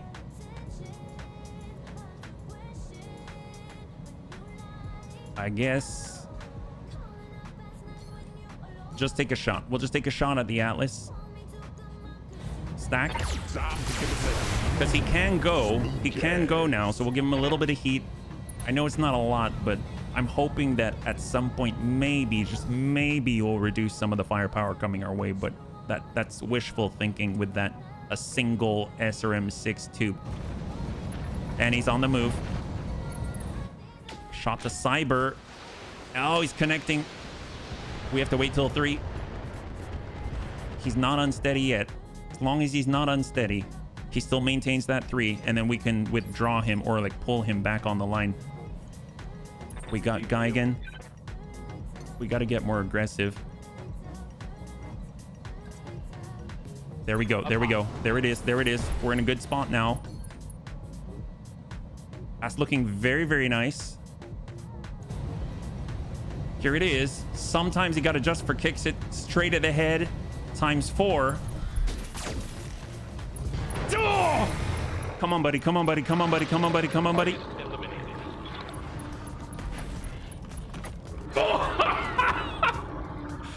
Geigen. All right, that's a Yazata down, bunnies. That's a Yazata down. All right, we got what? Hey there, Razia-san. What? Hey, it's large. Just what it is. Just survive. Just survive. Just survive. Oh my God.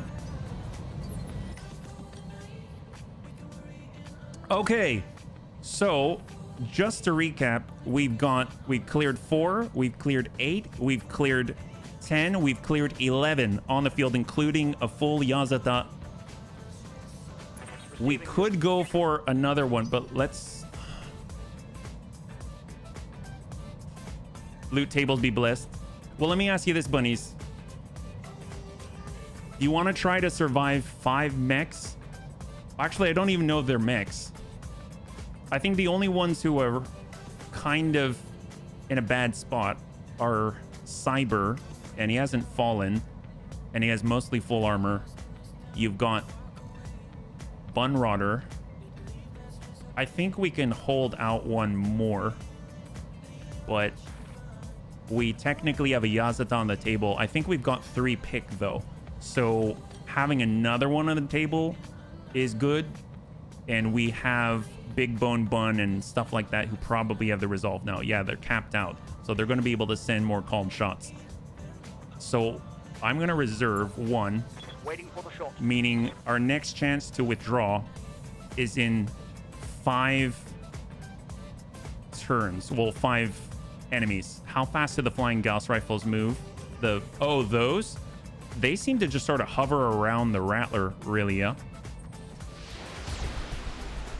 Yeah, Zukov to Amiel. No impact, no stray. Then we have 4 more on the docket. Oh, they let us go. Oh, sweet baby Jesus. That allows us to get Cyber. Okay, excellent.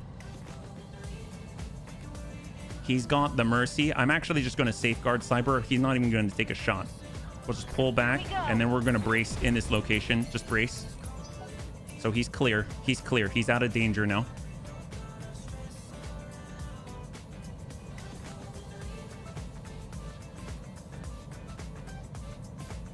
I know the Thunderbolts can go. All right, Seraph.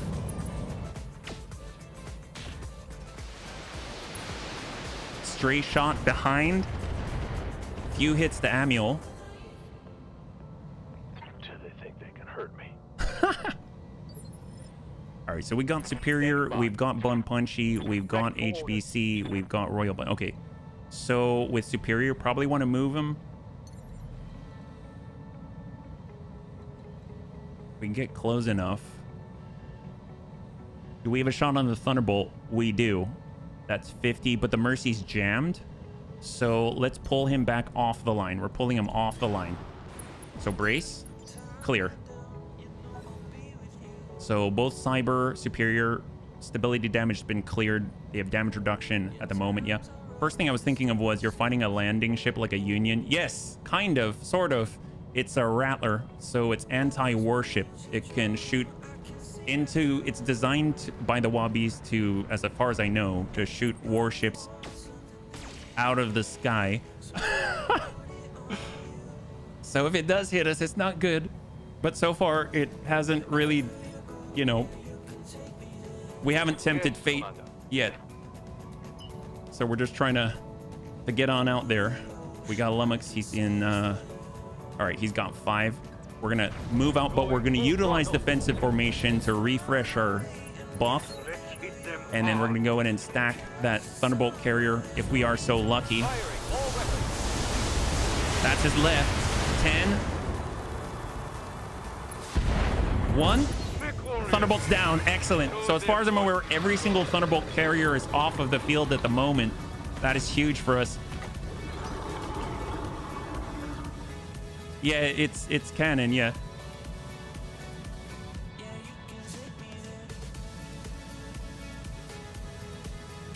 I think we can last this. I think we can last this. We just need to get down to 2, because then we can get another chance at it, and then if not, we'll see.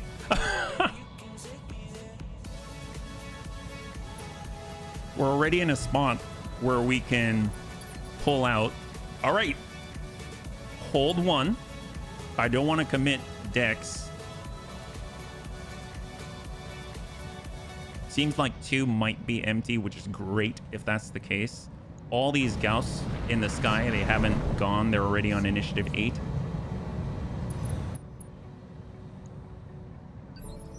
All right. We get to go. We get to go. That's all I ask for. All right, got tank care. What are the opportunities here we got? We do have another one on the Yazda. Excellent. Sometimes you got to just for kicks it. Straight to the head. In 3, 2, and 1. Shut out. Big bone bun.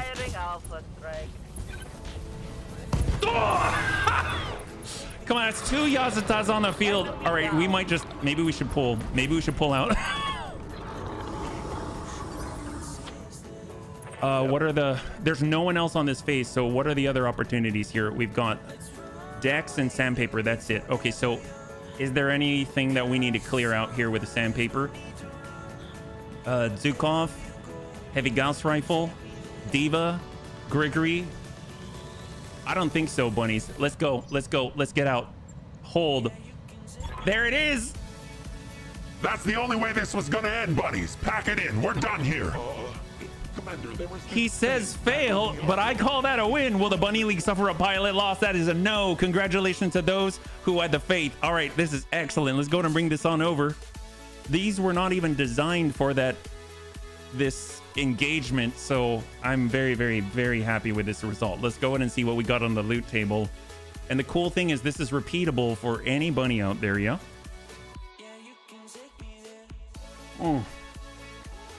That was awesome. I have to say that was awesome. So it matters to get close enough. Oh, what do you mean, Akitas? So good faith effort, negative 63,000. No injuries to the bunnies, no breaches, and we get 6 pick 25. And they're stacked. So Yazata stacked in 2s. That's 1, 2, 3. That's 2 Yazatas. That's 2 Yazatas. And okay, I've never had a Yazata before, so I'll happily take 2. And look, you can get 5 C3I in 1 stack. That's awesome. Now we've got 10. We've got 10 C3I from yesterday and today. I think we can refit the entire Bunny League. Jesus. Okay, what else is out here? Holy crap. Okay, so do we want an Archangel? Well, X-Diva. Okay. Sure, why not? We can try to get an Archangel. That's cool. All right, here we go, bunnies. 3, 2, and 1. So we get 5 parts, 5 out of 4 of an Archangel. We've got a full Demolisher. We have a full Grigory. We've got half of a Seraph. We've got 2 130-ton Yazatas. We've got 4 AC-20 to clear, 6 ERPPC to clear, MRM 40 to clear, Thunderbolt 15 to, we've got 3, we'll hold, 2 Angel ACM, 5 C3 improved, Case 2 to clear, Engine Compact to clear, Engine Light, Engine Excel to clear, AC-20, 6 stacks of Hyper Gauss ammunition to hold, LBX AC-10 cluster to clear, MRM ammunition to clear, Thunderbolt 10 ammo. Actually, I think we're good. Yeah, we'll clear that. We've got 14 Street SRM to clear. Not bad at all. Good job, bunnies. High five. That's what we're talking about. No bunny deaths at all. That is not bad at all. These things are heavy, and the question is, does it actually make sense? Does it matter? Does it matter? We get to take a look at it. It's like, the way I see it is there's stuff that, it's like looking at a waterfall, right? Am I going to do anything with a waterfall? Not necessarily, but it feels good to look at it. And it feels even better to be able to, I don't know, dip your hand in it or anything. And I've never, ever seen a Yazata, let alone had one in our mech bay. So yes, I think it's worth it. Yeah, I think it's really worth it. You had the XO, but oh, high five, that's awesome. Today we made a god bleed. Well, I don't know about the Rattler bleed, but maybe his minions, and I'm fine with that. I'm fine with that. That's more important to me than killing the Rattler. But wow. All right, let's go ahead and take a look. I'm very, very excited about this. Yeah. And we've got our storage here. Let's see, we got lights, we got mediums, we got heavies. We'll just put together what we got, right? We got a Grigori. Another of the Word of Blake's mysterious designs, the Grigori appears to be a mid-range support design, clocking in at 60 tons and being relatively slow for the weight and era. With a signature retractable blade. Oh, it's got a freaking... It's got like a balisong or something. And grab bag of Omnimech gear, the Grigori seems capable of anything. The Daicho is a mixed range loadout generally suited to any engagement with relatively mundane weaponry. An LB-10X autocannon and MRM-20 provide the core punch, while a light PPC gives some reach. A tag helps it coordinate with allies. That's awesome. And then we got our assaults out here. I guess we can put together the Demolisher. It's a double AC-20 out there. We've also got a Seraph. Yeah. Gosh, we're going to be able to go in and pretend we're the Word of Blake. It's kind of crazy. We got our Seraph. Another mysterious Word of Blake design. The Seraph has no identifying information at all. No manufacturing information, nothing. It's like the mech is a ghost. Our only information comes from scattered battlefield reports, which indicate the Seraph is a middleweight assault mech design. The Daicho configuration is a mid-range combatant with weapons for all contingencies, armed with a Rack 5 as well as 40 MRM tubes and a Streak SRM-6. There is no safe way to engage the Seraph Daicho. The retractable blade and triple strength armor make it deadly at knife fighting range as well. They've got retractable blades on like everything. That's crazy. And then we've got the Archangel Conditus and the Archangel Daicho. Huh, interesting. Let's see. And we've got the Yazata. Let's put that together. Rumored to exist and only recently proven to exist, the Yazata is the second Word of Blake Super Heavy design and seems to follow in the tracks of the Celestial Omnimex, serving as a sort of master for that family of designs. Built on endostilled bones and powered by a 390 rated light fusion engine, the Yazata has tremendous free tonnage to use for firepower. The Yazata puts even assaults to shame with its weapon load, using a sniper artillery piece for primary firepower, while 2 Intersphere ER PPCs and a clan grade HAG 30 provide direct damage. Nothing can withstand the Yazata for long. I mean, I don't know about that, but that's super cool. And then of course we've got our Archangel Daicho. It is not listed on any recorded mech registry and is visually unique. It's not clear where it came from or what it is, only that it uses cutting-edge technology and is very dangerous. Named the Archangel. According to captured Word of Blake mech warriors, the Archangel seems to be an assault weight armor brick, capable of shrugging off absurd levels of damage. The Daicho config is a mid-range combatant carrying a pair of MRM-40 launchers with 6 tons of ammunition in a Case 2 protected ammo bin. Backing up the MRMs is a head-mounted ER large laser. And then last but not least, we've got the Conditus. It's not clear. Named the Archangel according, etc. The Conditus config is a ranged sniper carrying a clean, simple loadout of a Gauss rifle and twin ER PPCs. My god, we've got quite a lot of options here. Yeah, that's crazy, yeah? Hey, Dad, it's good to see you. Yeah, we got new toys. That's right. It's an Omni. Oh, is it really? Just stole the god's lunch. I didn't talk about the Yasatar. I was talking about the C3I. Oh, yeah. The C3I is pretty cool. I stuck it on the... I actually think it's one of the reasons why we're able to engage with our Phoenix Cavalry. But the C3I has stacking bonuses when you're, like, near each other, yeah? Well, let's go in and take a look. So that would be in Mech Bay 2. These are the new ones. They're all green. I'm assuming because of the C3I, right? So we've got our 60-tonner, 85, 100, and then the 130. Let's go in and organize that a little bit. There we go. Perfect. So here is the Grigori. Kind of interesting looking, boxy, sort of. God, look at that blade. Jesus, that left side's got a claw and a freaking gigantic shiv. So we've got an LBX AC-10. He's got an MRM-20 and a light PPC in the dome. Small cockpit, so that's not great for accuracy, but it seems to come with that C3I stacked in. So here's the C3I at 2.5 tons, 2 crit slots. 10% increased sensor range, 10% increased sight range.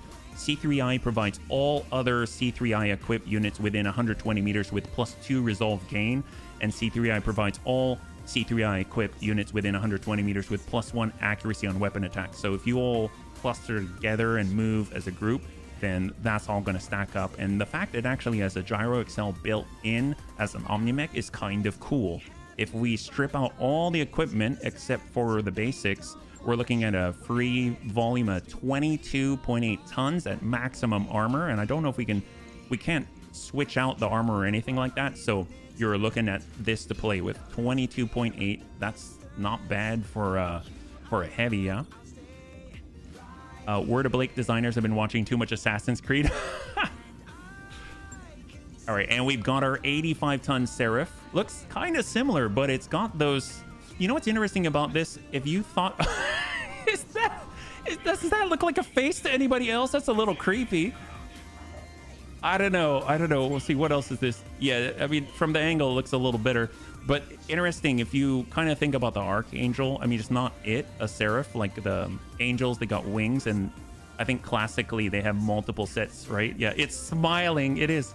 So let's see, what do we got here? So small cockpit, the same comes with C3I. It's got that MRM-40, a Rack 5, a retractable blade, engine light, not a gyro accel. Omnimech hardpoints, awesome. We'll strip all the equipment, we'll max out the armor. We can actually choose the armor, but even before that, it's 35 tons free with triple strength Mimer.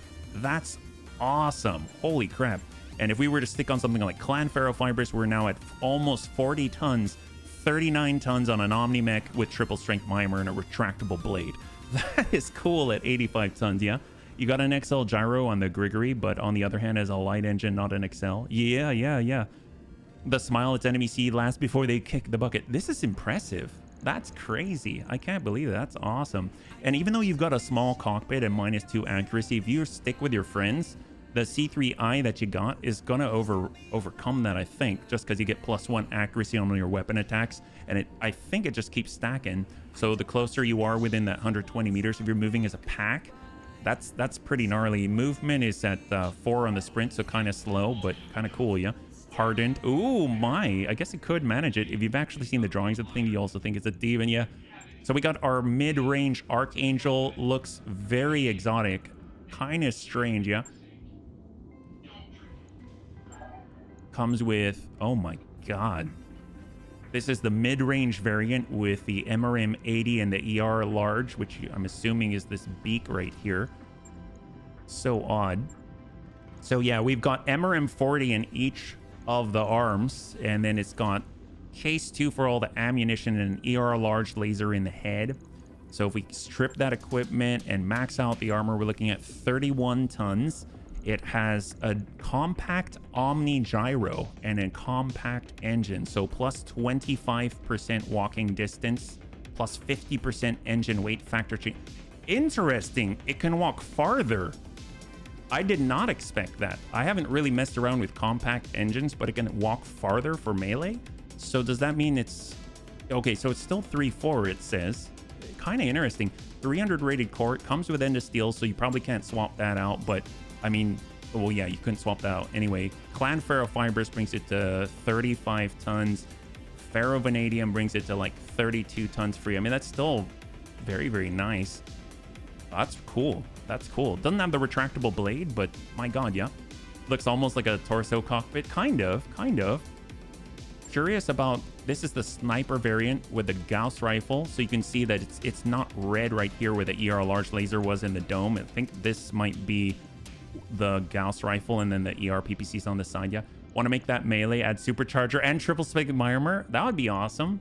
I think the only thing is I wish I could get a larger core in it, but kind of cool that you know, something goes wrong, you can still work. 31, same setup. It just, you know, it's got the Is it the same number of hard points? It's 10. 10. We come up to 35. So a little less available. I think it was 36 on the other variant. And this one has 10. This one. Okay. So it just comes with different things. That's pretty cool. And then last but not least, we've got 2 Yazata. This thing's huge. 130 tons. Definitely a bit of a bodybuilder. My God, talk about sloped armor. Look at that angle. I wonder what all these wings and spines are, or whether they're kind of dark there. Whether they're kind of... Oh, I can probably do this. There we go. Whether they're fins or cooling or antennae or something. That's crazy. Look at that. Wow. Counterbalance. All right, Antonides, thanks so much for hanging out. I hope you have a great one, and we'll catch you on the next one. High five. So what's on the mech? Here she is. Sniper artillery. Oh, it has a web targeting computer. Very interesting. I almost feel like you could improve that by replacing it with like the assault targeting computer if you rip it off of some of the bigger assaults. We've got Gyro XL Omni, Engine XL, E-Cooling 5, Core 390. That's very, very cool. And C3i. This is impressive. My God. So with this girth, it still is able to sprint at 4 like the other ones. That's crazy. And armor-wise, comes up to 1960 by default without changing a thing. If we strip everything... Interesting, they stuck the ammo in the head. Yeah. Rattler raid. Oh yeah, where did we get these in the first place? We went to the Rattler. We took out the rear lance, so we get good faith, so we can loot 6-pick 25, and then we came forward and headshotted Yazatas, and then we jetted out. Yeah, it just in about 6 rounds, I think. Was it 5 rounds? 5 rounds, I think. So alone has 57.8 tons maximum armor, full durability. It's at 2250 armor. That's crazy. And then of course it has 62 tons, 62.5 tons. Wow, that is significant. And it's got 16 Omni hard points. That is significant. That is crazy. If we did hardened armor, we still have 29. We have 29, almost 30 tons to mess with. And it will have 4,500 armor on the field. You got to watch the VOD. Well, here's the thing. Let's see hardened. It's so spacious. And that's a lot of crit slots. Well, let me ask you this, bunnies. So obviously we've got about a couple of hours left in this stream. What would you like to do? I've got a save with a Phoenix Cavalry where we can do the same thing, but it is tuned to the engagement where it's got 12 Barghest, 12 Golem all attached on it, and 24 pilots manning the whole engagement. Or we can do something else. We can bring these things out. We can mess around with these things for the next couple of hours. It's up to you. Yeah. Can you get a torso cockpit? I don't know if it'll let you because the small cockpit is fixed. I do have a torso cockpit, so we can double check. Or I thought I did. I don't think I thought I did. I do not. And you can actually use the targeting computer instead. +2 accuracy, all ranged weapon. This is probably better than the web targeting computer. Yeah. Mess with the new stuff. All right, let's go ahead and get a poll up here.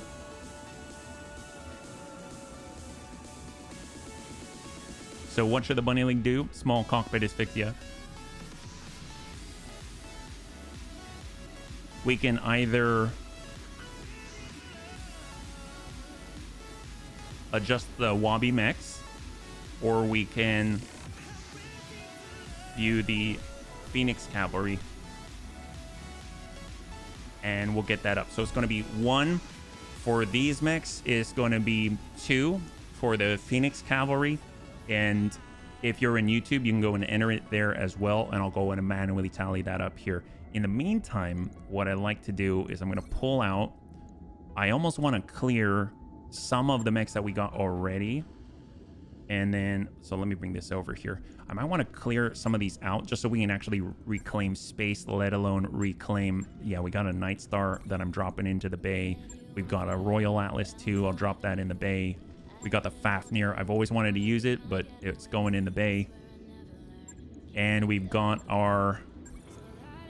see, we've got, yeah, Grigory, the riflemen. I'm not a huge... I mean, I think they're really, really cool, but haven't used them, and we definitely won't have time to use them.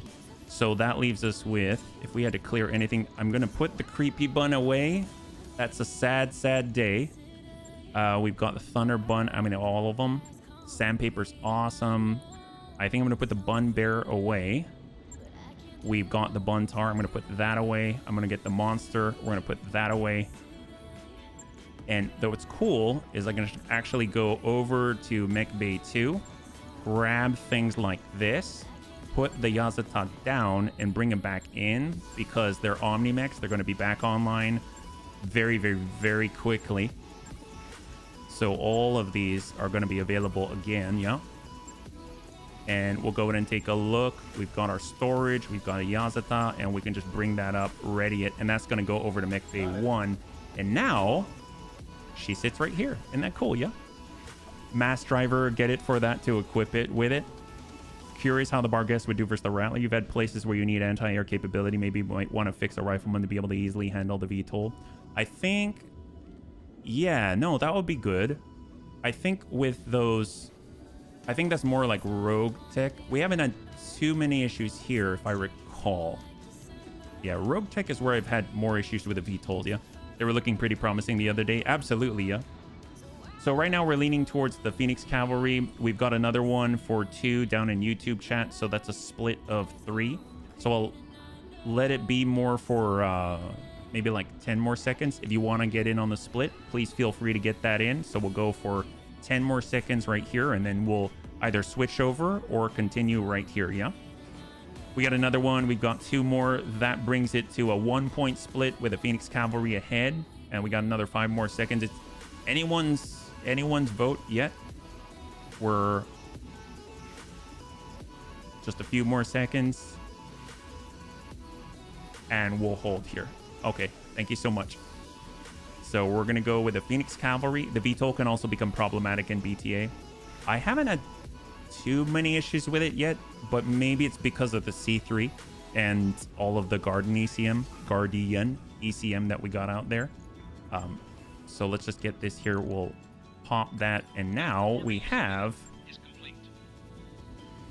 a new chassis. I'm really curious how this works if we were to stick C3 Slave in it as well. I think because you can't remove the C3i, right? But we have C3i that I guess we could just replace elsewhere, and then we don't have to have a master on the field or anything like that. So that's pretty cool.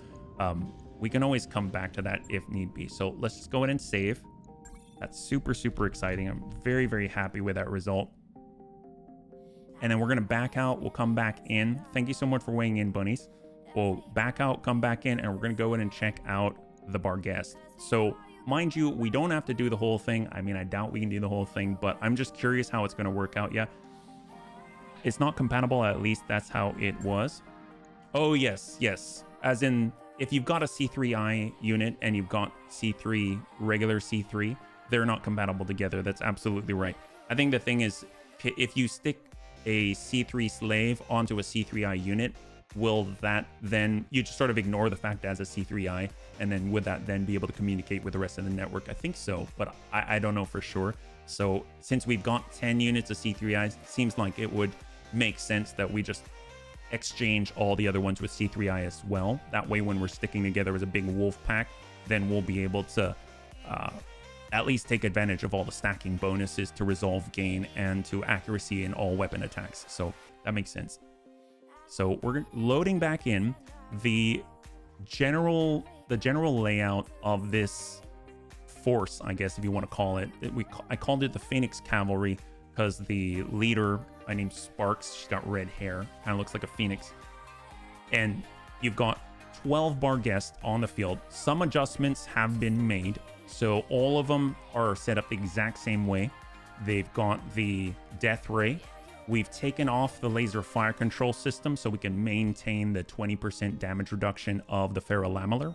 And then we now have access to a location designator, just because you can see if we can hit the head with a 145 point capable laser, that's going to be, I mean, that'll drop something a lot faster than if we're all taking pot shots and hitting different places on the mech. So just having some choice compared to the breaching shot. We lose the breaching shot, but we gain the capability of actually pinpointing where that's going to go. You know, the C3 Master does have the only non-AoE tag. That's true.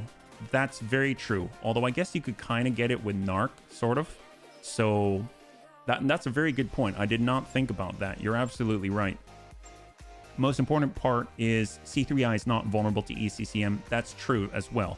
And the cool thing is, while all of the Barghest are running C3 improved, they're also running Sanctuary ECM systems. So they're able to actually get stacking bonuses from that as well. So the more that we stick together as one giant pack, it's actually harder to hit any of the Barghest, and it's easier for us to hit our enemies because of the C3 improved. So one's like really offensive, resolve gain, and accuracy that help each other within 120 meters. And then the Sanctuary ECM actually has stacking benefits defensively. So that's really good as well. So between all of that, on every single one of the Barghest is also a single golem. I just chose the golem because it's like very heavily armored, and it's got the super heavy bear hunters. But honestly, they're there. I nicknamed every pilot that was going to be inside of a battle armor a Rio. So that's like on the Top Gun Tomcats, right? The F-14 Tomcats, you got two pilots. You basically have one who's the pilot, and you have one who's manning weapon systems and things like that in the back. So they're there with sensor lock, and they all also have a full guts tree.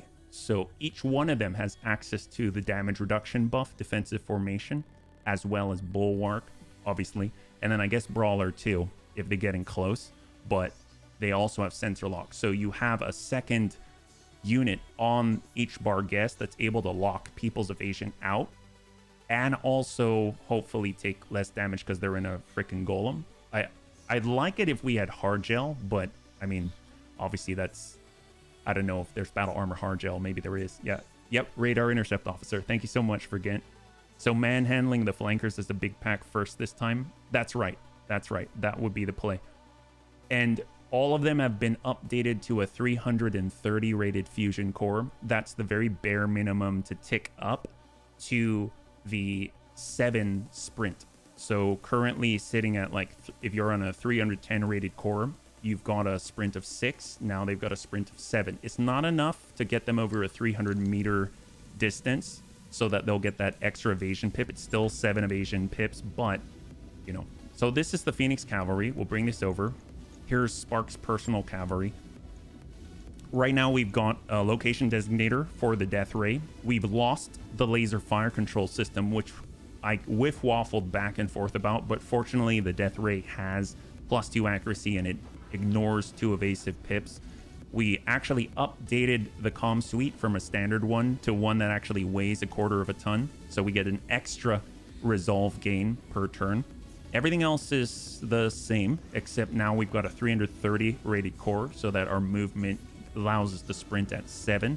And we're still utilizing the Sanctuary Supercharger. Like I said, we have the C3 improved for the stacking offensive bonuses and sensor and sight range. Those aren't stacking. And then we've got the Sanctuary ECM suite so that they can actually help each other out in a standard +1 defense against being hit, as opposed to like just against missiles. Ferrolamellar, I did notice a difference here, and I never really realized it, but it actually reduces the effect, well, the total armor by 12%. I didn't even know that until I ran a test with Clan Ferrofibrous, and we had like 1400 plus armor, and now we have like 1200, but the 20% is, I think, really going to be very helpful. Yeah. Golems aren't actually that great because of the distance of the main weapon. They're fixed in there. Oh no, that's not the point. The point of the golem is just to, well, we'll take a look at that too. Yeah. The biggest haul of good mechs. Oh, isn't it awesome? It's pretty good. So that's the Barghest, and if we take a look at the golems, I mean, the golems are completely stock, but the thing is, they have up to 100 armor across, right? They're sitting at 80. We can even pull these SRMs off. I don't have the golems here to shoot. I don't have them there to fight, but if they had to, I suppose we could, but I haven't even tested these out yet. mostly, this is the biggest thing, the biggest reason why I've got golems here, because let's put it this way. So when we had the Barracuda go down, the last time we were in it, we could only go so far. Now we've got two advantages, right? Last time we went up about 60% from the radius. So if you had a pie plate like this and they put the Barracuda right with us on the epicenter in a Barguest, we ran out maybe like this far, and we had our facing incorrect. We got blasted in the back. We got taken out. I'm not saying we're not gonna get taken out, but I am curious what happens if we get a double turn. So right now, with 12 additional golems, now we have 24 opportunities instead of 12 to trigger and pass and interject in our opponent's initiative turn, right? So if we reserve all the way down to 1, a lot of the 30 plus initiative, like you go, I go type of passes, like he'll pass them because he'll take that turn. If he counter reserves all the way, then we're cycling. We have a currency of 24 different opportunities. At any point that buys us safety because we can withdraw, or it also, we might have the potential where the computer's going to place that Barracuda template down first. I doubt it, but there's the possibility he'll place the Barracuda template down first, and then we get to move, which guarantees we'll double turn that Barracuda template and easily get outside of the radius. So it just buys us a little more safety in an engagement like this. Do I think it's going to work that way? Not necessarily, but it buys me a lot of opportunities, like sensor locking the opponent, getting rid of their sense their evasive pips. It allows me to see the Yazata out farther away while we've got a death ray across the map, and it's able to shoot where normally we'd have to get in visual range. You know, stuff like this. And on top of that, every single one of the golem pilots has defensive formation. So if we accidentally, it's more redundancy. If we lose out or use our resolve, then we're going to be able to utilize our golem pilots to trigger the defensive buff, right? So that was my thought process. I don't know how it's going to work, but I think it might be nice to try it. How many battle armor PPC can you mount on a golem? That's a great question. I'm not too sure. I haven't even tried.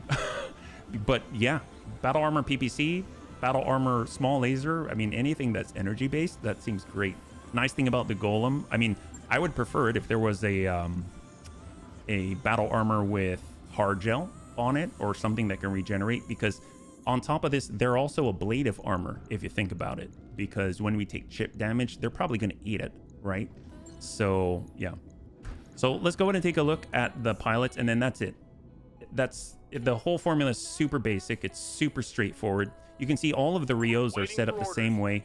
They've got defensive formation. They've got bulwark because it reduces splash damage as well as just damage reduction in general. The nice thing is that they're definitely going to be in splash damage, aren't they? Yeah. And they're also ablative armor for the more important, the Barguest, right? You've got sensor lock in order to increase the chances and kind of offset the loss of the laser fire control system so that we can maintain that ferrolamellar. The actual runners themselves are set up very similarly, but they have the bulwark to reduce the splash, reduce the damage that they take. More importantly, they've got the extra evasion. They've got the extra defense against being hit with invisible target, and they're immune to sensor lock. And then they've also got Lightfoot, so that if they get hit by mines, they can actually get out no problem. They can ignore the landmines. And then last but not least, we've got the shields, which are... I don't know if we need the shields. I think every Barguest pilot can be the same, but I haven't tested whether the defense reduction from the Rio is compatible.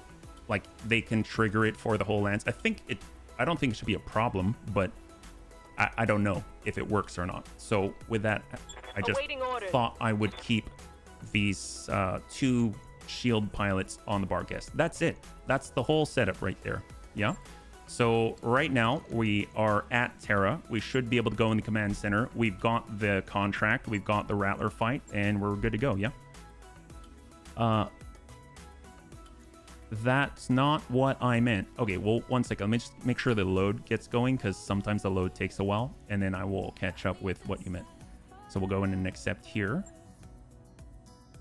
And we've got So runner number 1. So we'll put runner number 1, and then we'll have the shields and spark down. So this is group 1, runner 2, group 1, runner 3, group 1, runner 4, group 1, runner 5, and then Spark, who's the leader and shield of group 1. And then we're going to go and grab Hellion. We've got group 2, runner 1, group 2, runner 2, group 2, runner 3, group 2, runner 4, and group 2, runner 5. Now we're going to switch back.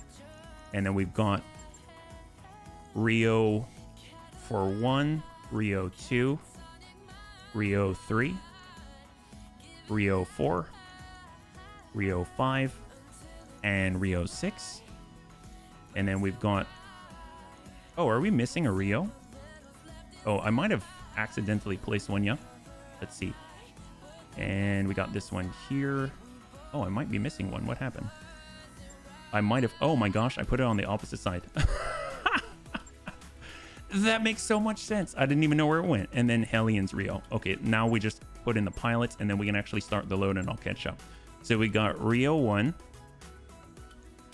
Group 1 Rio 2, Group 1 Rio 3, Group 1 Rio 4, Group 1 Rio 5, Group 1 Rio for Spark. So this is Spark's personal Rio. We've got Group 1 Runner 1. So these are the pilots of the Barguest. 3, 4, 5, and Spark, who's the shield for that group. We've got Rio 1 for Group 2, Rio 2, Rio 3, Rio 4, Rio 5, and Rio for Hellion. So now we got Pilot 1, Pilot 2, Pilot 3, Pilot 4, Pilot 5, and Hellion, who's Group 2 shield. So now we get to move. So that's 24 different elements on the field that we at least have some kind of control over the initiative order. Let's see, we got... That's not what I meant. I meant, for example, the Ravager battle armor would be better. They have 96 standard armor. I don't think the approach is bad. The funny thing is Hardgel was designed for battle armor. You can trigger defensive formation in battle armor, and this applies to all other units without problem. That's what you have from your experience. Oh, okay. That's great. I mean, in theory, so yes, the Ravager battle armor is also 10 tons, has less mobility, and it's from the Marian hegemony. They can go up to, what was it? So here's the thing. I guess the thing about the Ravager is that, yeah, you could use either, I think. I don't know if anyone's necessarily worse or better. I guess the golems, they've got the fixed Bear Hunter super heavy ACs on it, which I think have ammunition. So yeah, I can see how you have more control here.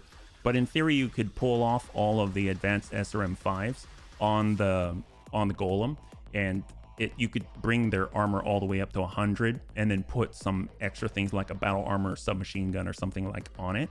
So, but yeah, I can see how you have more control with this. You don't have quite as much movement, because I think you move 1 hex, and I think the golem can move up to 2 or 3. I don't remember.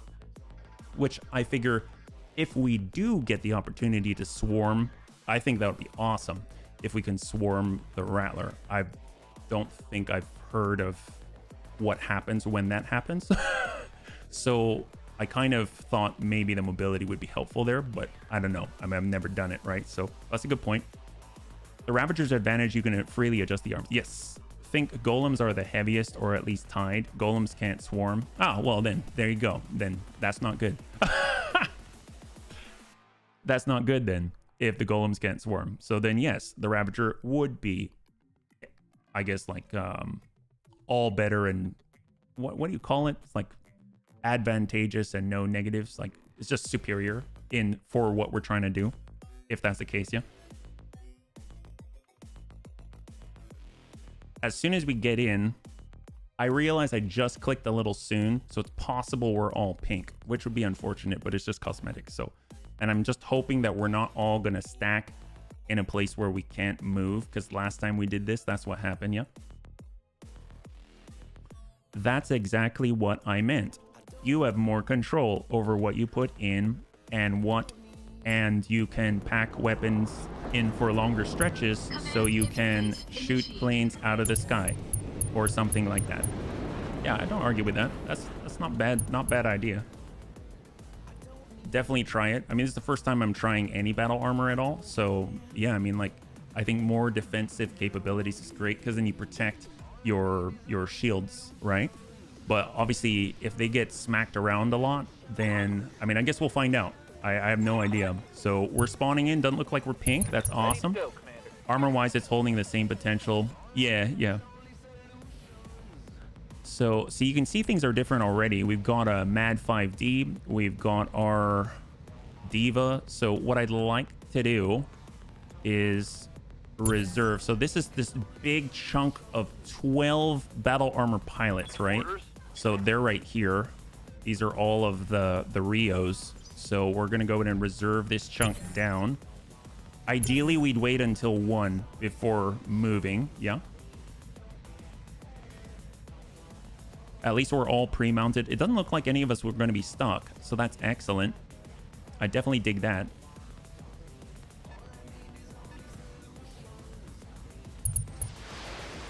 Look at that. I love this. So zero impact. I love the fact that all of us together, as long as we stay in a group, we're taking advantage of the Sanctuary ECMs. Holding for a tactical advantage. Hang tight. Roger that. And then we get to move on 4. So that's the initiative phase we're playing off of, 4 and 5. This looks like an ideal place for an ambush.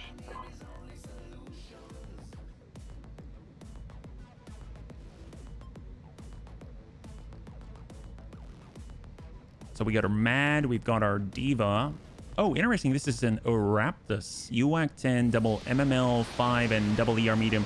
So here comes a barrage.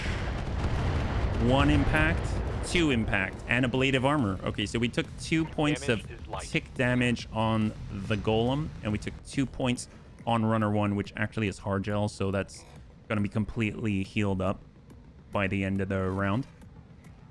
If you want to swarm, looks like Kanazuchi is the heaviest unit with claws. Still 2 tons per unit. Oh, really? So I've...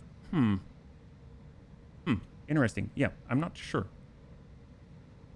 Aren't the... I mean, the elementals can swarm, can't they? Aren't they heavier than 2 tons? Is that right?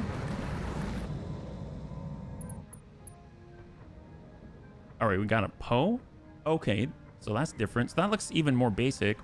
Got 65. All right, so we're getting, like, look at this. So these Thunderbolts actually have battle damage, which is interesting because last time we had a bunch of these, they didn't really have battle damage. I mean, I think one of them had 1 Thunderbolt down, but that's very, very interesting. So this is the first time that we can move. I'm going to try and wait longer. Roger We that. have 24 initiative phases available to us, yeah? Kanazuchi is heaviest, but only 4 units instead of... Oh, gotcha. I was thinking 2 tons per... Gotcha. Thank you, Vergent. Thank you, Serini. I didn't understand what you meant.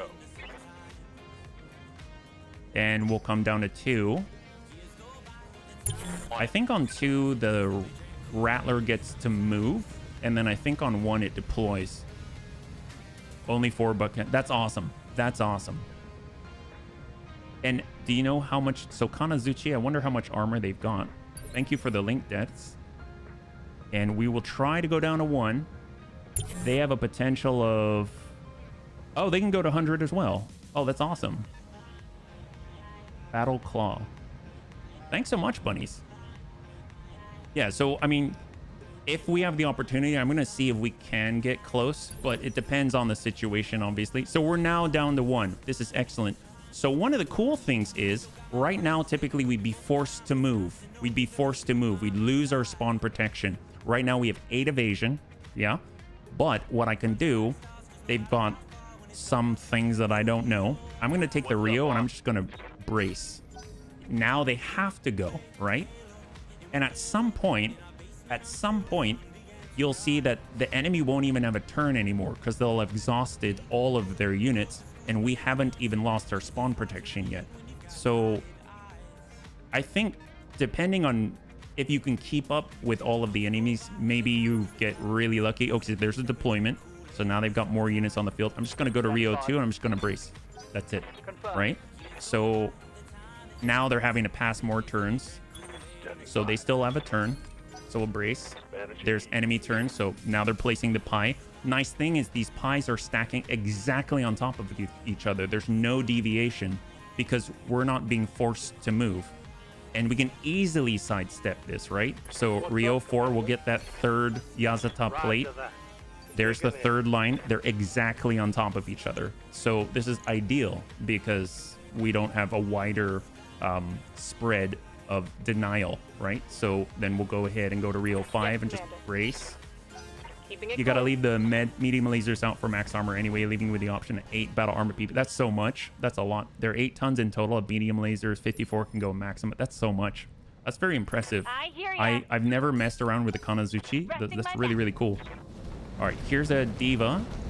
And I'm pretty sure all of the guys behind us already went. Wait, we're going into Rio 1. So we've got 6 more Rios. Hostile. Oh, they're cool. I love their scheme. All right, so it looked like we took a little bit. Battle armor took the hit of 13. Barely So obviously hit. the battle armor's not safe. It's not a safe place to be. So that's part of the reason why I thought it might be nice to have 2 shield pilots still and not all Lightfoot, just because I want to safeguard our ability to prevent damage with the damage reduction buff of defensive formation. So who else is out there though? I know he launched the Gauss rifle. Okay. 1 chip damage for 2, not on battle armor, so that's easily repaired with hard gel. We'll switch over to the last 4 Rios. Bracing for impact. And maybe enemy turn. For impact. Rio Receiving you. 11. They still have a turn. Rio 12. They still have a turn. Holding. So this also gives us an idea of how much is out there too, yeah? So now we have to move the bar guests. We might as well start with the ones that are closest up. Most likely these have already committed. I'm not too sure, but we'll take that sprint and look at the distance that we can cover. That's not too bad. That's not too bad at all. And we'll go ahead and turn ourselves to the side because we got a 360-degree turret. We just don't want to take any hits from the back. Runner 1 is on its way up. And it looks like they all have numbers higher than 1, so they've all gone. So I don't have to worry about them getting us. We'll just snap off a death ray somewhere and just work front to back. Alpha strike. I think we hit him. No joy. Oh, never mind. No, we didn't. That's okay. I'm wondering how much weight you can take out if you take out the SRM. As far as I know, the medium laser is permanently installed. Oh, for the Kanazuchi. All right, we'll get runner 1. And did you notice, did you see enemy turn? I think the enemy's turn is almost over. So let's head up. Group 1, runner 1. And we'll just keep snapping off shots. Ideally, if we can get a kill, then we'll get some more resolve and we'll be able to... Oop, 9284. We'll get more resolve and we'll be able to actually get called shots. Once we get called shots, it should make this a little more... Like, it starts this katamari of all the resolve coming on in ya. For the special purpose, not applicable, of course. I really love Ravagers with 15 battle armor PPCs. That's, that's so much. That's so much. That's so cool. And the pilots having precision, mastery, and sensor lock. Imagine how you can rip through headshots. Yeah, no kidding. That's terrifying. That's incredible. That's really, really nice. Battle armor SRM2 or 0.1. That's... Okay, to arm to middle. So we center mass and middle. I'm just seeing, do we have enemy turns? It's our turn. So they don't have a turn anymore. It's our turn now. That's great. Oh, never mind. I did not catch the Barracuda. Okay, actually, that's not too bad. This is not too bad. So the Barracuda came down immediately. So guess what? Some of us have double turns. That's pretty cool. Right? And it's going to be a 4-turn cooldown after this. So here's the Barracuda plate. I didn't even notice that go out. So yeah, I think we can all get out of this. Well, that's crazy. Wait a minute. Commander. Let's try. This is super exciting. We didn't get that last time. All right, we're moving. We're moving as far out as we can. Obviously, we're kind of committing a bit of a faux pas. Our rears are facing the epicenter, so we're going to take a serious blast if we are in it. So we really need to get out of it. But I feel like whoever's moving now... Wow, okay, that guy's dead. That's a 100-tonner, the Archangel. So we killed one. Oh, lethal damage. Wow, we really killed one. And the cool thing is all of us going now, we all get a double turn, which is just insane, yeah? So let's go. Where are we at? Are we seriously stuck? I think... Oh, no, we're not stuck. We're not stuck. It just had to calculate. And we can actually get out of it. That's awesome. All right, we're coming on up. We want to move together in a big pack if possible so that we get all the stacking bonuses wherever we can. And let's go in and just take a shot. For an alpha strike. All right, nail and arm. Do you mean what I'm doing, and do you mean why I say evil combo? What's up, boss? We got runner 5. We got the speed. Come on, calculate. Oh, there we go. There it is. There it is. And we'll head on up, get into some cover, but obviously anyone behind us is going to get full damage on us. 84. We'll take it. Obviously, a little dangerous. If it's a low chance, probably don't want to shoot because then you might hit your own guy, and that's a lot of damage. It's a lot of damage to get friendly fire with. And then Spark, who's one of our shields. We really want to protect our shields. So if possible, I'm actually not even going to take a shot with her. We're just going to make sure her rear isn't facing the main threat. So we'll come on in and just bank her into the wall. And hold. Yes, Commander. And we got runner group 2. And we can at least get some overlapping coverage. There we go. There we go. Still calculating. Nice. So we can outrun this Barracuda plate depending on the initiative. Shot. I believe this should have an effect. Opposite arm. Again, location designator. If we had breaching shot, this will be hitting much harder. Ready for orders.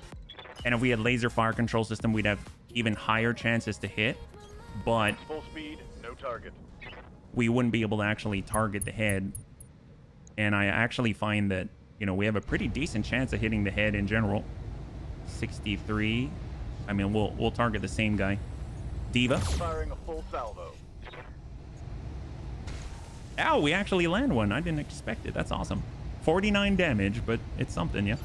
You always have better initiative than the giant fortress. Yeah, that's awesome. It's awesome. I remember last time we tried to get out and we weren't high enough on the order that we ended up only getting one turn to move out of the radius. Now all of us at 330 rated cores, we get that 7 sprint. That's just going to be even easier to get out of the radius or minimize the damage by being on the actual periphery of it. So I'm feeling a little better with this setup. And it's just our turn now, which just blows my mind. And that's because of the battle armor. So the battle armor may not serve a direct damage purpose, but they serve a huge purpose with initiative manipulation, yeah? And we'll just try to land any hit for 98. No breaching shot again, but the magic comes in when you've got either the resolve to target the head, or you get the green. You get the green that's going in full value anyway at 145. Commander. And last but not least, we've got our other shield. There we go. There it is. And sprint to calculate. And we get all the way forward. There we go. Confirmed. It's going to be... It's funny because they're all grouped up. I immediately think, oh, they're really, really all in danger. But with a Sanctuary ECM, they're actually getting all these stacking bonuses on top of each other. So in a way, they're harder to hit. That's crazy. And hold. All right, so it's our turn again. These are all the battle armor. Good to go. They cannot lock yet, right? Yeah. Let's hold. I wonder why they can't lock. Is that because they're mounted? Hang tight.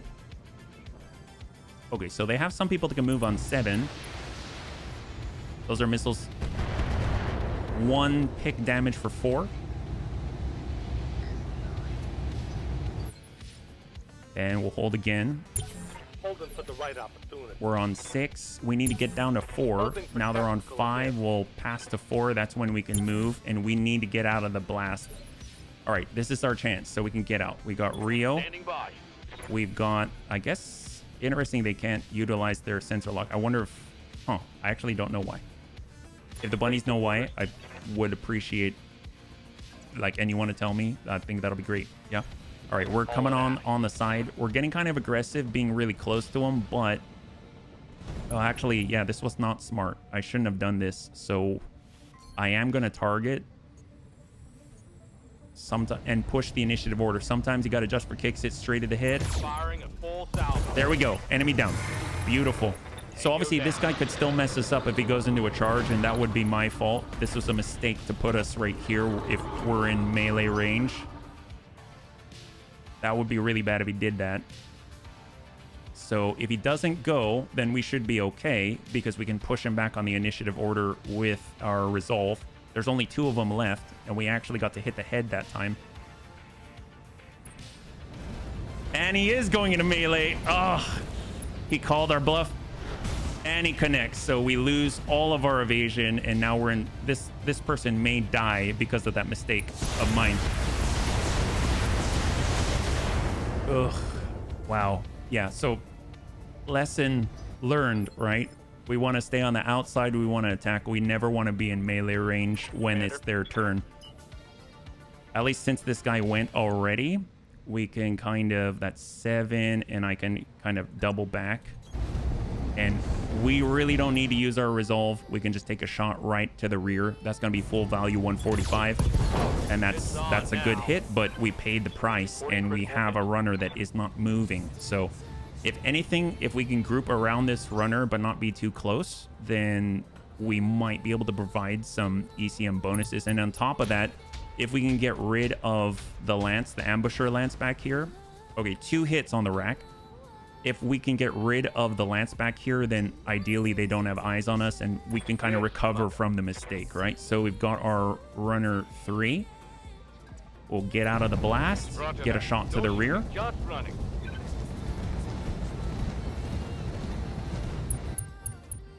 And let's go in and send it to the rear. Got it. Stack that. Enemy down. Beautiful. Target neutralized.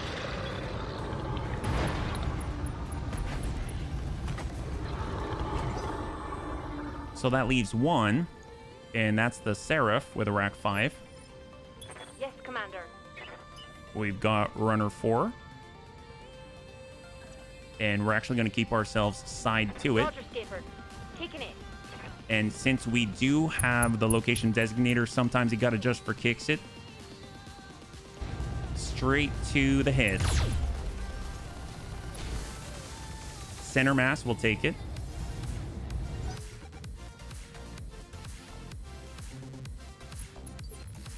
And we got runner 5. And we're giving him our side again so that we're not going to get hit in the back. And sometimes you got to adjust for kicks it. Straight to the head. And that's actually pretty good. Because if we're going to hit the middle, I mean, we can actually target the middle as well, yeah? Aye, aye. And then we got Spark. So now we can actually, let's see. I don't think our Rios are able to do it. Yeah, for some reason we can't use our abilities on the battle armor slot.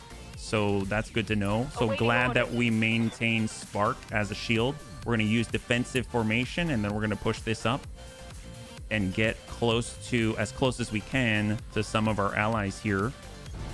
On the move. Get out of the blast, and we'll just take a random shot and hope to connect in the middle or the head. Giving him everything I've got. All right, right torso. I mean, that works too. Yes, and what I'm talking about is, so this is what we're using right now. So I did see your comment where you said ECM does not stack. We're all using Sanctuary ECM suites.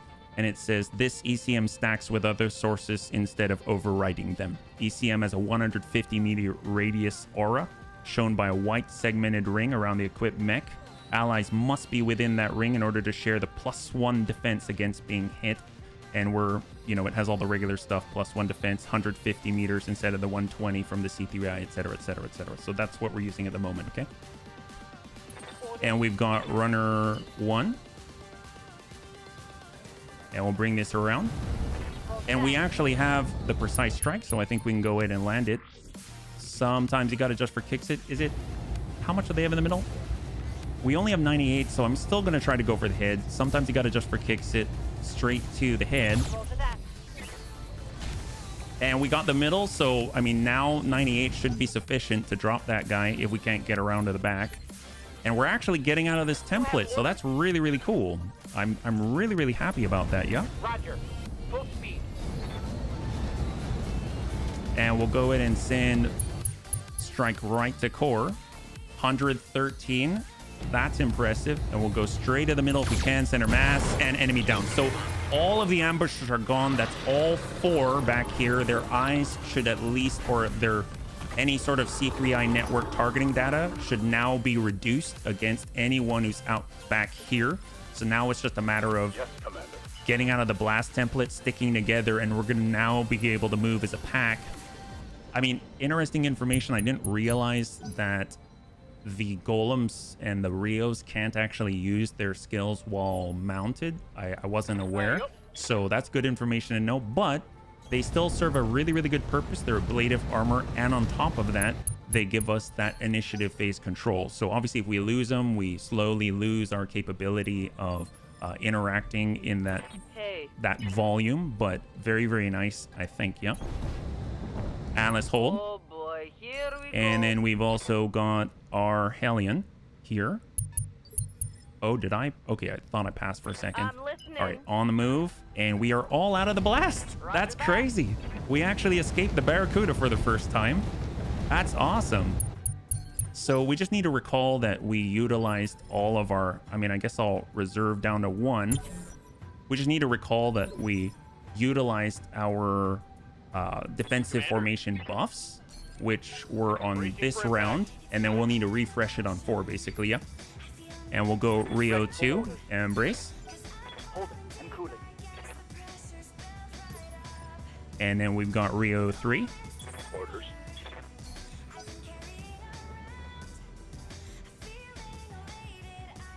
You can also put him down at the end of the turn and pick him up again at the beginning of the turn. Oh, yeah, that makes sense. That makes sense. That's pretty cool. Yeah, that's a good point. I didn't really think about that. Yeah, no, that's a very, very good point. So, still useful. Ready for order. All right, brace. I mean, I might just say done. All right, there's that first Yazata round. That's going to be a whiff. And the nice thing is here, even though we're not technically in these blast templates, because we've got the Rios, it's pausing to give us an opportunity, and any of those times we can withdraw. So if we ate one of those sniper rounds, we can actually probably still have enough initiative phases to interject and say, I'm going to withdraw now, right? So it's just another layer of safety. Sound smart. Cooling. You can use them to mark sensors. Or, yeah, no, that sounds great. That sounds great. And I like that idea with the Ravager. That sounds cool. Just the fact you can actually choose the weaponry is huge already. I think with the way that we're using them, support PPCs would be fantastic just because you get that sensor impairment. That sounds great. It's a good idea. And curious what they're reserving with. I'm guessing these are multiple. I think there was a word Barracuda in here. And I think Arrow 4 as well. So I think it's Arrow 4 and Barracuda. So they must have a Shieldtron Prime or something. And then something else. Got something you want done? And we've got one more. So we couldn't outlast all of their forces. So we're going to start seeing them all of these hit, yeah? I think one is Long Tom. I think this one's Long Tom. I think that one's Arrow 4. I think that's a arrow 4. That's arrow 4 because there were 2. I think this is maybe... Oh, that's Barracuda. Yeah. We survived. That's incredible. Wow, we survived. Wow, we survived the Barracudas. And hard gel repair. Excellent. Excellent. That is so exciting. We've never... Well, at least I've never gotten to that point. That's so cool. Well, let's see. We got our 7. Oh my god, we're not in turn-based mode. We're not in turn-based. That's crazy. Yes. Holy crap. Okay, so maybe we can like walk and brace and get more hard gel ticks. Is that possible? Can we just sort of move as a little pack and just get 4 here and then move, and we'll just kind of all group up right here Position confirmed. and get a turn of hard gel? Wow, can we hit and run like the Mongolians? How does this work? Is he still spawning stuff this whole time? We actually got out of combat. That's incredible. What does this mean, bunnies? Bunnies, what does this mean? All right, we're sprinting. Okay, Spark's coming on up. We're just Copy that. regrouping here. We don't have to worry about the enemy turns or anything like that. And since Moving to we're... position. That's crazy, yeah? And then we'll go with runner 3. And we will just... I'm there. Wow, how many can you fit in a single 150-meter radius? That's the question, right? And go. I'm going. And then done. Wow. So there's our 12 or 24 pilots in there, yeah? It's not without reason. I didn't take Marauder battle armor. What the heck is that? Did someone overheat? What? I mean, that's where we used to be, I guess. Was there someone in there? I mean, it wasn't us. Huh. Wow, I can't believe we actually exited combat. I don't think what you're doing is good, because he'll start running again straight away in the cooldown from your... Hey there, Vugas. Welcome, welcome, welcome. High five. Thank you so much for the raid. Welcome, welcome, raiders. Hopefully you're doing well. Stellar raid indeed. Welcome back. We're currently testing out a new strategy. Yeah. It seems like it's going better than last time. We didn't die. Whether the big giant mobile fortress is going as it is or not. What were you guys playing today? Were you back up with the Beam NG drive? Yeah. Were you doing the crash testing? Oh wow, are they all... There's so many of them right now. They're probably all moving. There's so many enemies out there. I don't even know where. I do hear movement. I hear vehicles. We were. And then I switched to old Battletech and finished with War... Oh, heck yes! Heck yes! War Thunder is definitely a favorite On my way. amongst the group. Yeah, the base is starting to run. Instead, she tries to drop enemy units. It's starting to run. It was not the way to go today. Oh, all right. So we got some mechs a little closer.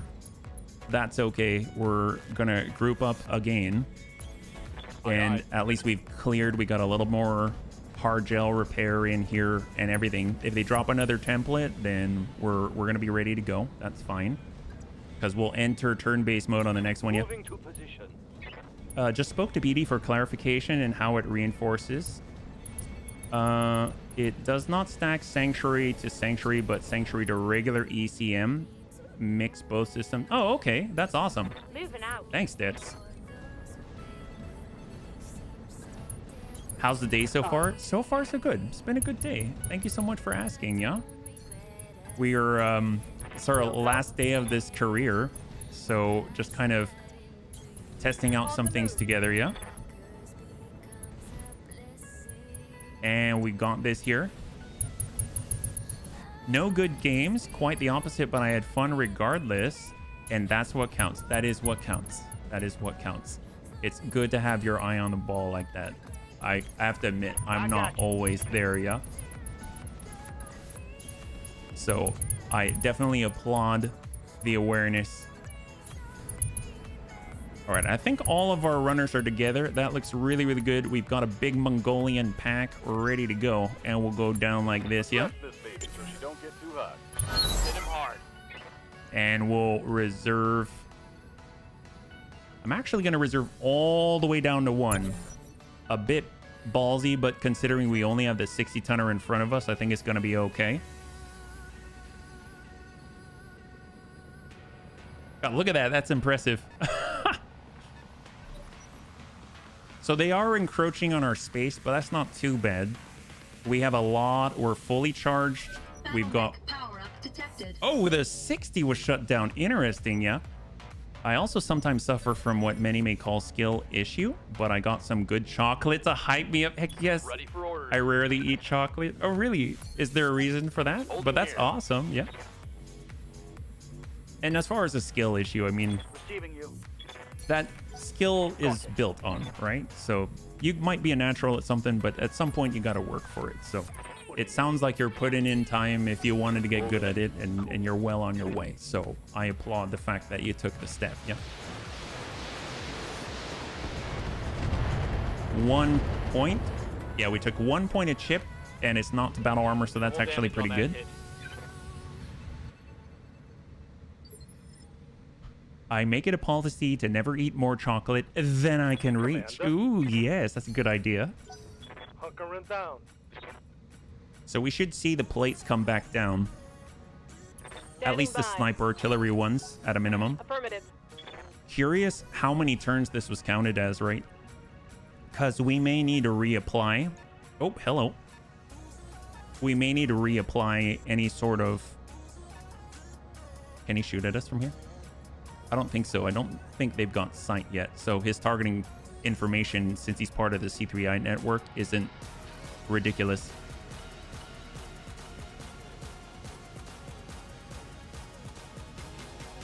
Or no? This is always a little nerve-wracking. You never know what's gonna... Okay, so he was deploying. He's deploying. So we got 1, 2, 3, 4, and 5. 5 deployments. Wow, that's quite a lot. Waiting on you, Commander. All right, we got our spark on Rio to brace. And we got Rio 1 to brace. Holding here. So now we've got a second sniper artillery. That's the second Yazata. We should get the third one. Bracing for impact. And then we'll get our Rio 3. Hunkering down. Are we gonna... I still only see the 3 sniper, so that's good. We'll hold. Hunkering down. I'm curious if they'll refresh the Long Tom, the Arrow 4, all that already. Hunkering down. And then Rio Hellion. Ready for order. We might start to see it soon, so let's get a move on. What's up, boss? We got runner 1. And they're on the very edge. We're going to go ahead and break left. And we got a line out here on 65. Got it. So you learned about BeamNG yesterday. I'm curious about the mechs. What is this game? This is Battletech by Harebrained Scheme. It's available on Steam as well. Right now, we've got... This is a bit of a weird mission. Sometimes you got to just for kicks it straight to the head. This is kind of a special one for... Oh, there we go. Enemy down. There it is. Lethal damage. That's what we're talking about. So we're eliminating sight as we go. That's excellent. Good job. Did I die? I just got back. Nowhere, Bun Bun. You survived. We got 230-tonner Yazatas out of it, as well as 3 other mechs. Yeah. Real-time strategy mech warrior. More like turn-based strategy. It's a turn-based strategy mech warrior universe Right here. game. Yeah. All right, got a line right here. Special April Fool's challenge coming. Don't Yeah, think. it's a Don't special think. one. It's a Just special run. one. So I'm actually going to get the defensive formation again, because I'm not sure if we still have it. Brawler buff, bulwark. I don't think we've got it, right? We get Sanctuary ECM interference buff. So I'm going to trigger it again. So we'll go defensive formation. What say we take it to him? And we're just going to try and hit anybody. They got Archangel at 63, 69 on the Marauder. We're just going to try and get a ping. Ping out. Take this. Mm-hmm. Good connect right torso.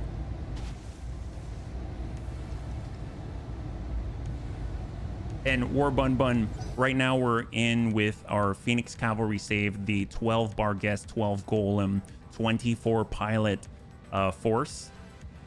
And so far we've been able to, I think we do pretty well, yeah. I'm not really into turn-based or real-time strategy too much. Only real exception of this is Risk. Oh, no worries, no worries. I mean, you like what you like, and that's, I think it's very valuable that you know what you like, right? I mean, it's also valuable to know what you don't like. So that's perfectly fine. And I'm glad. Yeah. Heck yes, high five. All right, we got some shots coming in, but 0. Oh, no, we got a chip damage for 2. Well, that weren't nothing. Chip damage for 2. So now we're at 1251 out of 1254 on that runner. Commander. And we'll just move closest to closest here.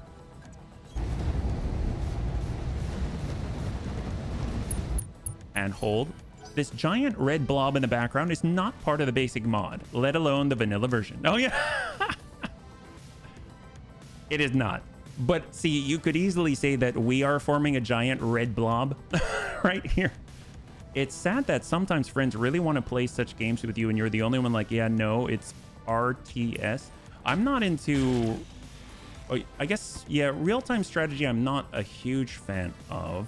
But there are some that I will play that have pause where you're able to like issue commands during the pause. But yeah, I'm generally not like StarCraft would be RTS, you know, and it's not necessarily my strength for sure. All right, hang tight.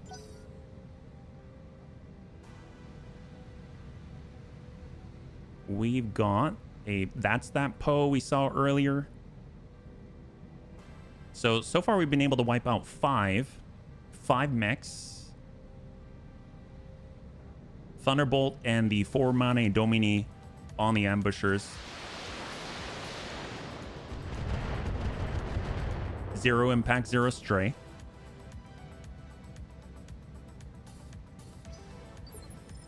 Yes, boss. And we'll go ahead and tuck on in. We've got I guess we can get shots there too. Maybe we'll get whoever's closest. We'll kind of cycle whoever's closest to the left first. Or maybe we got a line here. Can we get a shot? We do have the resolve, so we've got the high ground advantage. We only have one target. Who is it? It is the Yazata. Sometimes you got to just for kicks it straight to the head. Unleashing hell. Shot on right torso, yeah.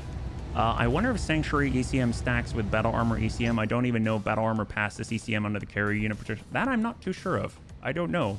I guess if there's Battle Armor with ECM, do we know which ones? I mean, I'll take any bonus at this point, yeah. From this point of view, it's not really RTS since it's lacking the stress. Yeah, you can kind of take your time. Like I can walk away during this time. That is so cool. Infiltrator. Okay. Nice thing is we're going to be able to take shots on the Yazata already, which is pretty incredible, I think. Since we're a runner, we'll run right through the mines. No problem. We've got another opportunity here. Granted, they can still see us, but we can also see them. If we stay over to the left, though, then we don't have to worry too much about as many possibilities of line of sight weapons hitting us without them committing to a movement. So let's stick together. And we've got a return shot. Sometimes you got to just for kicks it straight at the head. Yazata. Compliment on the enemy.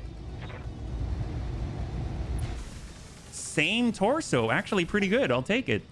I'd say I like real-time strategy more than turn-based just because I feel like if I'm bad, it's really down to lack of skill, like micromanage and such. And turn-based, you could miss a tiny flaw and boom, you can't do anything and they just smack you. Well, yeah, I mean, it depends on the turn-based strategy game, but absolutely, yeah. I mean, every mode, every game, every genre has its own. Did that come from the... Oh, what was that? That hit for 2. It's okay. Damage is light. Yeah, that was chip for 2 on Hellion, the shield. I mean, every game's got its you know, it's... Do we have a line here? No. Oh, on the Marauder we do. Yeah, we'll go wide here.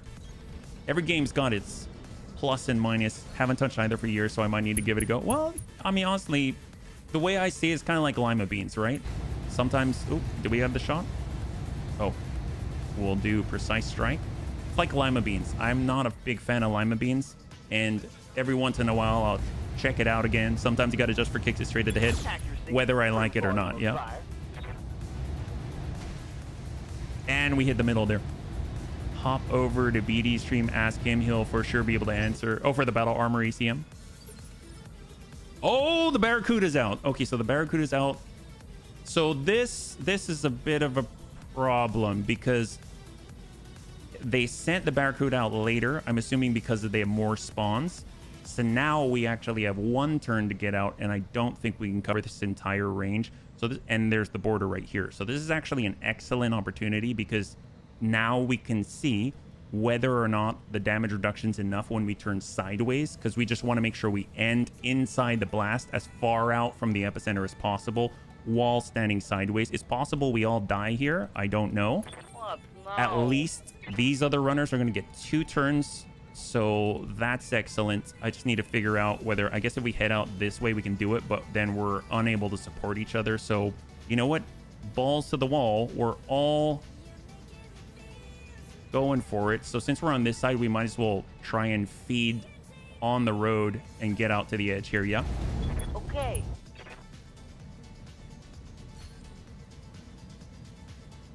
That's the reason why I said it's not so great that you stop the train. Sometimes you got to just for kicks it straight to the head while you stop the train where you had nothing to do with the battle. Well, it's not like I tried to make that happen. I just think it's cool that it happened. It was different, and we survived the Barracuda. So that's all. It's not like most of this that's happening right now, I don't know what's going to happen. So I'm just reacting to whatever is there. So... I mean, cool. It's possible we all die here. I don't know. I love this plan. That's right. You got to take what you got. Yeah, we got our diva here. Sometimes you got to just for kicks it straight to the head. I mean, so far, at least the location designator, I feel like, has sped up our TTK quite a lot. So that's definitely very helpful. All of us that are moving right now, we're all going to get another move. But those, now that the Barracuda's been placed here, they're not going to be able to get out of the blast. These, they may be able to. I'm not too sure. We'll have to see. Fortunately, we've got another extra pip of evasion to play with that we didn't have before. Or not pip of evasion, but extra movement because we've got 330 meters. Oh, what am I talking about? A 330 rated fusion core, sorry. Sometimes you got to just for kicks it straight to the head. And, oh, he's down. Unexpected, but I'll take it. So hopefully we can clear out the guys that are on the right where we're headed to, and then it'll be at least a safer haven for us. Generally going to the right, I haven't really liked it because it's easier for the fortress to hit us, but I mean, we don't really have any other place that we can go safely, so maybe we'll come around. This is part of the, I think, the Long Tom blast, so we should be able to move before that. This is 74, and if we come out here, we've got the Poe, and we've got the Yazata. I mean, we could try the Yazata again. I don't know if we're going to land it, but we already landed a couple on it. And sometimes you got to just for kicks it. Straight to the head. Targeting for an alpha strike. Wow. Okay, so every time we targeted the head, we hit that right torso, so that's been... not what I intended, but I will take that. That's good luck. Ooh, hello, what is that? That's not good. Oh my god! So that is a subcapital laser. So he shot the subcapital laser. Okay, so that's cool. Now we find out. It's so funny to me right now. I'm sitting here like a little brother watching, spending time together while I have absolutely no clue what you're doing. The more I watch, the more I get... Well, feel free to ask questions. I mean, I'm figuring it out too all at the same time. So that's kind of cool. We haven't really had that happen yet. The subcapital laser happened on the first day, but it hasn't been active thus far. So obviously we're in direct line of sight of that thing. So right now, I guess the question is pick your poison. Do you head out into the middle of the Barracuda, or do you try to take the closest path to get out? I mean, at this point, it might have been better to maybe like go back this way, because we can definitely get out here. We just can't support the people who are in the middle of the Barracuda, but that's actually kind of interesting. So cool information to have, actually. Yeah, here we go. Roger that. Basically, that's how many of us started watching HBFT streams. Oh, really? Or I'm confusing. I guess that makes sense. But I'm glad that Bunnies eventually spoke up, because then I can hopefully make more sense. Yeah. Sometimes you got to just for kicks it straight to the head. All right, to the middle. We'll take it center mass. The vibe is good even if you're not an expert of the game played. Well, I'm not an expert either, so yeah.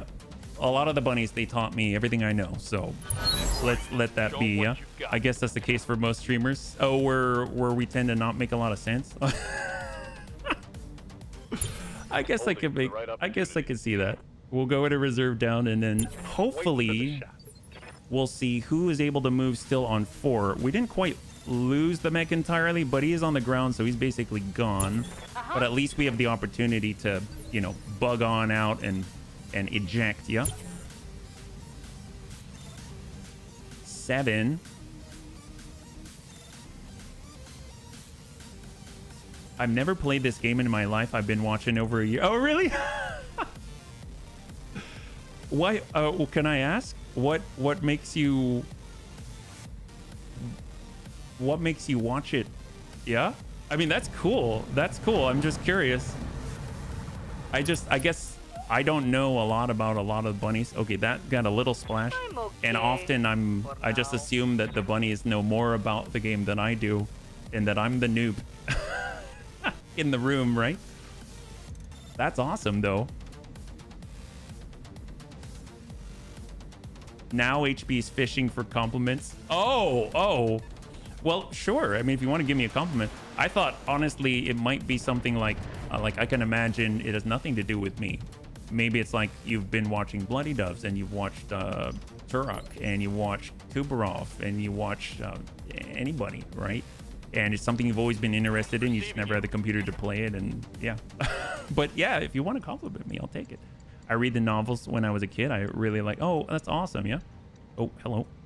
We are at 6, so we'll reserve another. Yeah. No. Wait. What? Streamers being confusing. The chat also being confused. But some viewers just give you a tip or two, and all of a sudden you're like, ah, that's how you do it. Totally didn't happen to me today. Oh, really? I played a tabletop game with friends 20 plus years. I know some, but it's old knowledge, and a lot is different from what I think I recall. Well, I mean, it changes all the time. So, I mean, even if I think I have an idea, then generally I don't, you know? So, yeah, I'd imagine that would be the case. That makes sense. Bloody told me it doesn't work that you transfer battle armor ECM to the carrier. You said it shouldn't have a bubble around it. Ah, gotcha. So we wouldn't be able to have the Infiltrator Mark II on all of these guys and then get any benefits from it. Yeah. In regards to this version of the game, my start was watching HBN Barrow Duel. Wow. Barrow Duel's something else. He's got quite a lot of cool builds, yeah.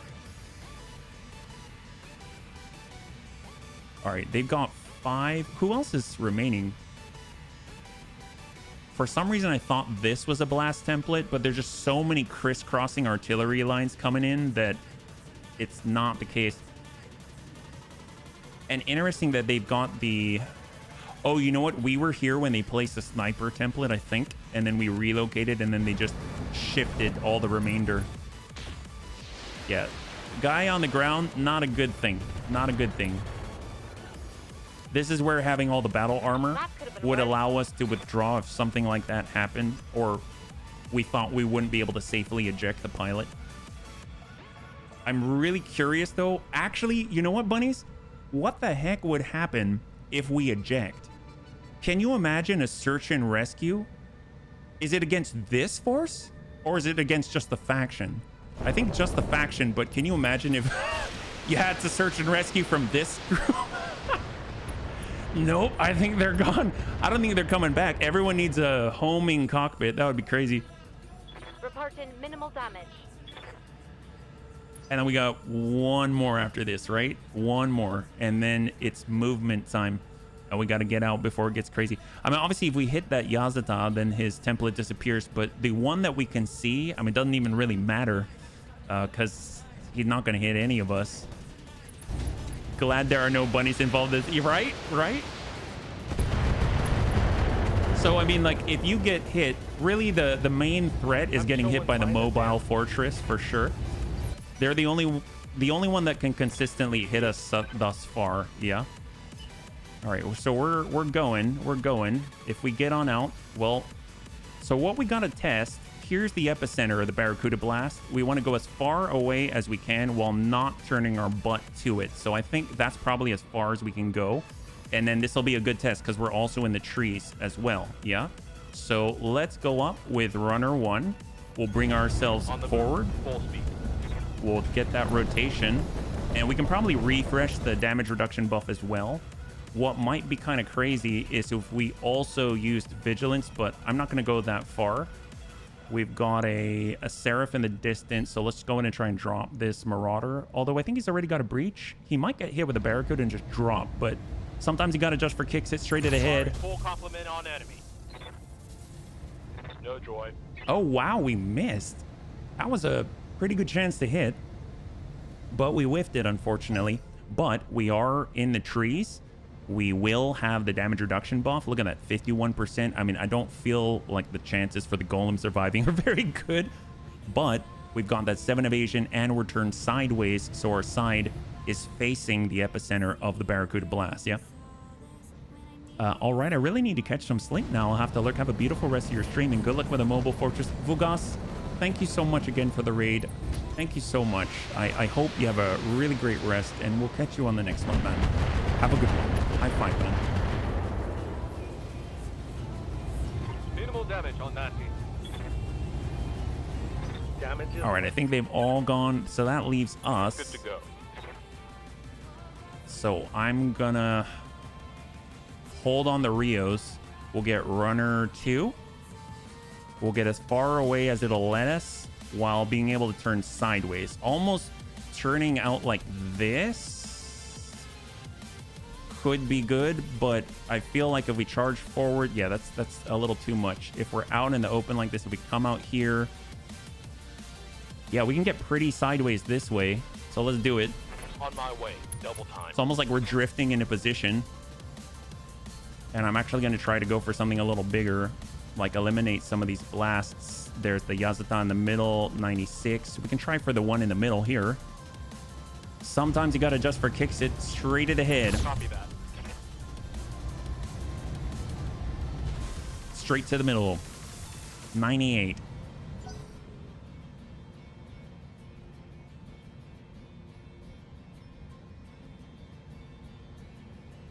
I really want to see what's going to happen. I would imagine we're going to lose 12 pilots immediately, which are going to be all the golems, yeah?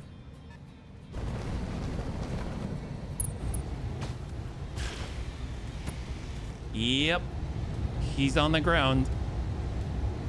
Damage minimal. I don't know if they're going to... I don't think they're going to be able to get up. How's it going? We got runner 3. Well, we can actually get out of the blast, so that's truly excellent. So we don't have to worry about turning sideways to it or anything like that. They can actually get out.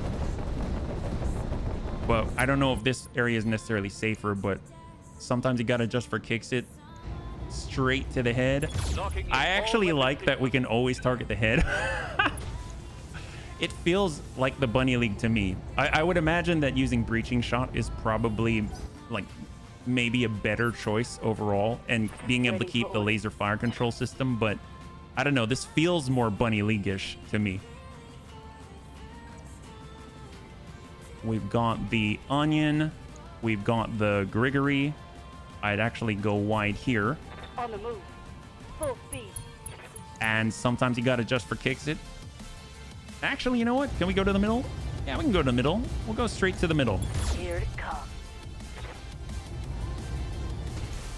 Oh, and then of course we hit the torso instead. That's fine. And we got Spark. We're gonna refresh that defensive formation. Come on, people, let's make it happen. We gotta get out of here. and move. Here we go. Just got 51% DR, and we'll just send a shot anywhere and hope we hit center mass. Copy that. Oh, the delay is like rolling the dice. There's that moment you're just waiting to see what's gonna happen. Yes. All right, we get a full 6. That's excellent. So we can actually get pretty far out. How far can we get while still spinning the butt away? Maybe here? Nope, maybe here. I guess there's green here. Yep, that'll do. We'll take it. We can actually... I'll flip completely over on the 90. So runner 1 gets into the trees as well. And we're fishing right now. We're fishing. We hit the middle last time. Sometimes you got to adjust for kicks. It straight to the head. Firing a full salvo. On the left torso.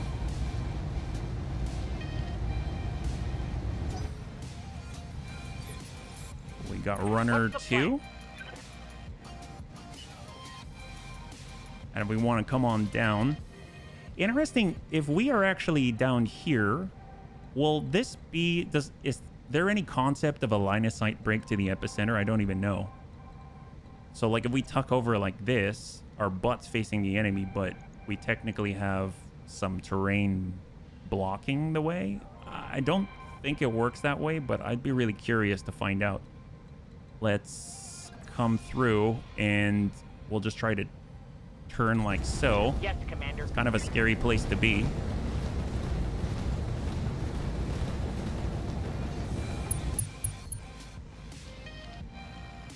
And we'll try to finish this guy if possible.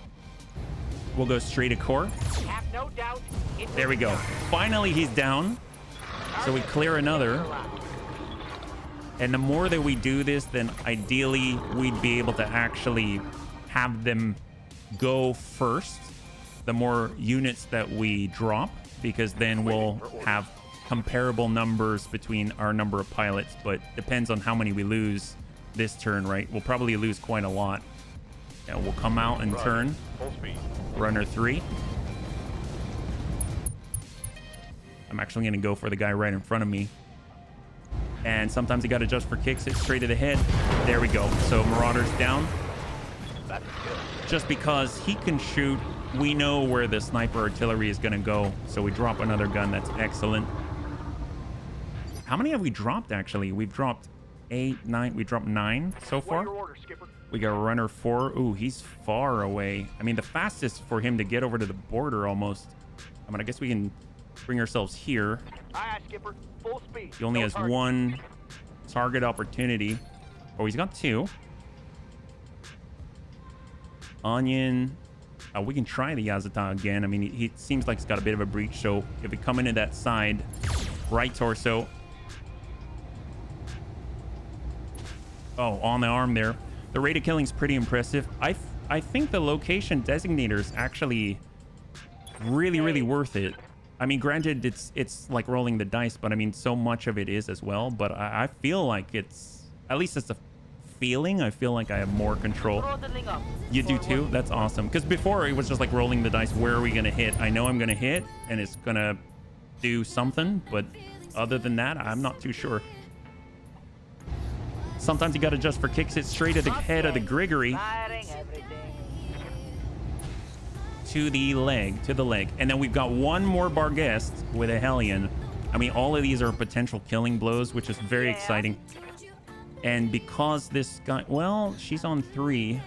So we kind of doubled up on the damage reduction because I was afraid of this incoming Barracuda blast. So we'll have to see how this goes. I'm not too sure. Hauling ass. Since we're out in the open and it's 3 turns on cooldown, I'm just going to use Vigilance. I know I typically won't do it for this. And then we'll just try and get a nice hit on that Poe at 145 if we're lucky to get the hit. Everything I got. We did hit. It's got 5 armor left, so won't take too much. And then now we reserve all the way down, yeah? So let's go reserve to 1. Oh, wait a minute. Oh, crap. I reserved to 1, which means this guy's on the ground still. See, this is where I should have just 1-clicked. I forgot about him. And then I can eject him, right? Because on the next turn, he's going to be able to stand up. We can eject him because he's basically done. But at least there's a target for them to shoot at. So I guess if you don't care about your pilot, then this is the way to go. They're for sure will shoot at runner 4. We hit the Poe. The Germans will get... Oh, they will? Well, I'm glad someone gets the joke, yeah?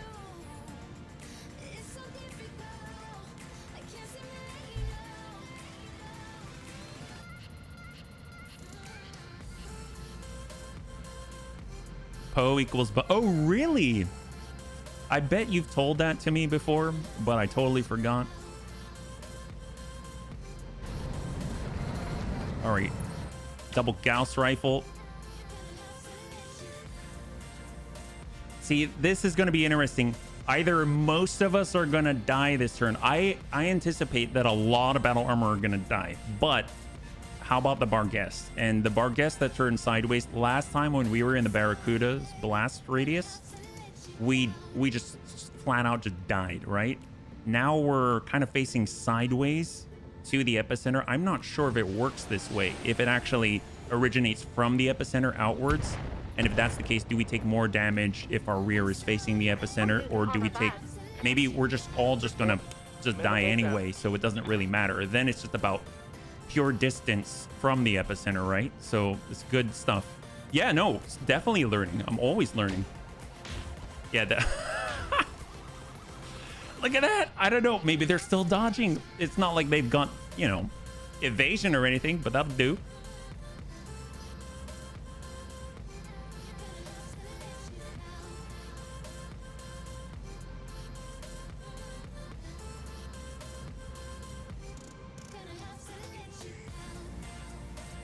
Now we got one more in theory.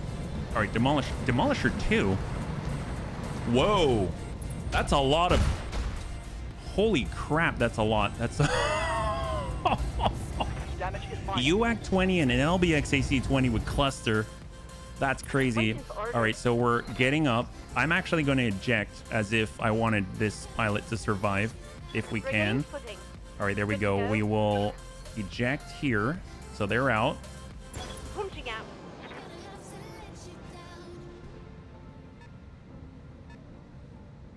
So pilot has been somewhat safeguarded. Maybe we'll see what happens with a search and rescue. Who knows?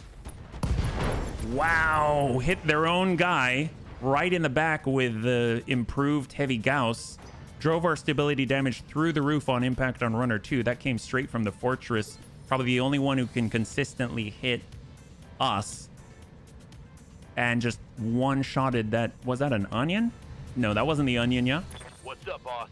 All right, golems will just brace out. Roger that. Digging in. First, Yazata.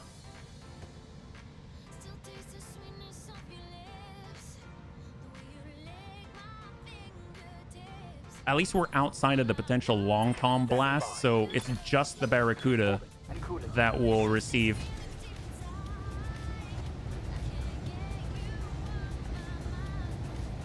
And then we're going to Rio 3. Aye, aye.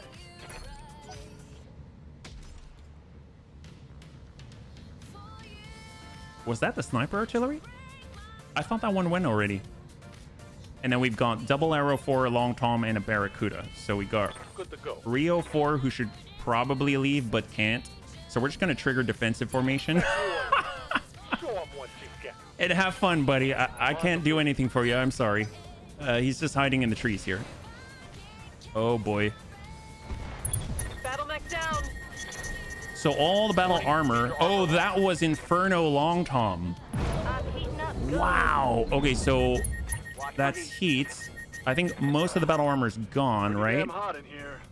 So the Rios are gone. The runners are still there. Runners are still there. I'm shutting down. But they're all shutting down, yeah. He served the company well.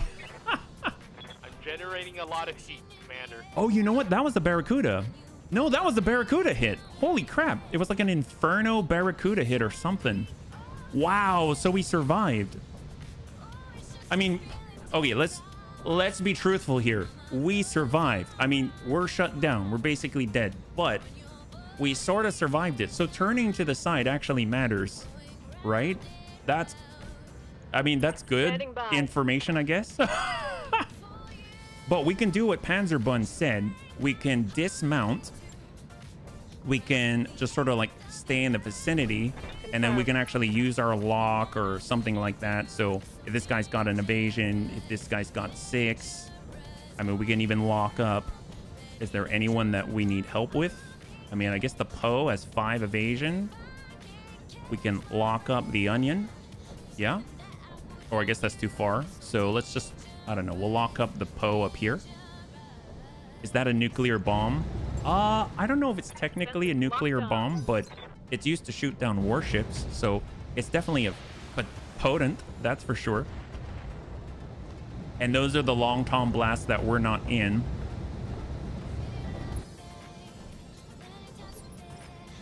And I think that's it. So let's hop out. We're gonna use our remaining Rios that somehow survived, and they'll tuck up. Moving to position. And we'll lock the Grigory, so it's easier to hit him. The Davy Crockett also does this by overheating the... Oh, so maybe... Oh my God. Did he just put another one? Okay, that's not good. Okay, so maybe that's... Okay. Must be representing EMP. Yeah, maybe. So I've never gotten this far, so I can't really say that... Is that the... Wait, did he hit us with a sub-capital laser? Okay, so maybe dropping golems is a good thing. Because if you think about it, they can eat 120, 130 golem or sub-capital laser blasts, right? Because it's contained to one unit, and it's just like they're a blade of armor, quite literally a blade of armor. So maybe we leave them on the ground. Oh, what if we leave them on the ground? I mean, well, they'll definitely die, but I mean, it might be useful. Let's go and mount up though, because they're not going to be able to get out of the Barracuda blast. Which one is this? Rio 3? Oh no, never mind. Rio 3 will brace. Oh, I should be reserving with this. Waiting for my opening. Let's get Rio 5 mounted up. Here we go. Oh, so if you dismount and come back on, you can use it. So we'll go in and lock up the Poe up here. Got a lock. Must be representing EMP. Poe bubbly. Oh. Commander? No, I didn't. I missed it. I missed it. I'm glad that you clarified. All right, we're gonna mount up here, yeah. That's super useful. That's super useful. Just like masterclass. And lock to 0. Got a lock. And then we're gonna reserve all the rest because they're still mounted and it's still useful to have them. Yeah, look, this is all that's left of that one battle armor. Waiting for orders. Sensor log is not radar brick. Oh man. Yes, Commander. Well, at least we can, in theory, get out that way. Aye, aye. So we got 5 evasion on this. Oh man, we're all shut down. Surprised that we can power up on 4 despite us being shut down. I mean, we're not gonna get... Oh boy. I guess the kind of weird blessing here is that our Barguests do have Hargel and they haven't been breached, so that's something. But I don't know how long we'll survive. This is just trying to run out of the way at this point. Wow. I thought for sure they'd hit us with that, but we are narked here, so... I guess we can try to fight with a remainder. Roger that. Standing by.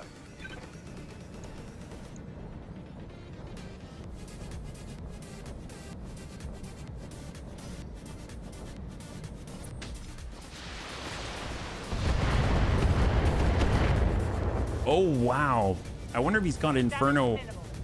Inferno missiles or something. Can you withdraw before you lose a bunch of pilots? Yeah, absolutely. Absolutely you can.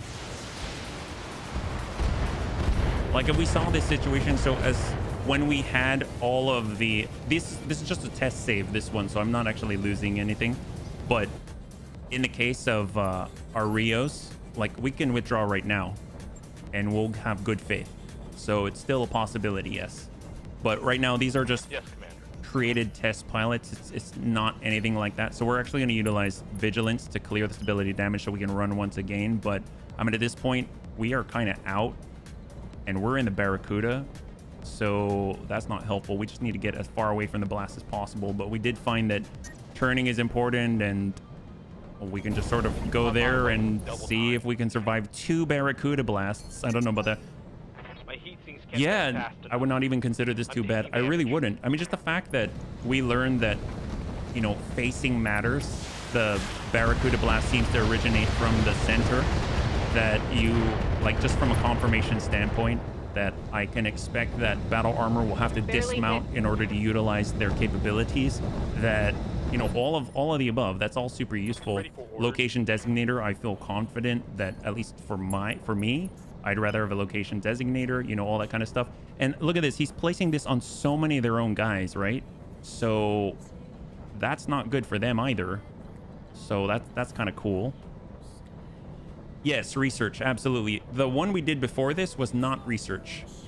So that's why I was very, very cautious with the bunnies, because that was not good. Like this, I can't even move far enough here.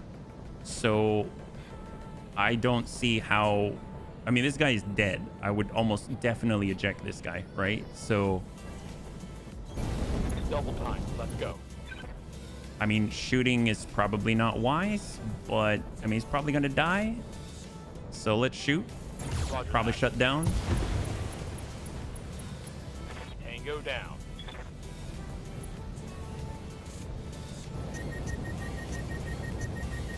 I mean, the thing is, I'm wounded. oh well, yeah, the thing is, all these right here, they're gonna get hit with a blast too. Yeah, we hit the Poe again.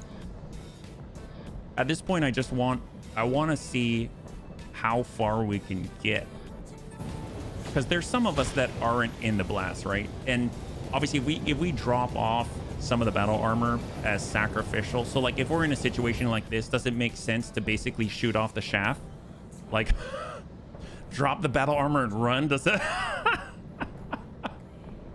like incoming missiles, oh, shaft, drop shaft? I mean, it will definitely draw attention, that's for sure, right? In this case, we can actually do the drive-by. That hasn't been the case up until that point. And then we can go ahead and shoot behind us, which is going to do full value at 145 instead of the 98 that we've been dealing. And we'll just try and nail the middle. Firing.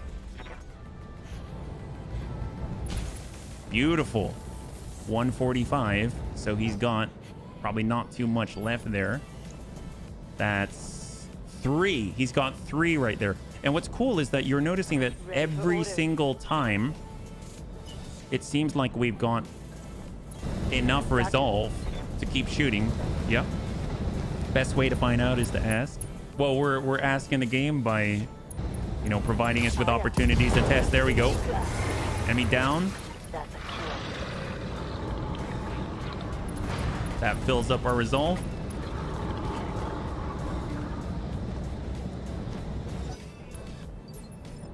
We got Spark. Yes, Commander. She's gonna get out. Affirmative. Obviously, where we are is actually really dangerous. Like, being over here, I found almost guarantees we're gonna get hit by the boss, which is unfortunate. We could try to take out a Yazata. Sometimes you gotta just for kicks it straight to the head. The Bargesh shakes himself like a wet dog and loses all battle armor and keeps running. It'd be cool if they had the animation, yeah?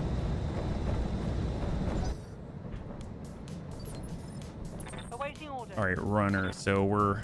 Good to go. I mean, this person's dead. That person's so dead. Overheating, Commander. Commencing shutdown. All right, we've got vigilance, and we'll try and run away.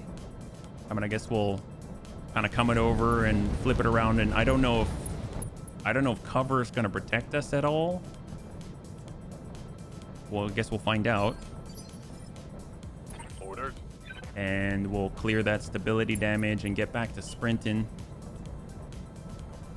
That's not really sprinting. I mean, that's the best we can do. Wow. Yeah, we're dead there too. So Copy that. we might as well take a shot at somebody. 43. Yeah, we'll just shoot at anybody. It doesn't really matter. Roger. We'll shut down again.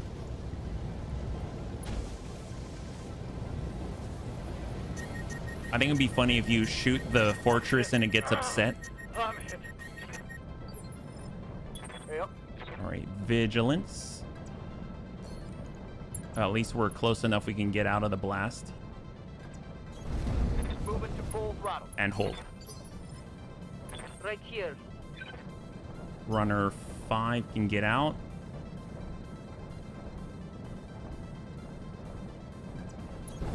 Affirmative.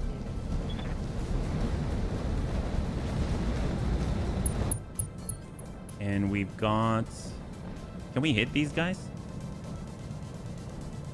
We have a good chance of hitting these guys. I wonder how much armor they've got. They don't have a whole lot, so we'll try. Affirmative. Hey, that's a... Boy, the physics in this game are awesome. You just spun out doing somersaults in the sky. Reporting. At least we know even the weakened blasts are going to hit. That's awesome. All right, Hellion. And I'm going to try something weird. And I'm going to try the blast. We're so close to the blast, almost guarantee we're going to die. But if we actually double back like this, is that going to protect us at all? I don't think so, but it'll be interesting to see. If we don't die, then I would say the answer is yes. We'll probably are protected.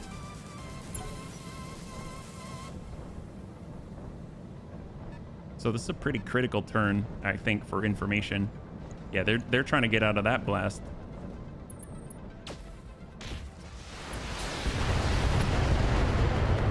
Ship damage.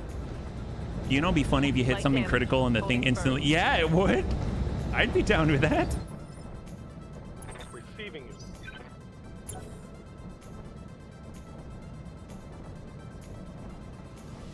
I almost feel like I should probably drop some battle armor before initiative phase 1 and see if he prioritizes it, because if you think about it, the battle armor that I would drop is so far away from the fortress, and you've got a bunch of Barguests right here that they can shoot at. But if the battle armor like is dropped and he shoots at that, that tells me a lot, right? You know how many you've killed so far? Oh, you mean of our own guys? how many of our guys died? Like the Death Star? Yep. Just pop it right into the weak point if there is one. These guys are, I mean, they basically shut down, so that's where they're getting hit. Oh, the bad guys. Let's see. So we destroyed a full ambusher lances 4, 5, 6, 7, 8. I think either 8 or 12. I don't remember how many support lances there are, but at least 8. At least 8. Last time when we did it on the stream with the bunnies, I think we did 11 or 12. I think maybe 12, including the Yazatas. So I'm actually going to get Rio. I'm going to dismount right here. And we're going to stand right. Actually, I want to make sure I'm in line of sight of that thing. So we'll actually come out here. And then we will defensive formation again. Just because. And the strange thing is, I don't think that the... I don't think shooting these yellow jackets counts towards the kill right here, because they were spawned afterwards. So we killed the yellow jacket. That's not going to be recorded on the left there as well. Yeah. And we'll hold. Oh yeah, yep. That's the guy who's shut down. I'm wounded.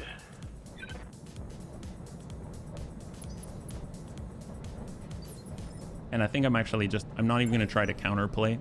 I'm just going to go down because I'm just curious Taking a protective stance. how this all plays out. So if anybody in the blast survives, that's going to be very interesting information to me. because that might say something about terrain placement and our relationship to the epicenter, or if it's just very flatly applied.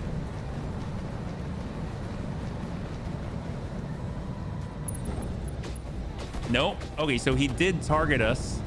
We're the closest. I remember Kurgosh wanted to know what it was like to get run over by this thing. Well, we're actually in range to do it now. So he didn't target the battle armor in the distance. It wasn't like battle armor equals equally the highest priority. The wiggle. It is a bit of a goofy one. So he just spawned more assaults. So right now, Commander, I've lost all this my kind of weapons. survived. So that was close. Getting pretty She's hot in this alive. cockpit here. She's alive. Look at My tech this. is overheating. That's crazy. Starting to cook. So it looks like line of sight to the epicenter actually matters, because the two mechs that we use as a test to get a line of sight break with the terrain from the epicenter actually are both alive, and they don't have breaches. That's crazy. That's crazy. And you gotta admit, you gotta understand too, is that the ones that are on those line of sight breaks, they took a partial Barracuda blast on the very last turn. So they're already damaged. There's no way that they're not fresh or anything, you know? So if you look, Hellion right here, the epicenter was right here. I mean, you saw so many people die right there, right? She's just right here. So she's super close to it. But look at her. She still has 44, 106, 78. I mean, she's not in a good spot, but I mean, that's worthwhile information that if you can find a line of sight break to the word Barracuda, that is going to help you some amount. I can't say. This was also line of sight break because the epicenter was here. And this guy, I mean, he didn't even take as much heat damage. It's actually in fighting condition, I would say, still. So really, really good information. That was actually excellent. I mean, other than the fact that everyone died and screamed, but... And then on top of that, we dropped battle armor over here, and then they shot it. We got prioritized over the guys back there. So that's kind of interesting. And they actually, look where they're dropping this plate too, yeah? Awaiting Distance orders. and cover. Yes, yes. I mean, obviously distance is awesome. Definitely want distance, as much distance as possible from the epicenter. But if you can't make the distance, if you can get cover and distance, that's incredible. And facing as well. So yesterday we had our butt facing the epicenter, and we were about, like, I want to say 60% of the radius in distance away, and we just got destroyed. The whole back was torn up, right? Commander? But now we've actually been closer to the epicenter, and we've survived. So that says a lot. That says a lot. That's really, really cool. And so I guess the last thing is, I know Kurgosh, he was interested in what is it like to get run over by this. I don't know if I can coax it into doing so, but that's going to be the last thing that I try. We do have 7 minutes left in the stream, and I honestly appreciate, I don't know how interesting this is, but this is really interesting to me, and I appreciate everybody just that's here going along with it. So thank you so much, and thank you so much as well. This probably, I want to say, this has been my favorite career out of all of the careers that I've done thus far. So thank you so much for all your help and suggestions and everything like that. And I know this is the last one of this career, but it's by no means the last of Battletech. It's just, yeah, this is really, really cool. And I can't wait to, on the side, mess around with the Yazda too. Yeah. What start was it way back when? It was our all vehicle start. This is the Bunny Motor Club start. That's right. We had all V's. And that was probably one of the most rapid starts I've ever had, because we didn't have to repair or anything. I mean, like, something takes damage, gets disabled, you get right on in it, and you get your mech, your V back. You can do multiple fights in the same day just because of it. Yeah. The heat applied by the Barracudas, of course. Oh yeah, absolutely, absolutely. No evasion, no sprinting range, and being too hot to actually shoot back is a bit much to overcome. No, absolutely. I mean, being caught in the Barracuda is just going to be bad, no matter what you do. But what can you do if you get caught? And is it a sure death sentence? I mean, those are all good pieces of information. Do I think I'm going to be able to defeat the Rattler? Not necessarily, but can I farm it? Yes. Can I farm it? And can I understand the encounter enough that I can minimize the chances that we're gonna lose people, absolutely. Absolutely. We're definitely, yeah, this guy fell down. We're definitely gonna be able to, I wanna say, we can safely farm this for C3I as a minimum, because you can see that if you're coming in here late game and you've got alliances or something like that backing you up and you have sufficient reputation, it seems like the stacking still is phenomenal. We were getting 2 parts of a super heavy per slot on the loot table. So the more we know about the fight, then we know what we can survive and what we cannot. Yeah. And that's just super, super helpful. I'll keep watching. So far, it looks a little different than the experience I've had with AoE, but that's before they've overhauled the artillery, like with Artillery 2.0. Yeah, I don't fully understand Artillery 2.0. I just know what Bloody Doves had in the tutorial video, or I don't know, but I can remember what he had in his tutorial video, basically. All right, well, let's see. We've got shut down. This guy's not shut down. Let's try and get as close as possible. Can we get a charge? Maybe not charge. Can we kick the fortress? I think we're too far away, so it would have to be a charge. So I'm not going to do that, but I will try to get close to the fortress because I know Kurgosh wanted to know how catastrophic would it be if we got run over by the fortress, right? So that should be pretty interesting, and that's going to be the last thing that I do. We'll go ahead and, you know, I never attack the fortress. I mean, we might as well piss him off. So let's do it. Give him a nice little ping here. There we go. Out of 17,500. All right, take that, nerd. You deserve it. And I guess since this guy's on the ground, we might as well, if we can, shoot the onion. Yeah. Oh my god, can we can get the golem out. Do we still have a golem? We do have a golem. Oh my god, we still have a golem. Can I? Wow, that's a very fancy camouflage pattern. Target damaged. Concentrate your fire. Bring it down. Oh, he tried to shoot us and he hit the fortress. How that? That's how Darius. Wow, thanks. Maybe this is a valid tactic. Wait, hang on. So this is runner 3. I want group 1 runner. Group 1 Rio 3. Let's go ahead and dismount. And we'll go ahead and arm up all of this. Okay, perfect. So all weapons armed. And we're going to go. I know I can't swarm it, right? Yeah, I can't swarm it because of what I am. It'll be so interesting when we actually get swarm capable. And I'm going to stand out here. And I mean, I guess we could shoot at these guys too, these little yellow jackets up here. We'll just do whatever we can.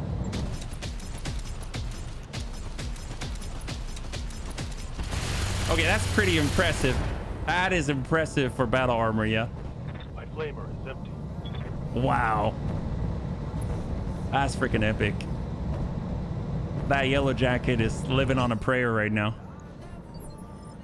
Receiving you. All right, so we got shut down. We got our guys on the side here, and we're gonna try and just hug up and be as close to the fortress as possible for good old Kurgosh.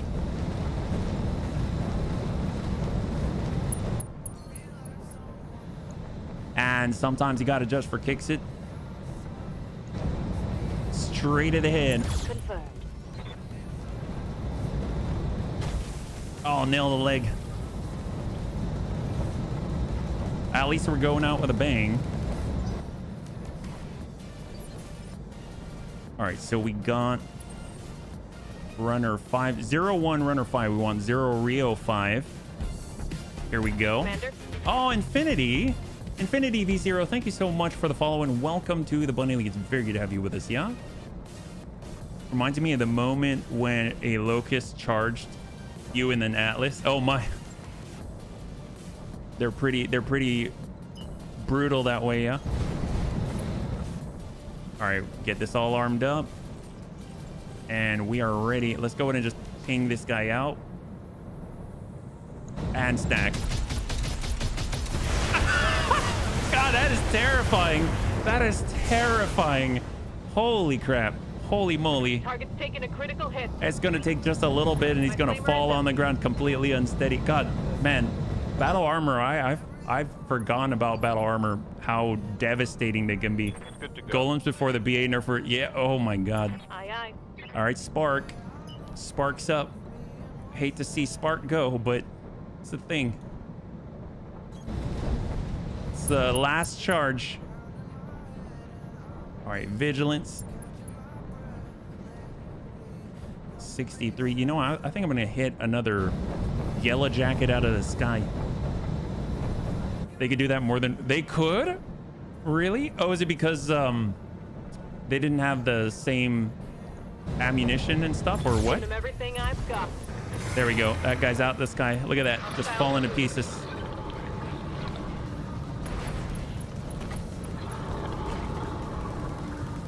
We're gonna find out how much damage we take if it runs us over. At least I can't guarantee it, but I hope that's what he's gonna do. I hope he's gonna try to run us over. All right, we got some speed. Obviously, we're kind of running hot, unfortunately, but we'll do what we can before we go down. They got an onion. All right, sometimes you got to just for kicks it straight to the head.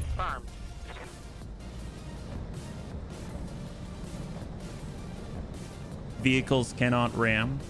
Well, that's okay. So Bloody Doves said that if you get too close, it'll just run you over. I don't know what that means, whether it's mechanically doing a ram or whether it's doing something else, but either way, it just doesn't, it sounds entertaining. So I don't know, we'll find out. Yeah. And since we're in the water, I'll go in and shoot. Here we go. Hopefully it'll control things a little bit. Here we go. Ooh, that's a nice hit. He's got 6 structure there.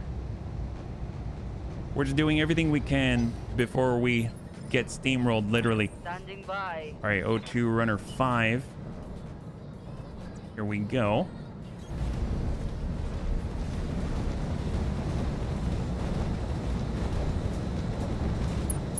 Like a drop ship. Hey, it's gonna be cool to find out. I know that sounds kind of morbid, but I mean, at this point, yeah. I like to swat as much out of the sky as possible.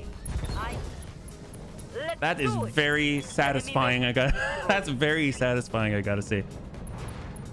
I mean, I know they're just spawn ones. They don't count towards the support lances and stuff, but man, they just hop and roll around. It's excellent. All right, so coming it around and hold. My heat gauge is She's all kind of in a red. safe-ish spot right here. Overheating. Shutting down. I got runner. Okay. Back on up. Damage. And now we've got golems on Spark. Let's go ahead and deploy.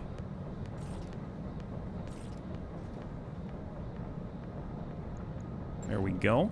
And we might... Wow, we can go pretty far. That's very impressive. I'm going to obviously try to stick as close to the mobile fortress as possible. And then we're going to do... I mean, I don't know what we shoot at. I mean, I guess the Kalki cruise missile launcher. Oh, dear God. I didn't even see this thing. Wow.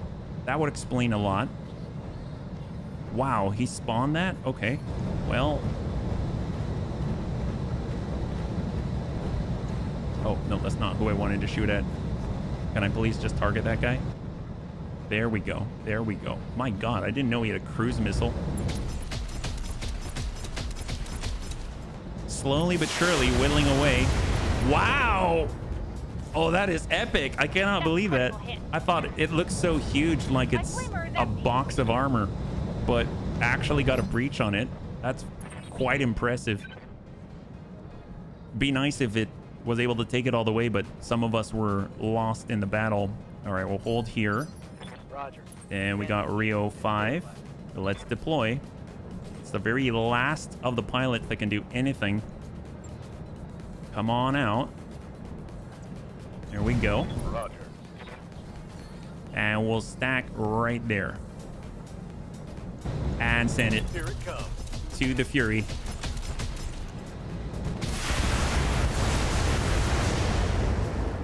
Man, They are nasty. That's crazy. I think in a campaign, I wouldn't mind using golems just because they've got the fixed equipment. So should we take damage, we don't have to continue to replace things. The only thing we'd replace are the advanced SRMs. Yeah, he destroyed the thing in almost one. Yeah, it's quite impressive.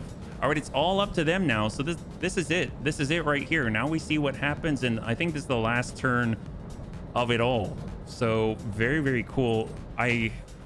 This has been a very enjoyable experience for me. I really, really like this. I know it's been kicking my butt, but yeah, it's awesome.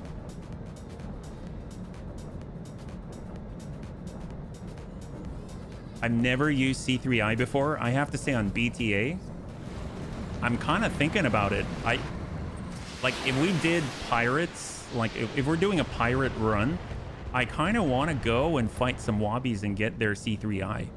It's really good, like really, really good. Would we be able to win this even with CC? Oh, I don't know. I don't know. I mean, yeah, I don't know. Can we? Are there a bunch of like the monster lamb or no? Yeah. Oh, I guess so. So many red pips. That's right. Thank you so much for the shout out, Tank. Good to see you, Chronic. Yeah. C3I is great. I never understood what kind of benefits it provided because I barely understood C3 networks in general. And then the more we use C3 networks, I'm kind of like a do and learn sort of person. So I was seeing that, yeah, no, it doesn't matter. I can be all the way across the map and I've got a scout right there up front and they're part of my C3 network and we just oh wow, that guy just shut down. And I've got 97% chances to hit from across the map, you know? Yeah, that hurts. They've got retractable blades on a golem. Holy crap. Armor. Yeah, he got rid of one. But see, it's contained though. So that'll be interesting if a sub-capital laser hits the golems. If it only pops 1, 2, 3, something like that, yeah. Just ally with the wobbies, get the CPI for... Oh. Can we be pirates and still ally with the wobbies? Like, how does that work? Is that like not allowed? There's a nice synergy between the wobbies and Free World League when it comes to rep farming for the wobbies. Oh, okay. All I caught was retractable blade, and I can say I'm fully on board already. All right. You can't ally with the phone company. So you just need to... So as far as their store, does that mean you just don't piss them off? Like you're not allying yourself with them, you're just sort of raising your rep so you get a better price, or how does that work? Can we go and pay like an exorbitant price and get their C3I from a wobby controlled planet because their store might spawn it? Is that how that works? Exactly, and a bunch of monster lambs with arrow forward Davy Crockett's. I might. So if you're in a lamb and you drop a Davy Crockett, wouldn't it still hit you? Gonna have to work a little harder now.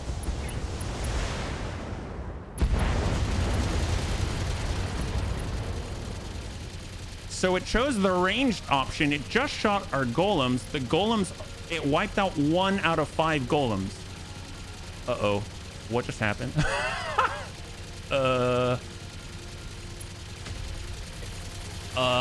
I think it had too much fun killing all of... It only killed 1 golem. Oh, that's a big one. Was that the cruise missile? Wow. Sorry, bunnies. I might have broken the... It wasn't expecting to fight the battle armor. I'll turn the audio down just a little bit. Sorry about that. Yeah, they're still shooting our battle armor for all time and eternity. You need to ally them up to get access to the faction store. That's where they sell C3I. Bets buy in bulk and hit the road to greener fields. Oh, best to buy in bulk. So if you ally yourselves with the wobbies, if that's possible, then you can get their faction store, get the C3I, and then turn into a pirate. Is that what you're talking about? Okay, it's still going in the background. I don't know if you can hear that, but I lowered the game audio. So apparently he didn't run us over, but we have seen better days. I thought he would run us over. He decided to unload into this golem, but because they're kind of partitioned by having different bodies, they actually are pretty survivable in comparison to the mech. Yeah, so that's kind of crazy. Well, bunnies, I think this has been a lot of fun. Yeah, I don't think it can melee. Oh, this Bloody mentioned something about... I mean, I don't know. We'll have to find out if it's based on a tank. Yeah, I'm not too sure. either way, it's pretty devastating. There she is, and she's out in the open. And if anyone's interested, so since this is the very last thing we're doing, Panzer, I know you were curious. So if I hit Control-Shift-I, that's India. Now I have free cam mode, and I can Control-Shift-U afterwards. So I think it's there. So now I can sort of fly around like this. Now Control-Shift-U, and now the UI goes away. Yeah. So if you want to get a screenshot without the UI, now I can do this, right? So that's how you would do it. Control-Shift-I and then Control-Shift-U. Regardless, yeah. Bunnies, thank you so much for hanging through this. Thanks so much for exploring this with me. Thanks so much for being part of the Bunny Motor Club, and to all the new bunnies, thanks so much for joining us, and just thank you. Honestly, this has been really, really, really cool. I have loved this career so much. We've had so many things from Thunderbolt machines to we got ourselves the Kodiak, we got the Black Marauder, we've got the X1 best jumper of all the Highlanders. We had a Royal Highlander Regiment. We've got the Mercy. We had I think the only thing that we didn't get was the Atom Smasher 10. We had so much here that was so cool. So it's definitely changed my mind about a lot, including AMS. I love the AMS so much. So this has been I want to say it's been my favorite career of all the careers that we've done so far. There have been so many tools in our toolbox, and I've learned so much from all of you. So thank you again for all of your contribution to it. Next time we'll be streaming is on Monday at 2 p.m. Pacific Standard Time. That's right, 2, because it's a Monday, and then all the other days are 12. So 2 p.m. Pacific Standard Time. We're going to be here starting a new campaign with Long War of the Chosen on XCOM 2. We'll be running that for a couple of weeks, just see how it goes. If there's enough interest in it, like enough attendance and average, then we'll go ahead and continue. Otherwise, we might look into something else. So feel free, if you'd like to sign up on the lists. It's !XCOM. That'll bring you right to where you can enter your name to be a recruit. Apparently there's a lot of space, like 80 plus potential agents that you can get and stuff like that. So it's a really big, extensive, difficult campaign, as I understand it. So that should be pretty cool. And then on top of that, now as far as Battletech is concerned, I'm going to be turning Thursday and Friday into Rogue Tech, at least until we get a little farther into the campaign. So because up until now, Rogue Tech's kind of taken a back seat. We're kind of revisiting it for now. And then one day we'll come back to Battletech Advanced as well. So that should be a whole lot of fun. So once again, if you'd like to support the Bunny League, we are trying to hit 1,000 subs on YouTube. Definitely appreciate the support. We've also got links down below on how to, if you want to get to our Discord, YouTube, all that kind of stuff.